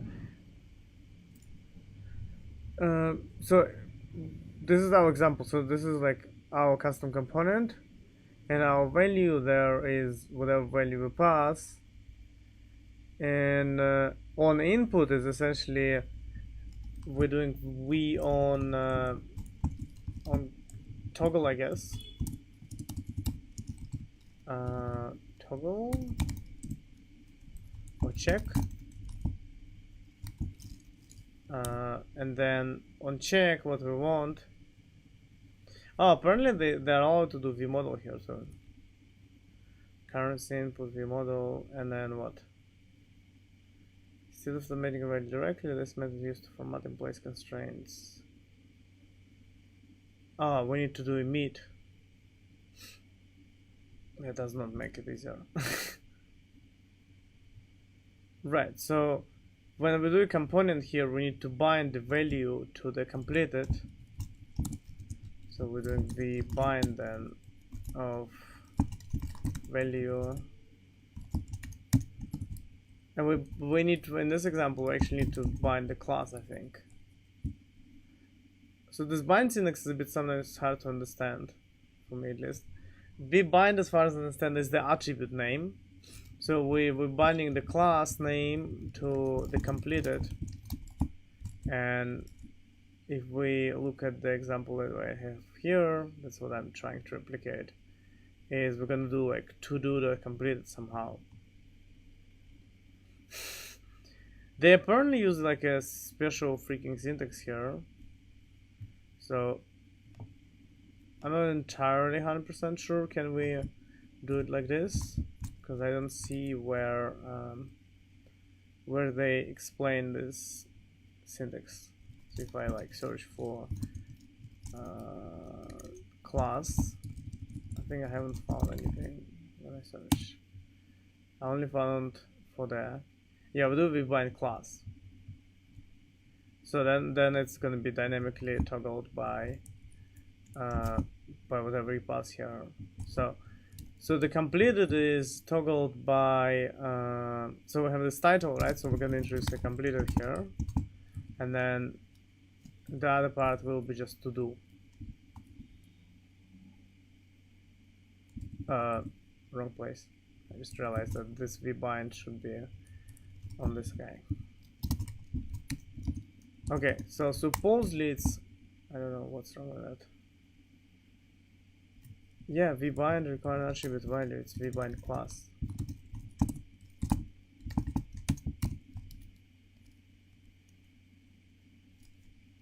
I don't know what it doesn't like. Oh yes, this. That's what it doesn't like. So then it will make it completed, I hope.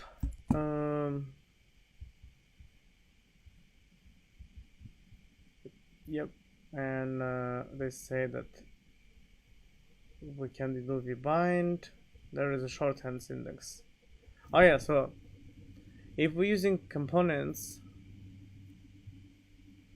then it becomes a bit more complicated, I guess. So template my component p class full bar, then we can add the classes, and then render.html will add them here without changing it. That is interesting, because then what we can do is actually we can do class completed, like we saw in an example that they used.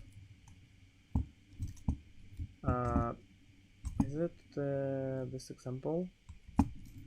And it needs the syntax attribute, yeah, like this. And supposedly we don't need it here then, if I have read that part correctly. Let's see. So we won't be able to see that, because first we need to figure out how to do the model thing. So when they do the v model thing, let's go back to this v model thing here.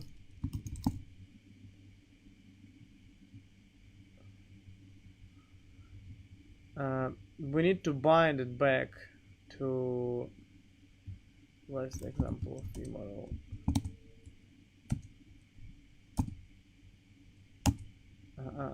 Here we go.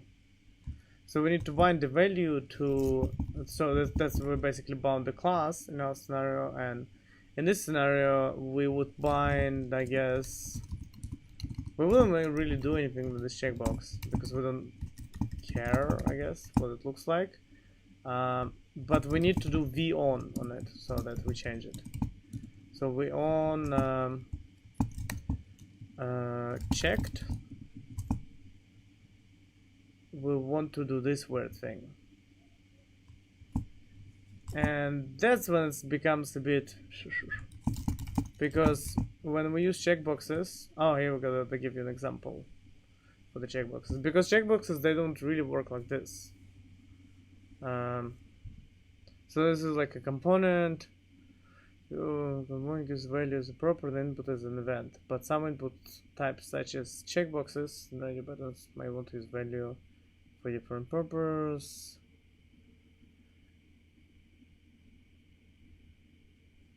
Okay, so we can use, so it becomes very specific. Like in React we did it in, it was more plain JavaScript hierarchies with like bind this and bind that. With Vue, as you can see, it's becoming very like we need to know exactly the Vue interface for that.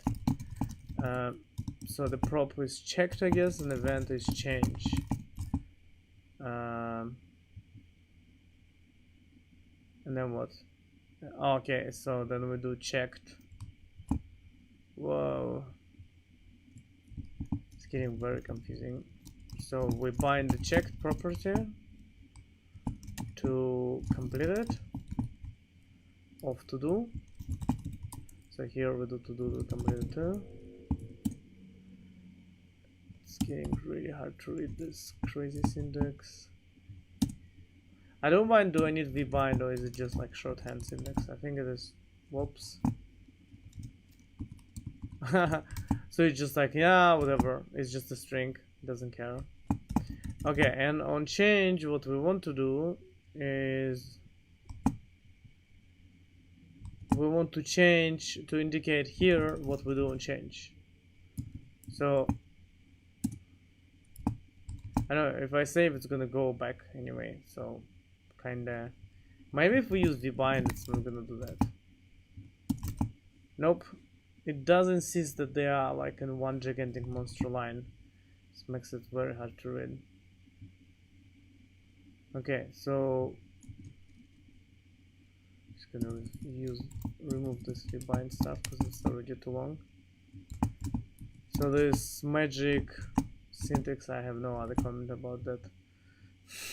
Like how this thing works is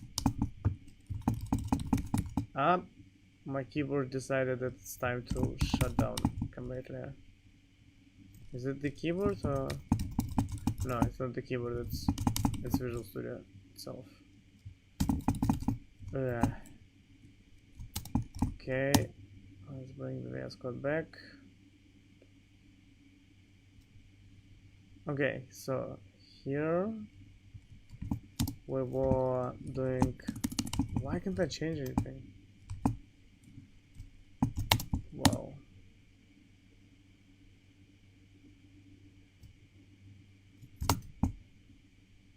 So save all.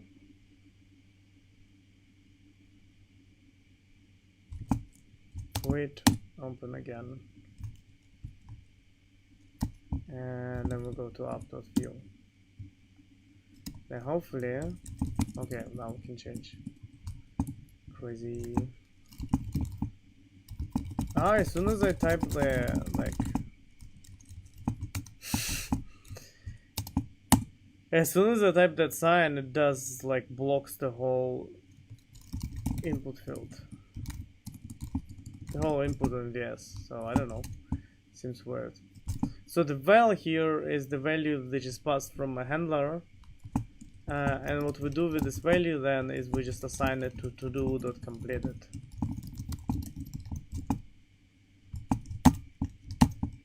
So my personal problem with the syntax is that we're writing JavaScript right now in our attributes, which smells a lot like Angular, not in a good way. So let's see if it works. Yarn start.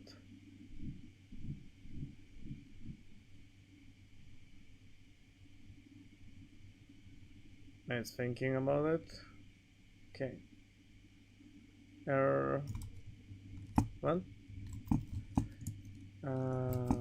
Yarn run.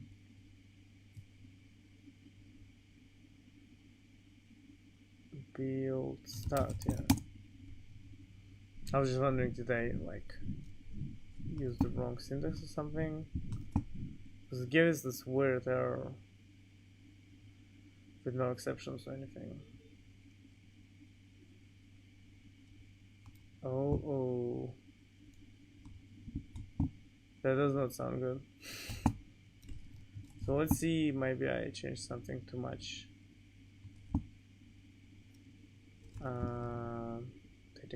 Git status. No. So if we do git stash, just to make sure that. Okay, so that works, but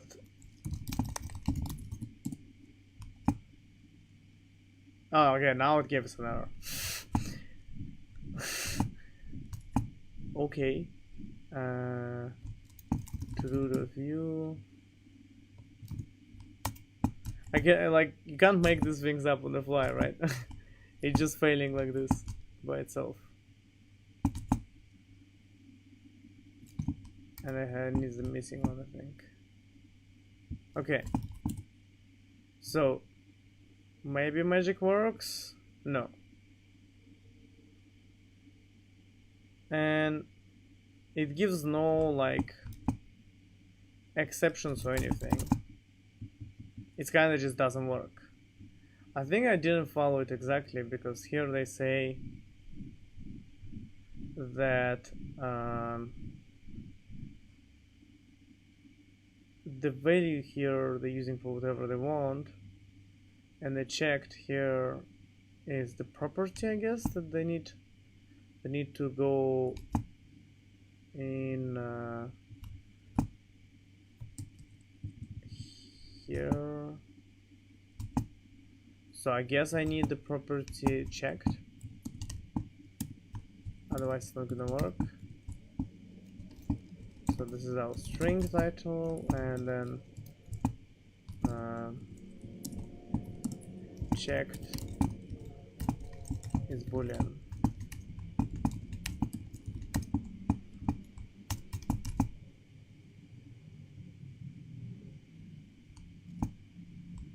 Missing trailing comma, where? Here? Some weird stuff happening. Yeah, you can see that Visual Studio went a bit nuts for whatever reason. So that's kind of very similar to the experience I had in the past with Angular, in a way where it kind of doesn't tell you what the heck is going on. It's just failing silently, and the documentation in here is not complete because if we don't do this v checked, do we use v model there? So this is our model, right? It doesn't show the template. So let's see if we look at the previous example. The template itself has vbind of value. So let's vbind of checked to checked, I guess, and then this update value v on change is toggle to do, and then to target value, I guess, and then we need to emit this. Whoa.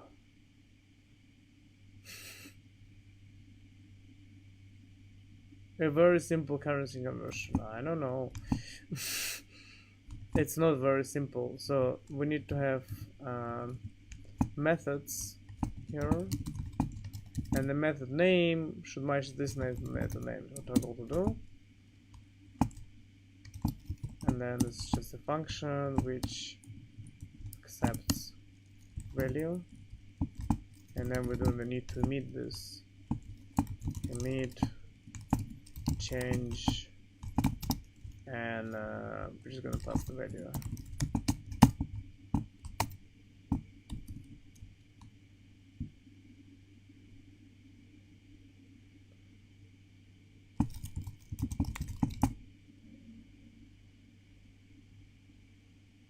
Okay, so after all of this, unexpected unnamed method toggle to do. Oh yeah, I've dealt with this before.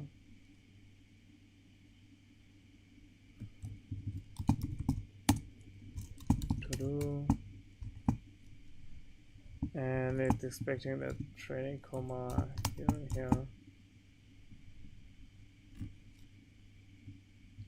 Nope, still doesn't work, and still doesn't give us any kind of errors. It just like doesn't work.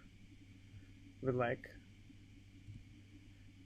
an example I used the one component which was not a very smart thing because I didn't realize it will be much different per component.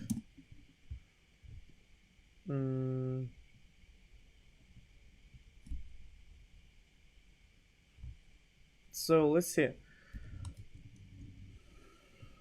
If we look at Vue, maybe we can see something. Oops, not here.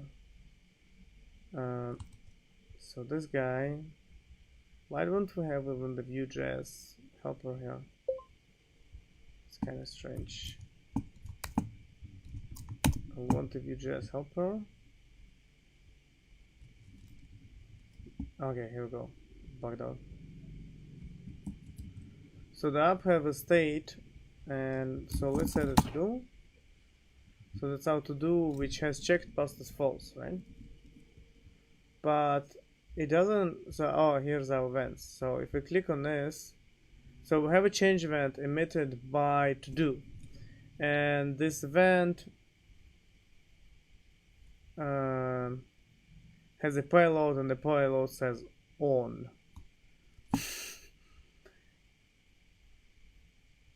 Okay. What is it supposed to mean, this on thing? On what? Maybe because I use the value here, it's kind of got confused. Maybe if we use checked here instead, and I try to emit another event. Okay, so now it's passing an array and the array has true. So I don't know why it's passing an array. Let's make it one element instead of the whole array. And I'll click it again. And this time we have payload of array 0 is undefined. I don't wonder what is this value. Is it an array or is it just displaying this payload weirdly?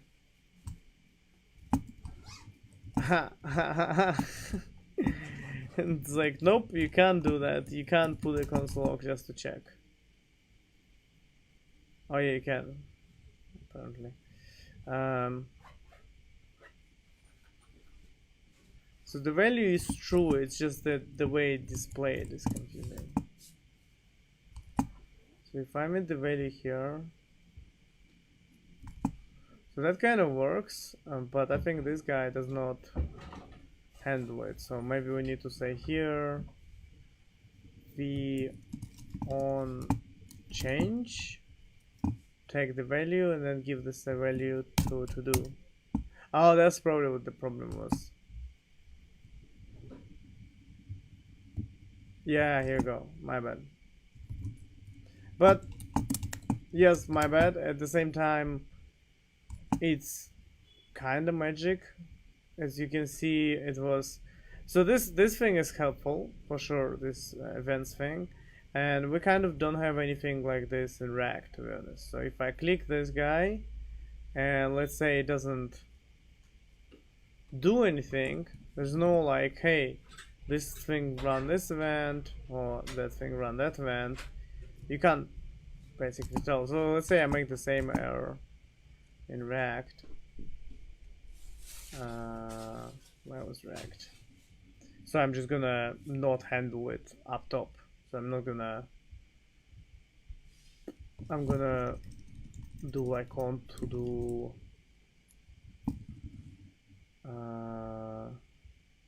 toggle, not gonna pass it here like this. So in this scenario, when we actually run this thing, because I just realized it's running, I can close this, close that. Oops, what was that? That was React server, I think. Start.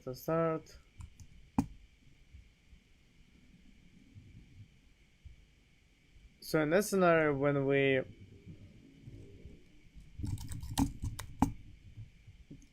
we click on this done thing, nothing happens, no error happens, and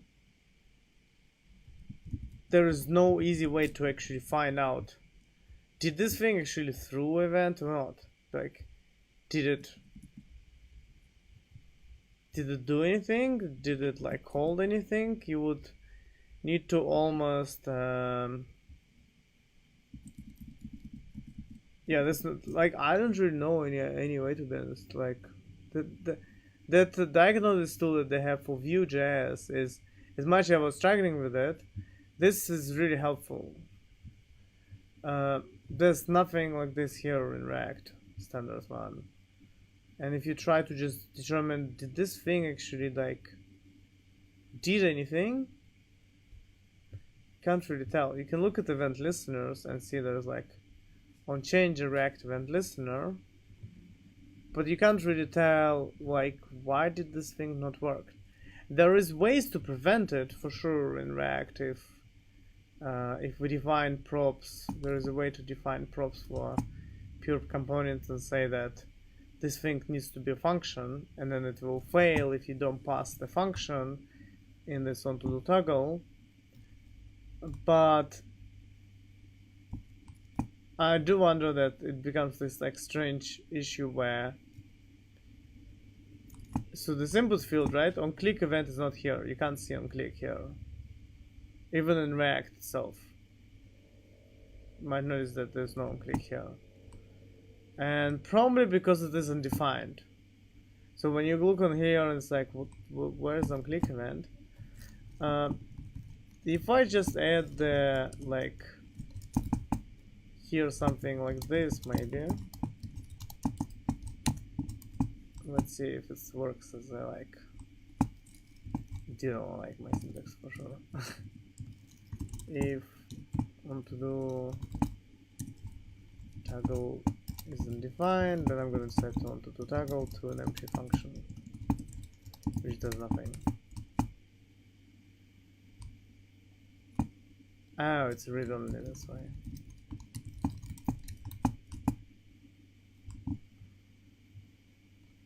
Just want to see if that changes the way that we see it in React.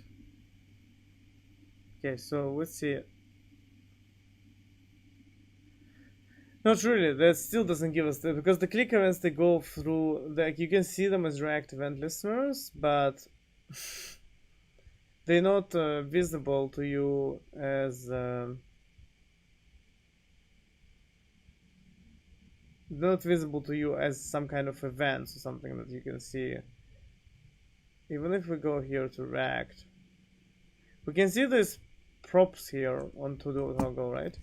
So if I set this guy, if I remove this stuff and I put it back to post, then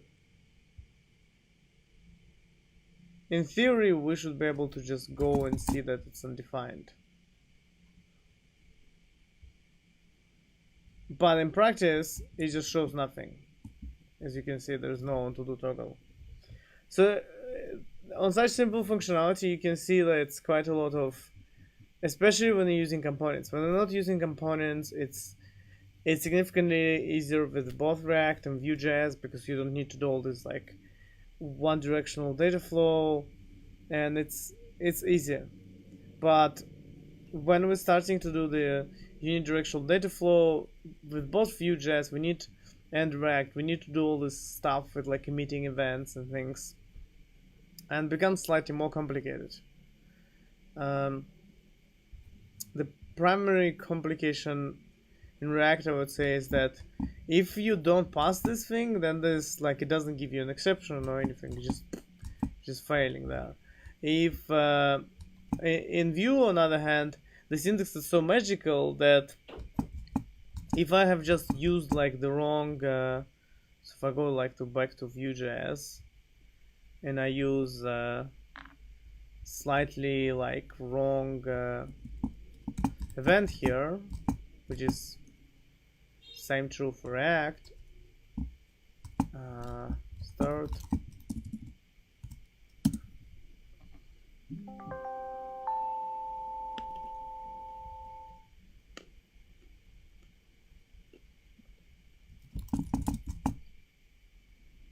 So as you can see, that's not gonna work anymore, and it's like very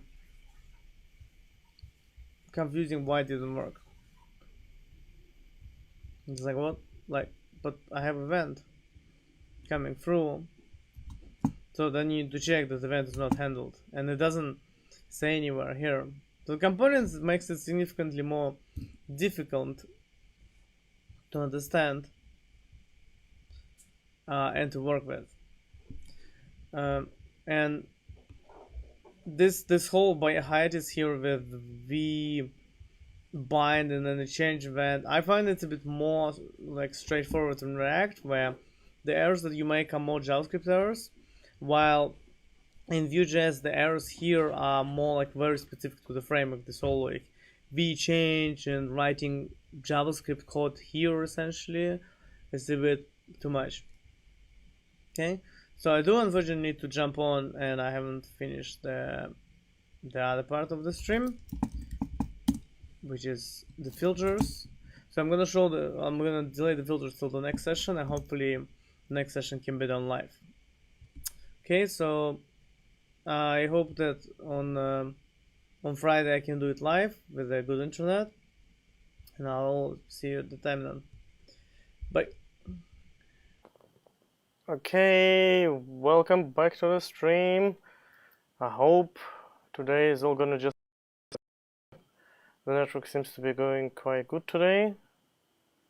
Hopefully we won't have any drop streams. I will connect another network as my phone is still charging now, but looks like we're flying pretty good before this happened. Let's see.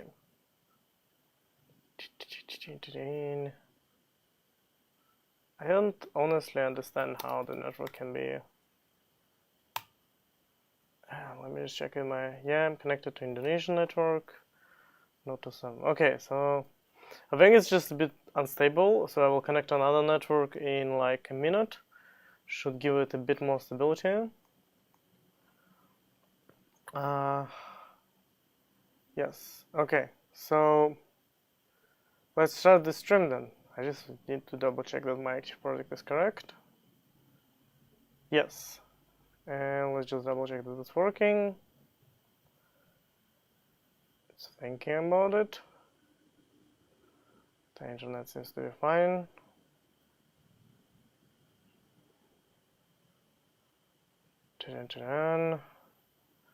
It's the exit sign for sure.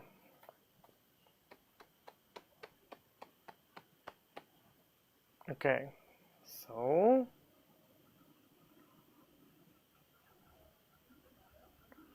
can't see, but let's see.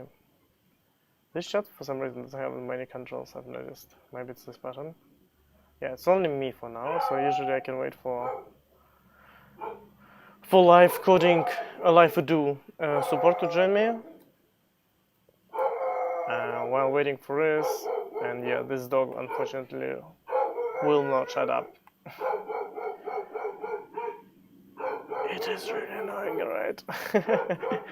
Sorry for that. That's just part of the environment in where I live now. But that's gonna change for the next stream. So what I was looking at. So like on the thing that I have, is it working now? Yes, I think it's working. I don't know why is this giving me a really strange errors. I'm gonna open the chat in a separate window, and then I'm gonna move it to. I see if I maybe make the sound a bit less for you, so you don't hear the dog as much. Okay. Oh, bloody dog. Okay, you should be able to still hear me because I'm like the microphone is right here, but hopefully the dog is not as loud anymore. Let me know. Let me know how is the sound for you. If I need to make it a bit louder, the dog should shut up in like 5-10 minutes. So the thing I was looking at last time was the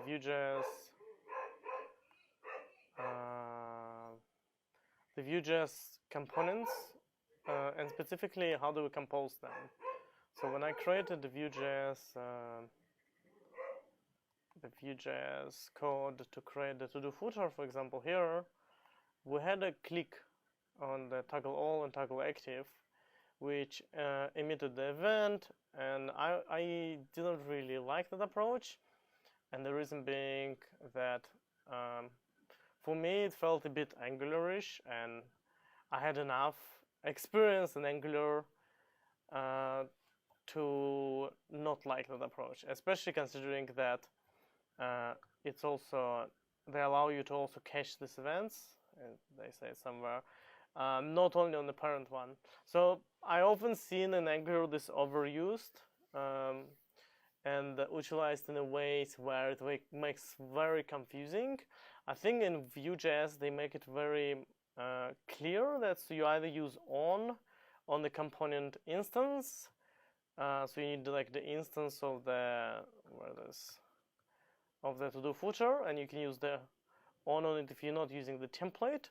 So for example, in your tests, or you need to use the add toggle all to, for example, listen to toggle all event.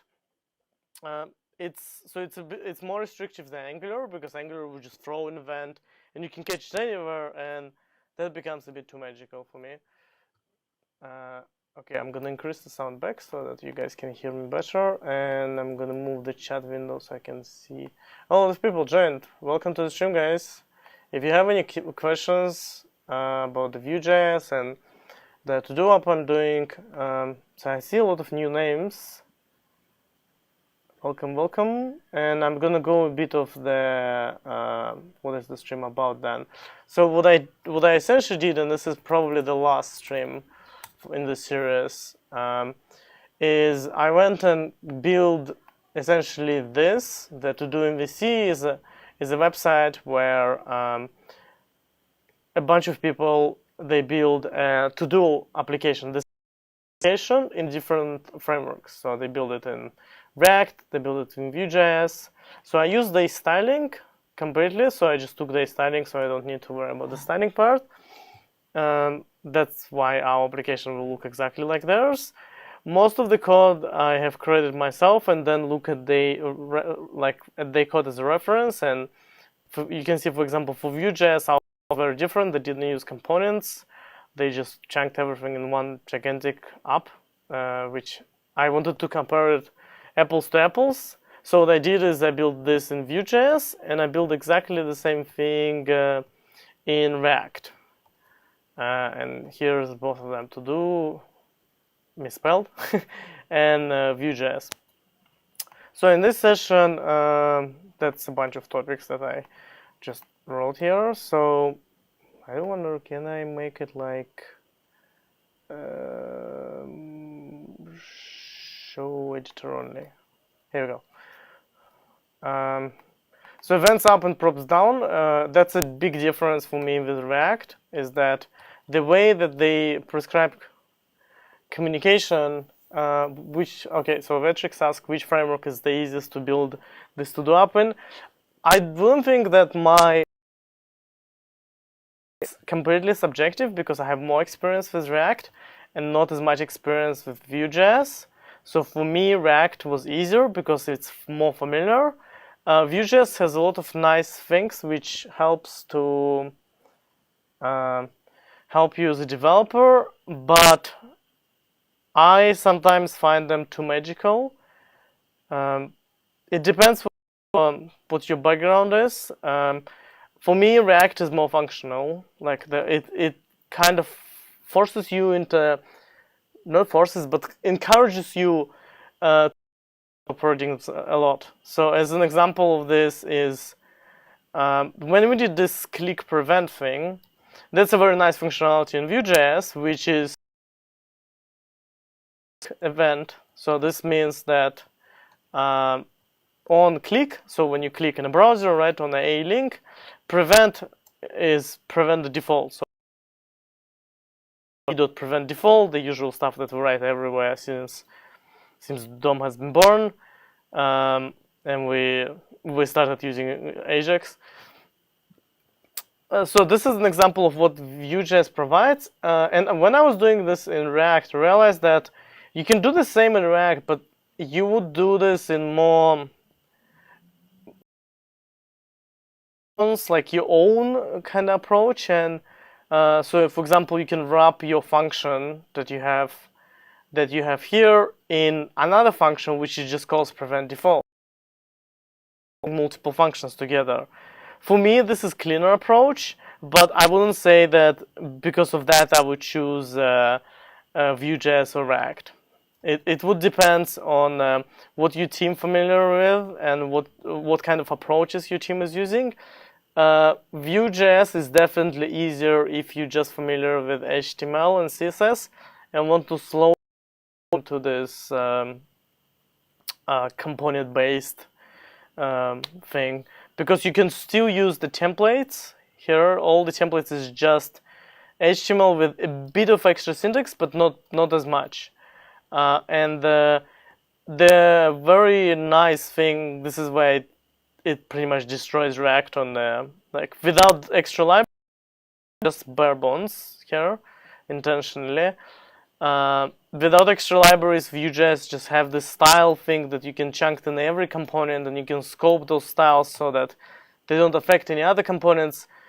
This allows you to just take your application and easily transition it to the component user interface. If you try to do the same with React, you need to install like 20 different libraries, figure out what to do with your styles, figure out how to use the what's called module CSS and all these things. It's not it's not as easy as copying your styles and literally just putting sculpt on them so they don't affect anything else. So I think it depends. Oh, it is too loud now. Okay, I'm gonna lower a bit. Okay, is it better now? Maybe it's just rubbing against my shirt or something.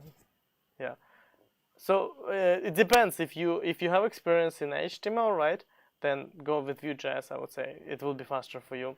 If, however, you want to, you don't really have a preference on this, and you want the native interface, which is where React shines with React to-do app that you can import to mobile applications, then use React.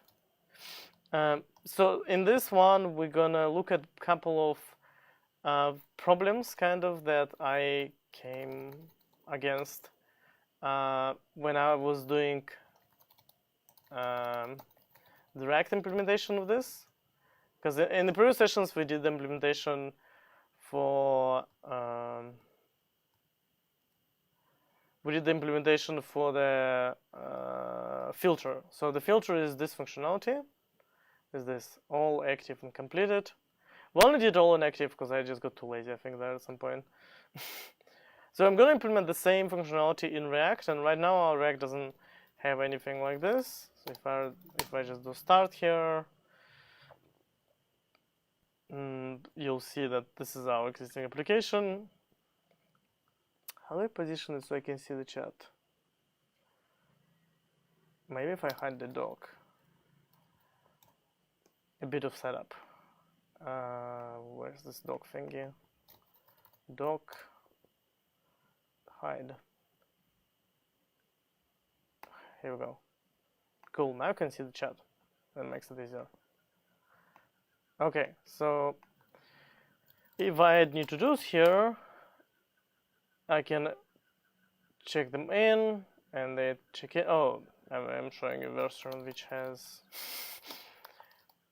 git stash. So this is the version you're supposed to see, is the one which doesn't, because usually before sessions I do what I'm planning to do during session, so that I don't end up struggling for like hours trying to figure out a simple thing. So it's really fun to watch. What's going on here? So there's a couple of issues here. One of them is, what the heck is it with our styles?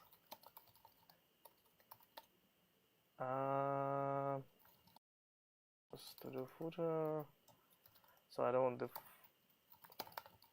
I'm gonna pop the stash and just commit everything, because I think kinda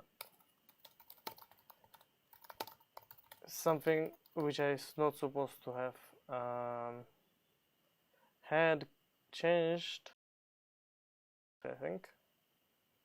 I mean removed. No, doesn't look like stash.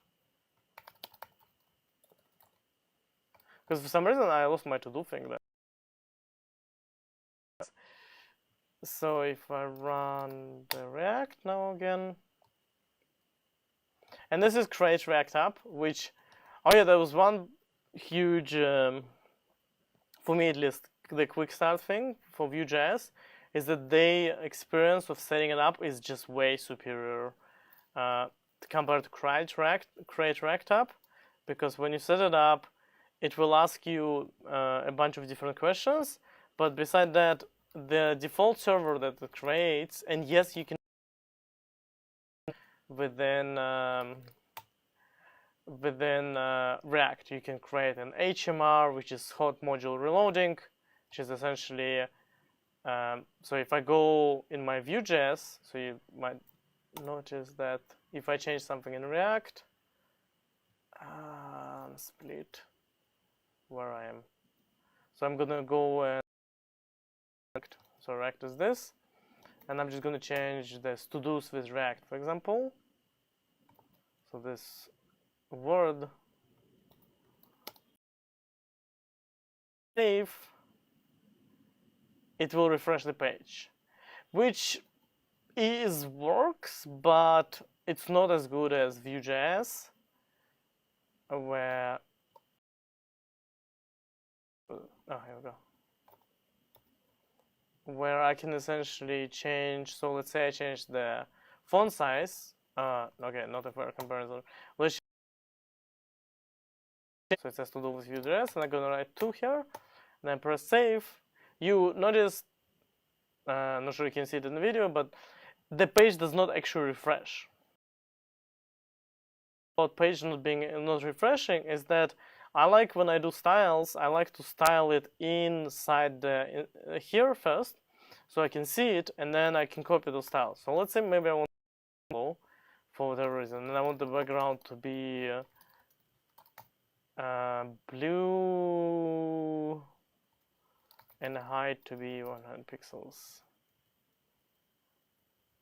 And maybe a bit smaller font size because it's freaking crazy.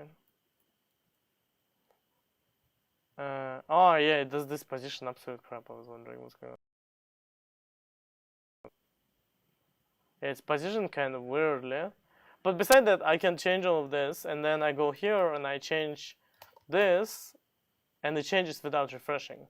Which means all the styles that I have applied in the browser, they're there. All the state that I have, so my to-dos, even if I don't have a proper saving mechanism, which I don't have at this stage, they will not go. In React, as soon as I go and I change something, I press save, all my to-dos disappear. So, and that comes out of the box with Vue.js. You don't need to install any extra libraries. You don't need to use some third-party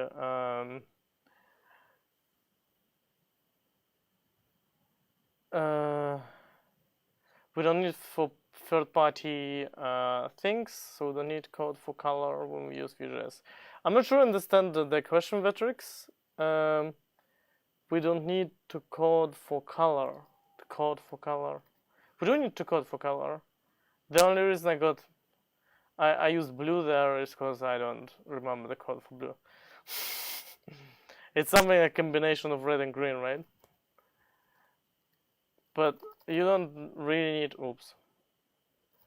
you don't really need to, like, you can do like whatever FFF0. Is that the one? No, that was red. But you can use the codes. It has nothing to do with Vue.js. So I'm not sure what you mean code for color. Is kind of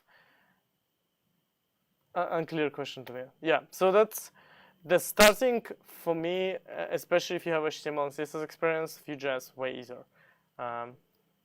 Okay, so enough comparison. Let's see how fast we can build this in React. So I don't know what I've done here, to be honest, but my input box died.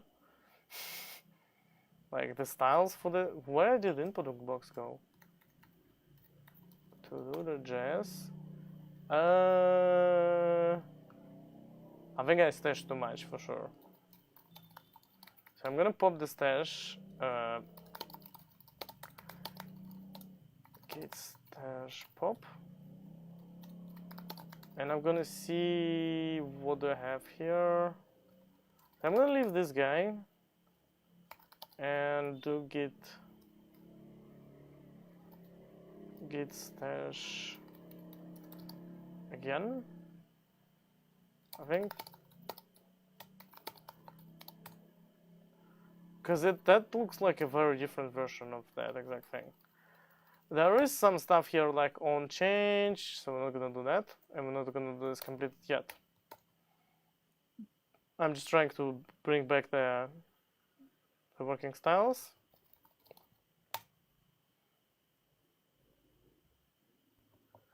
And React is gonna open another. It keeps opening the new tabs. It kind of gets to the point where you're like,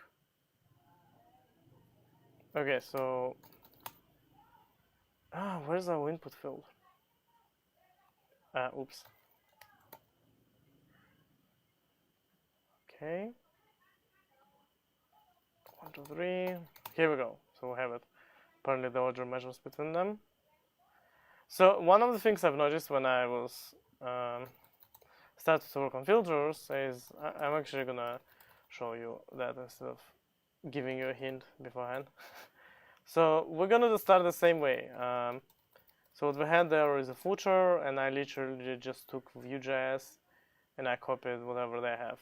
And I keep doing this. I keep writing this class thing because that's what I see on the left side, right? And this is my to-do footer component, which is not yet defined. So this will give me to-do footer as undefined, and I'm gonna just create import to-do footer from to-do footer. I can't see questions like this. I don't really like that.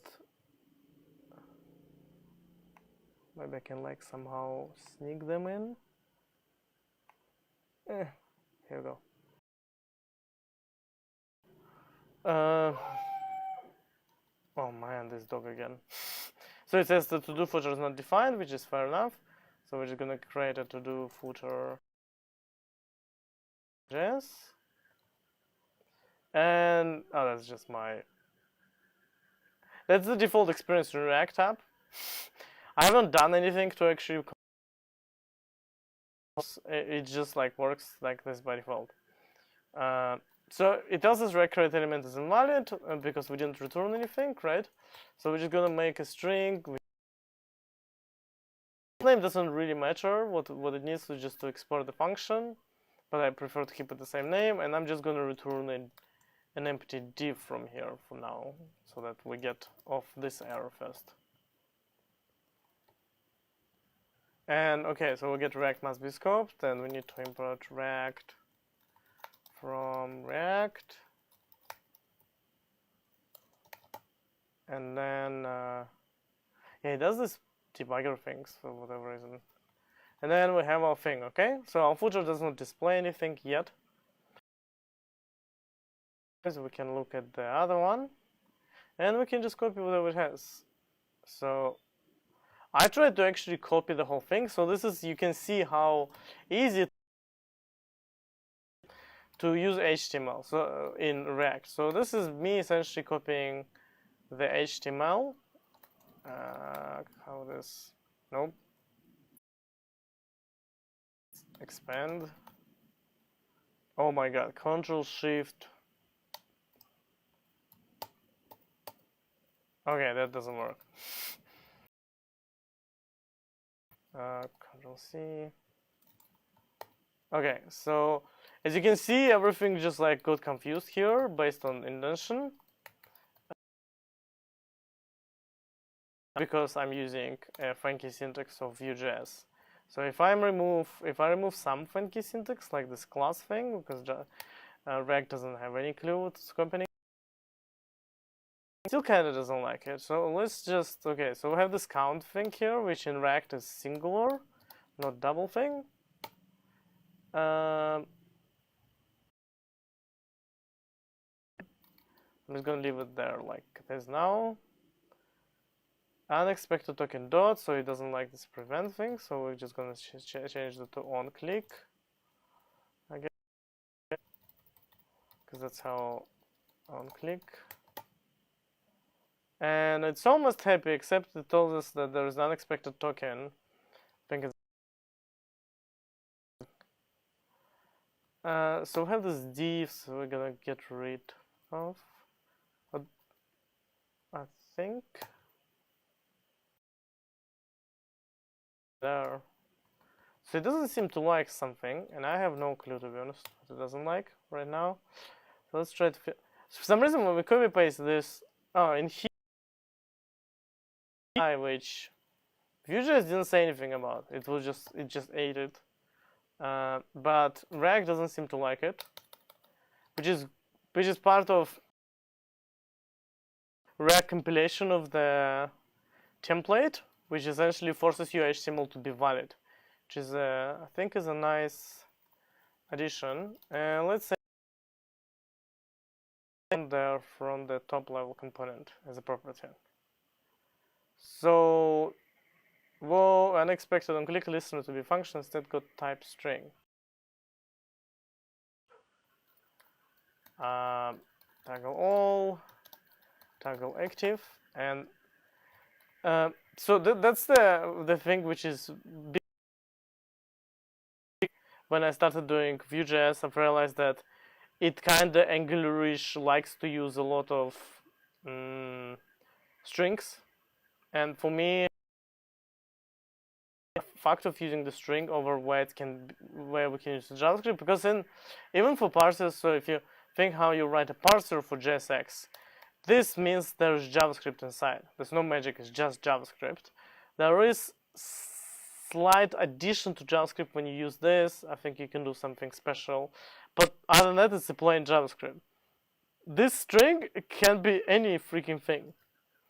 So I do prefer when what is JavaScript, essentially, it is a JavaScript, is then defined as JavaScript. Because if we look in Vue.js, this name toggle all is a method name right here. But we're using a string to match them together, which, can lead to some problems. Okay, so we expected to click to view listener. So that didn't work style-wise, so let's figure out that first. Why it didn't work style-wise? So if we look at React, it gives us this thing, DOM property didn't mean class name. And I kept doing this mistake over and over again, because when I copied stuff, it was just a class, right? So I need to replace this with a class name. Then it's gonna fail again. But it's not only here, so it gives us another error. So it gives error 1 by 1, which is kind of confusing. And then I'm like, oh, okay. So I am actually using class here, and I'm using class there too. So that's would not work with React. And okay, so now we have something. Looks like legitimate thing. So let's figure out the count first. So the count is just as simple as passing the todos.length to the thing, and jeez, it's gonna stop every time, right? And then it's now says 0 items, 1 item, 3 item, 4 item, 5 item, easy. So if we let's say if we want to, so they need to be highlighted in a certain way, and for that we have this. So what we did in Vue.js, we did the selected thing where we just checked that the filter is all. So let's say the filter is passed here, and let's say by default it's all. And the reason why I'm giving it the default, and you can actually notice I'm giving it the default here too. Somewhere. This is a default too. The reason why I want the default for this is because I want this component to be isolated from whatever the parent is. So if parent didn't pass the filter, we're just going to default to all. Because otherwise it's just going to not work at all, this component. Because the switch does not happen. So that's one interesting thing which we did. In this to-do footer, it would work without the parent component. So let's see if we can do something like this here. So essentially we would need to take this filter, and we need so we need to make this a class now, because in React, when you have no state, the component is stateless, then you can use the function. Well, sorry, but when the component is not stateless, when you need to use the class, and an example of that is this guy. So we have a class app. It's actually class to do footer here, and what it does, it extends the component.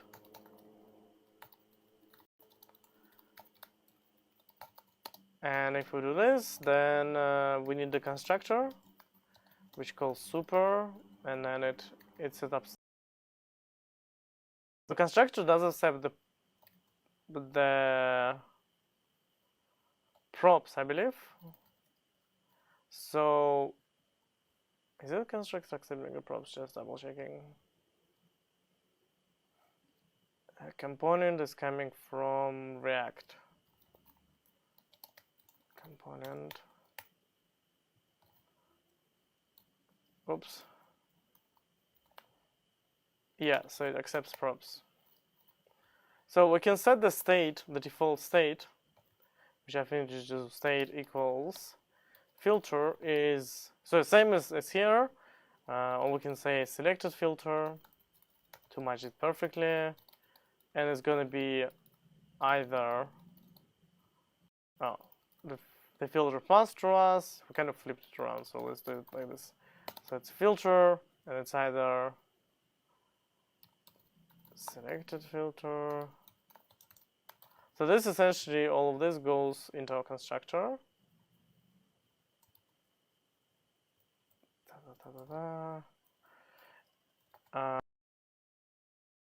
Put this thing, the selected filter, which is this guy. So I'm not going to put the default here. Just going to chunk it here to make it more obvious. Oh.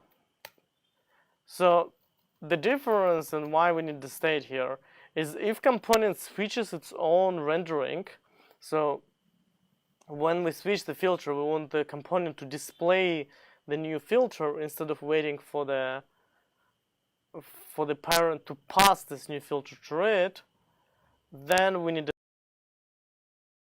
has a self-contained functionality.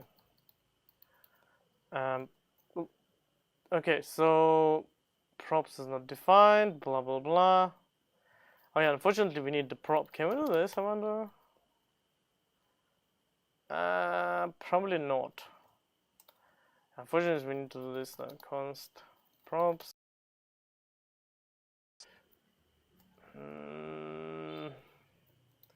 Props, and then we do, oops. Then we do all this. I don't think I need the Vue.js version for now. That was too much. Okay. Count is not defined. So what we're gonna have now is the toggle functions. It is a good question, Vetrix. Why do we need to make it? When I did it in Vue.js, what I've noticed is, let me show you quickly. So, whoa. Let's fix this quickly. Okay, so what I noticed is this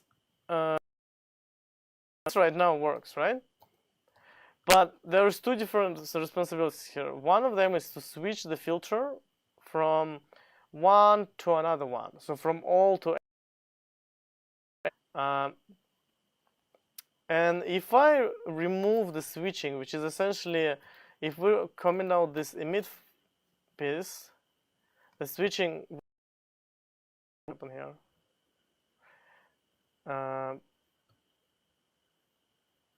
So you might notice the switching, not the switching between the filters, which todos to display, that part is gone. However, the filters still work. And it's not really a responsibility of a parent to pass the new filter through it, because at least in this scenario, I can't imagine do something else with the filter and we pass it a different one. So it's like not necessary for the parent to control what the filter is selected. You can argue for both. Probably having state like this guy without any state is faster and easier. But I want to show the equivalent of what I did in. You can see in Vue.js that works, and we did it in a certain way in Vue.js. So I want to show kind of the similar thing here. Okay. So did this answer your question, Beatrix? I hope it's going okay. I see people rejoining the room. Let me see if I can add one more connection. The more connections, the better. I figured personal hotspot, turn it on. Yes, no. Apparently my Wi-Fi sucks as usual. I don't see personal hotspot here. That's suspicious. Network.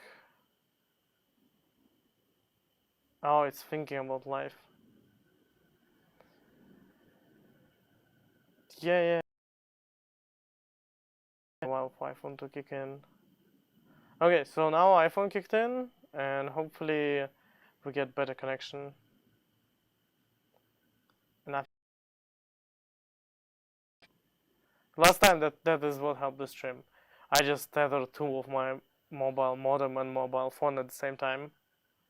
Here we go. Fingers crossed that's gonna work. Okay, so let's go back to this. So what this becomes is essentially our render function.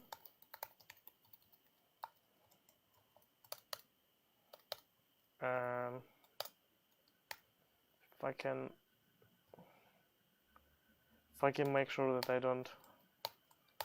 Here we go. Okay, so the slight difference will be that here is we're gonna have our own toggle all, and this is the fun parts. I mean, not of React, where you need to do this binding crap on toggle active. So those are not those toggle active and toggle all. They are the different ones. I feel like my brain completely blacked out on how do you Facebook React props render. How do you access the render, like the props? Can we just use prop stop when you use the component? I completely blacked out on this. I think it's passed into render, but I'm for some reason don't believe this. This props, okay. Cool. So we only need here the selected filter. So I'm gonna copy the whole thing, and then the copy did not work. I can tell. So const count equals this props.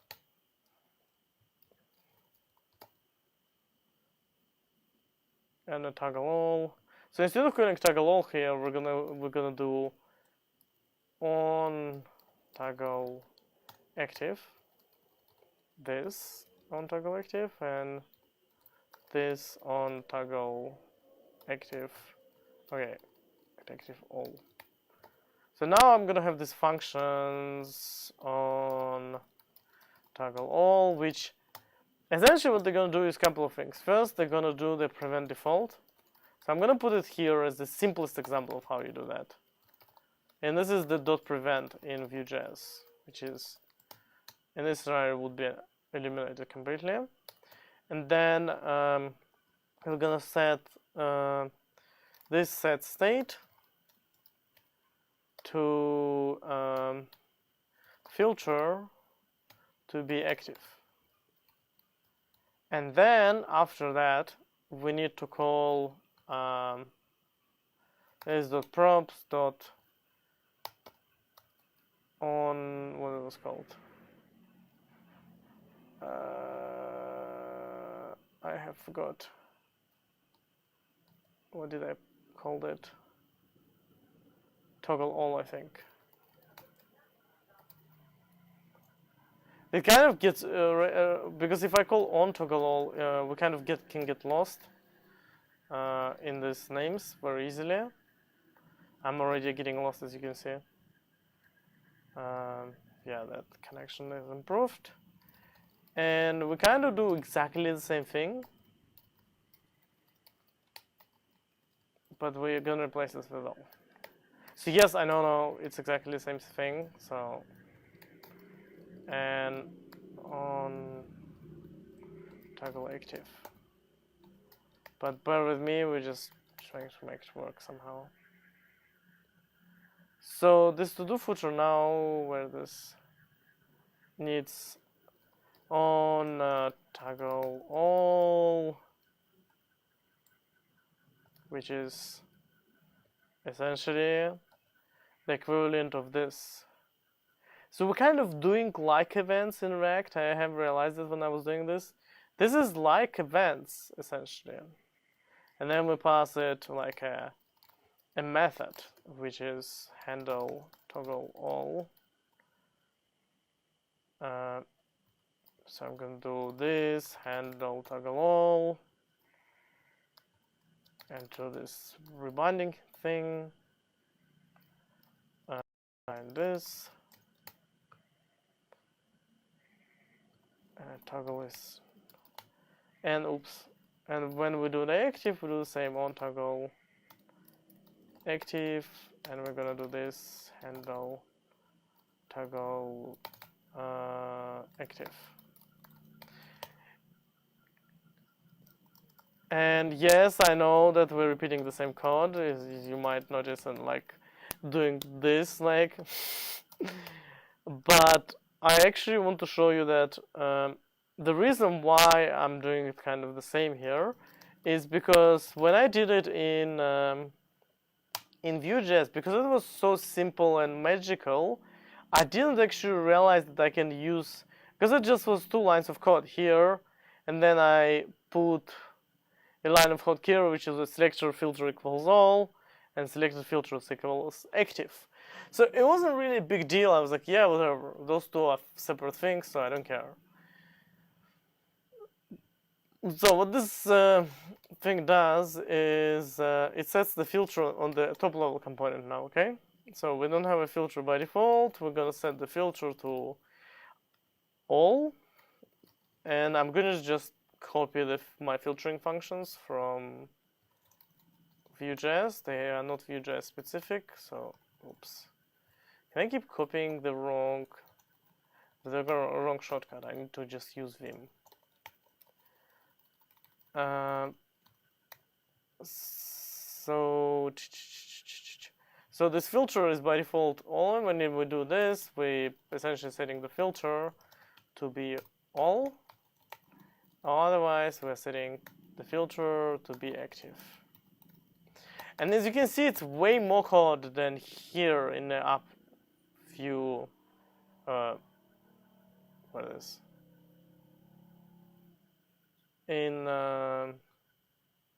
I got lost in it. Here we go. This is barely like one. It doesn't even count one line of code because it's so simple here. I actually didn't realize that it's actually exactly the same code, except the filter is a parameter here, that we can just parameterize this handle toggle filter. But I didn't think of this because it was so simple to just write that. So let's just see if that works now. And we're gonna pass where is this? Here we go. So that's wrong one.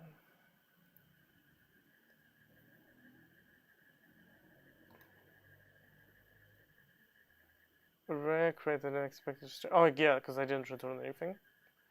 Oops. I do export default, I think, too. Okay. So let's see. If I press active, or all, that doesn't actually do anything. Okay, let's say we have some errors. So not on property element class. Again. I made this mistake many times and I keep making it after that. So this class is an interesting thing because it's a class name, but there is this filter thing here. So let's see if we can get filter from the state. So filter, and now we kind of need to change this a bit because this is just JavaScript. And in JavaScript we would use something like a unary operator. So we would check the filter is all. If it's all, then we make it selected. Otherwise, we make it empty. It is not as nice as this syntax. There are libraries which allows you to use something similar in React, but this is just plain JavaScript, essentially. Selected or whatever else. With plain JavaScript comes a bit of a noise that we need to actually type that like this, but also it kind of comes very simple. You just need to know JavaScript and that you can inject JSX syntax they can inject just any JavaScript here, essentially. So if I press to do, then I press come. I didn't like my comparison. It also checks your JavaScript that you're actually using, like expected assignment for user's phone, line 17, where it was. Oh yeah, oops, I forgot to call this.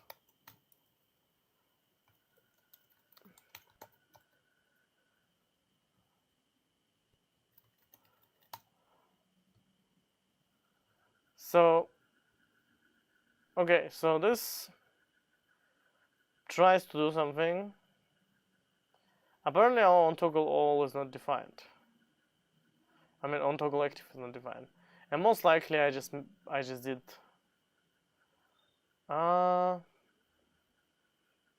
it's interesting why it's not defined. Isn't it this guy? Okay, and what is this then? I feel there's like misspelling here or something. There was some misspelling. The G was not J.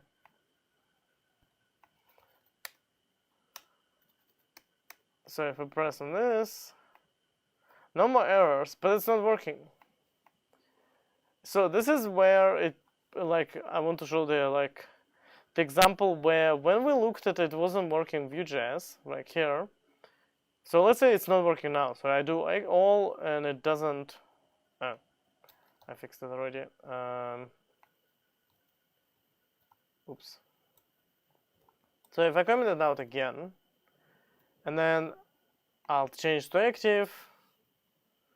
Oh, I change it to active, even if that doesn't do anything. But in here, there's a very handy thing which I found, at least for diagnosing issues like this, is the event debugger. And you can see that the event was emitted by to do, for example, the input event. But actually, why it was emitted? It shouldn't have. So, sorry. So when we switch all or active, there's no events emitted. You see? So you can tell that there's events missing then, because the only way you can communicate this change to app, which is essentially holding your state, is by emitting an event. There's no other way in Vue.js. So that's when I know, okay, so something wrong with an event. Let's go and fix that. And as soon as we fix that and we change it to active, we see the events are popping up. And so if I replace one of them, active, now it works. With React, it's not this easy because we just have this like a black box essentially. So like if I press or active here, it didn't do anything. But what I can see instead, and that's kind of big difference in philosophy, is what happened with our to-do list itself.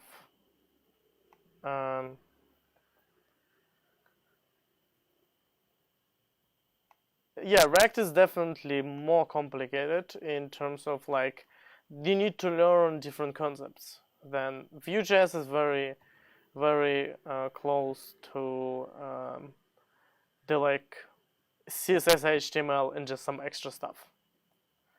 But I think that there's concepts they're worth learning, even if you're not going to use React, like immutability,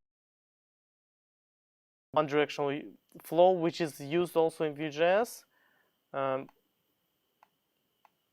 So like one of the couple of things that you can see here is that we have which is children array, and it's this crazy thing with the key and other crap. What I'm looking at is actually the state of this guy. Why can I see? Oh, here we go. So our filter here is active and filter is also. So we can see that filter changes, which is good. But for some reason, the filter doesn't get reflected. But the reason is simple. We don't actually apply this filter. So let's try to apply this filter. So to apply this filter, we need to take this to-dos that we have here, and then we're gonna just evolve it a bit. So I'm gonna do exactly the same thing that I did in Vue.js. I'm just gonna take these filters, and I'm gonna take the current filter.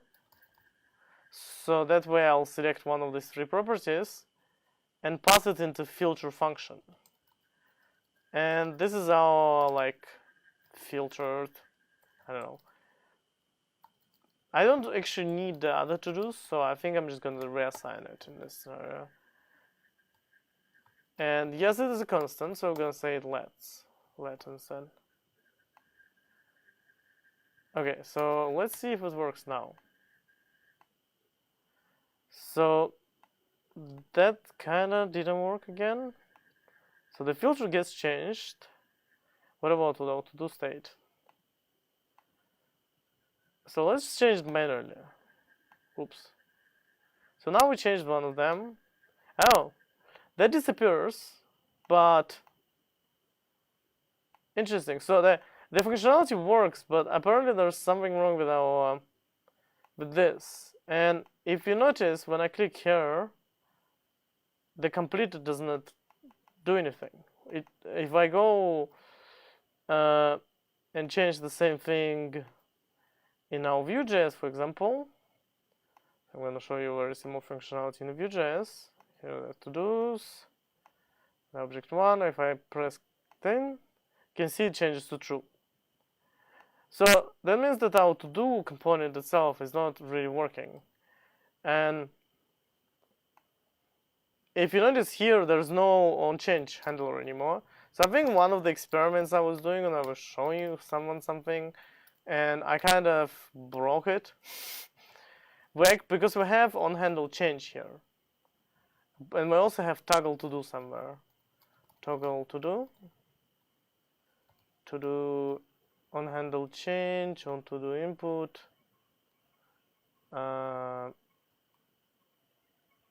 Toggle. I'm pretty sure we had.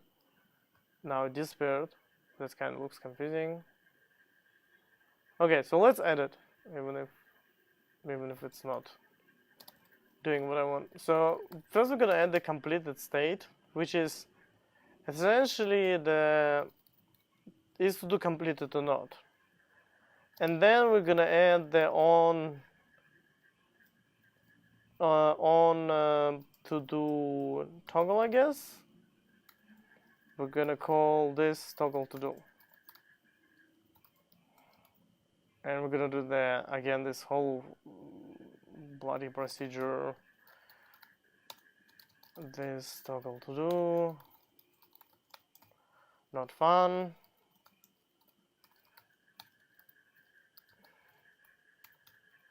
So now inside our toggle to do, we need to call this set state, and we set the new state with the.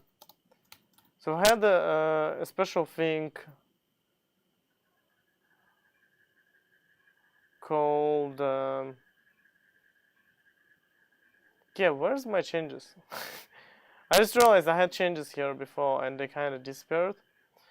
Because the problem there was, and I needed to use like occurring stuff to actually handle this, is that in our state.js we have the toggle thing, or complete thing, I think, which doesn't actually just complete, and it needs the index.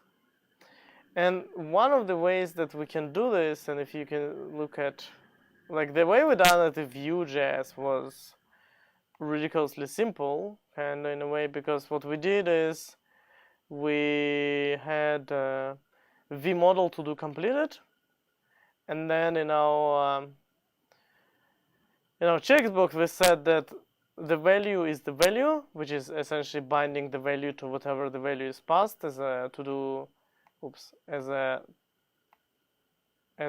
to do completed, and then on change of the checkbox, essentially when we click the checkbox, we toggle to do with event target.checked. essentially just grabbing the checked property. And then our toggle to do just emits the event, which is handled by this guy. It doesn't. It's just handled. Where it was handled. Which we don't actually handle anything because it's automatically handled when you emit the input value event and you use vModel. It's a convention that they have in Vue.js. So when you use vModel, when you need to change the value, you just emit the input event with the value inside, and it will change the to-do completed through it. Way faster, automatic, but if you don't know this magic, it's really like what? Like how? What? Like how did it? It's not straightforward to understand. React, I would say, is easier to understand if you know advanced JavaScript. If you are comfortable with JavaScript, if you're comfortable with like currying, so this is, for example, what I'm going to need to do is a toggle to do function. I don't really need to do this. There's another way, but I like this way because what I do essentially here is I create a function which has the index. Oh, sorry, not index. It has the what's called. So we need to pass two things into our state. We need to pass the state to change and the index. And the index I query like this, and then I call this toggle to do with the index. I think like this. So essentially, this is currying because this would it accepts essentially two functions, the index and the e, and we're kind of making it accept one. And I'm not gonna go into currying right now because it's the whole functional programming topic. If I've done everything correctly, then this toggle to do now should be called with the e and the index together.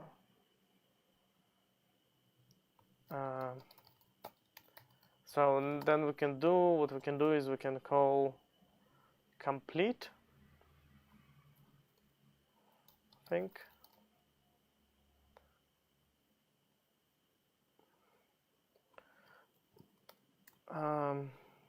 So if we call complete and we pass this dot state, and the second argument I think was the index itself. And I think that should be it. I'm not sure what kind of thing I used here. This dot state, unexpected token. Huh? Oh yeah, that's a new value. It's like this. I didn't like our... Yeah, so because when we use this, we need to unfortunately use this syntax and then return inside.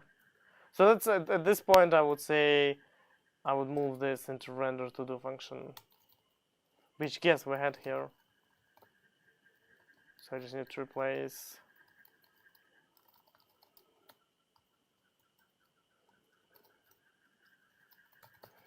to do an index, and then I remove this, and I move, instead of doing this, I'm just going to call map render to do this dot render to do, and get rid of all this because it's bloody hard to read.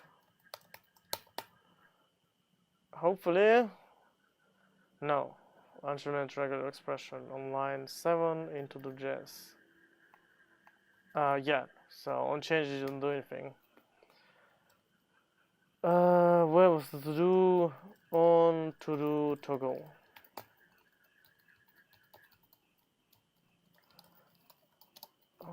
do toggle. And while we're doing this, let's set the checked to be completed.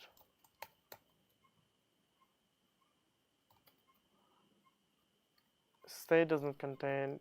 Yeah, I think this function was not exported before. Okay, here we go. So hopefully now it completes properly. What's going on there?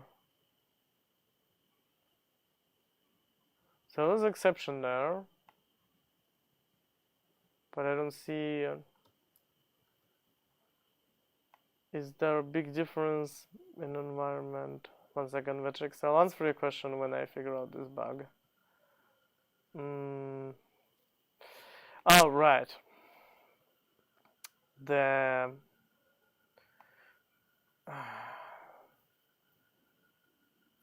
bloody, what's called? So when we create this here is not this because it's called from here, but yeah, anyway, this is a bit annoying, but I need to do this render to the thing again to the thing. To do render to do the bind this. So hopefully this should fix the error.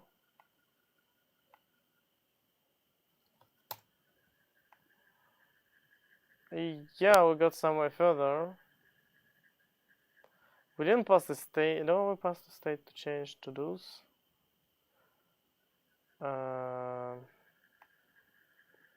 what did we pass there? Oh, we passed the whole state. Yes, we need to do state. That has nothing to do with React. I have fucked up this to-do state thing kind of myself. So that didn't work at all.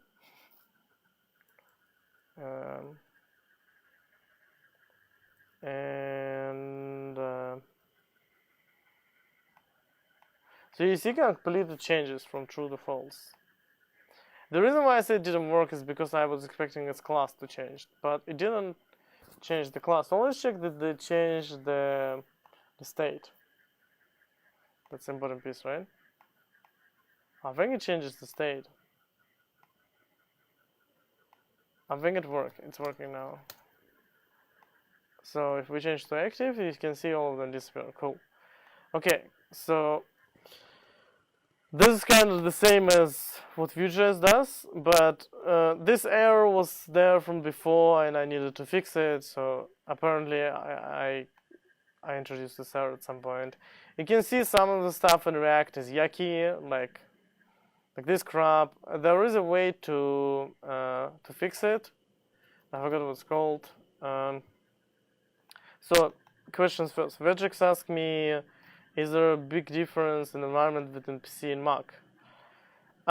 It will depend on what you're doing.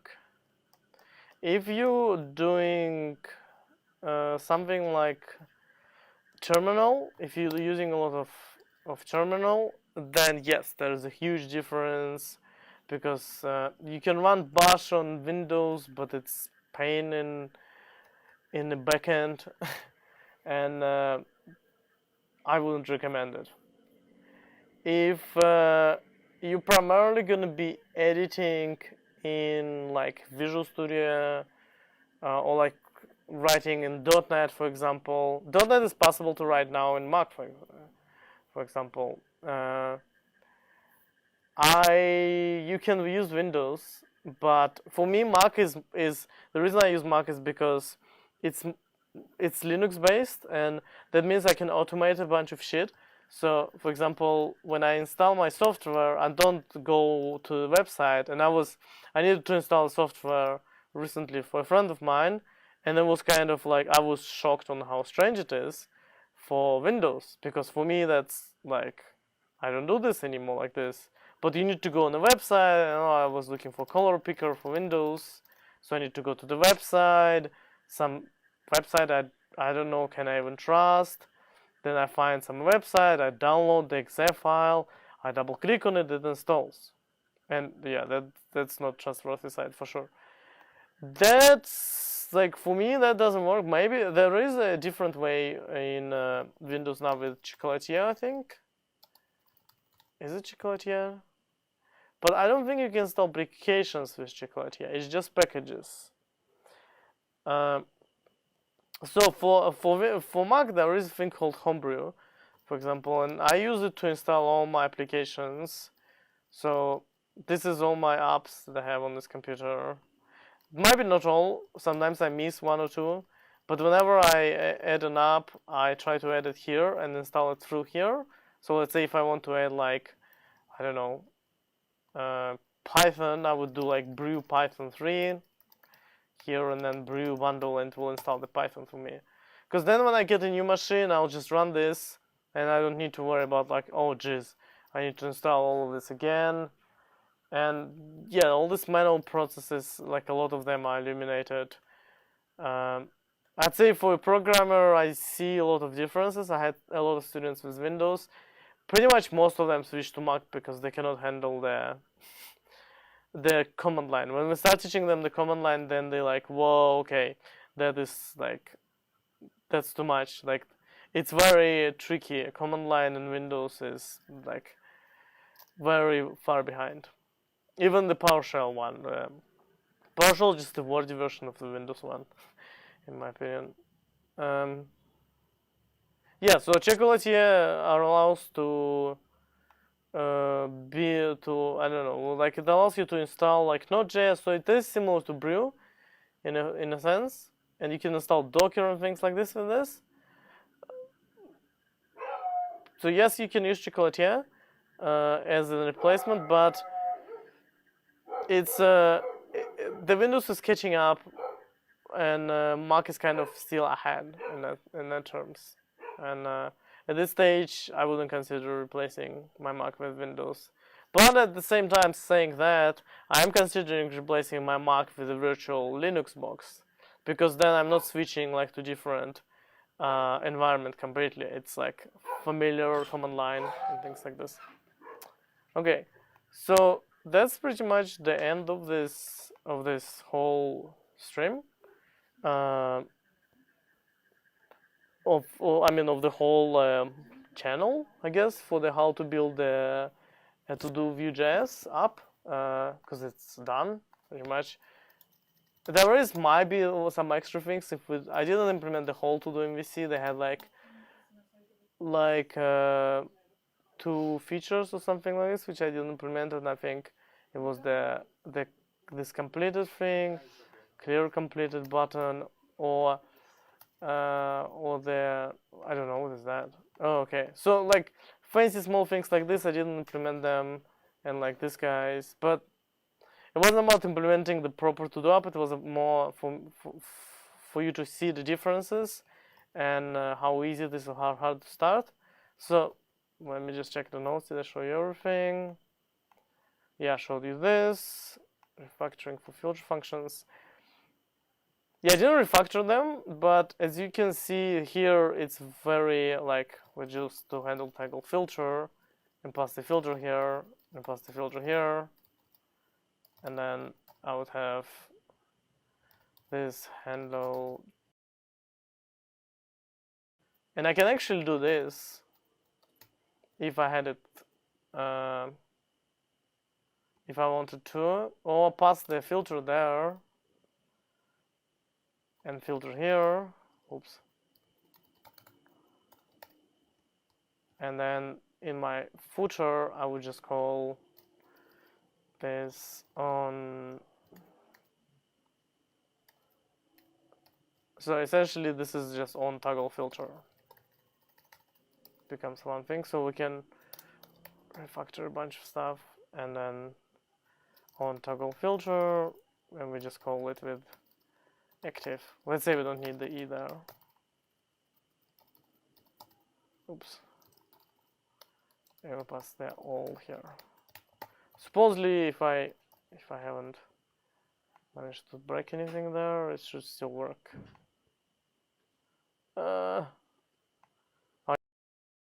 Scrum. filter and handle toggle filter.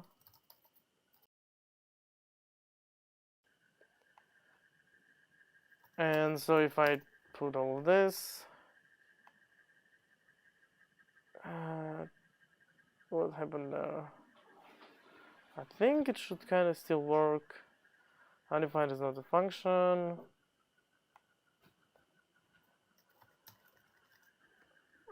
Let's see again. Or active. So todos filter is a function. Filters. This filter. Oh. Why did it pass the filter there? Why did it pass from here? On toggle figure.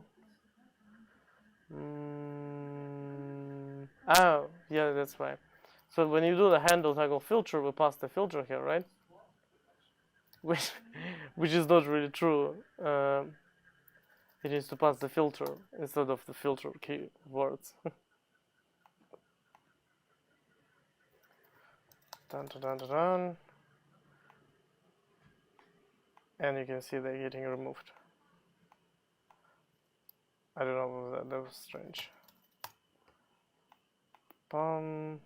Okay, so it's back, and because we need to do those things kind of manually, there's a lot of things that you can see that you can refactor easily using just a functional. So for example, this guy, you can also see we can refactor this on one thing, which is just calls the state with different things, so we don't need to have different handlers. And because it's closer to bare bones, it allows you more functionality in a sense. So for example, I want to show you a simple example on toggle active. You can actually compose, so you can take this function and let's say you return another function which calls this on toggle active, but before that it's just gonna call e.prevent default, and instead of just putting it here directly, we're gonna have like a maybe like I'm gonna put it here for now, but imagine you have like some kind of functionality which does it. So it does so some kind of utilities functions, and then so it accepts this e.prevent default and the function, and so it calls e.prevent default, and then it calls the function that you passed through it, and it returns whatever value from there. So here what we can do is we can call this prevent default now, pass this on toggle active, and I pass the e first, and just return it from here. And this is kind of this dot prevent implemented by hand, but this is not only dot prevent. You can implement all kind of functionality that you want. But to answer the Vue.js questions, Vue.js definitely easier to start, definitely easier to use if you're more familiar with HTML and CSS. Better starter kit for sure. React way more complicated in that way, and way more cumbersome. There's like this crap which I need to do all the time. But if you want to go the longer road and stay a bit with I don't know, closer to the ground and not fly too much into abstractions, which like vModel is nice, but it's kind of does this a bit of magic, then give React a try. And if you're interested in native, also React is more something more appropriate, because Vue.js, even on the documentation, they say it's not as good as React Native yet. Okay, so thanks for watching, everyone. If you do have any questions, or you want me to cover any extra topics, do let me know. You can always reach out to me on, if you go here, there's a button to message me, or you can almost Skype me apparently, or Twitter is probably the best way. Yeah, if you have any topics you want me to cover in this particular channel, I can add more videos to this one. The next stream for this channel or any other channels will not be live on this Friday because I'm flying back to Australia. But I will record something earlier, probably the script stream or maybe a new premium stream. Okay, cool. Thanks for watching, and I will see you next time then.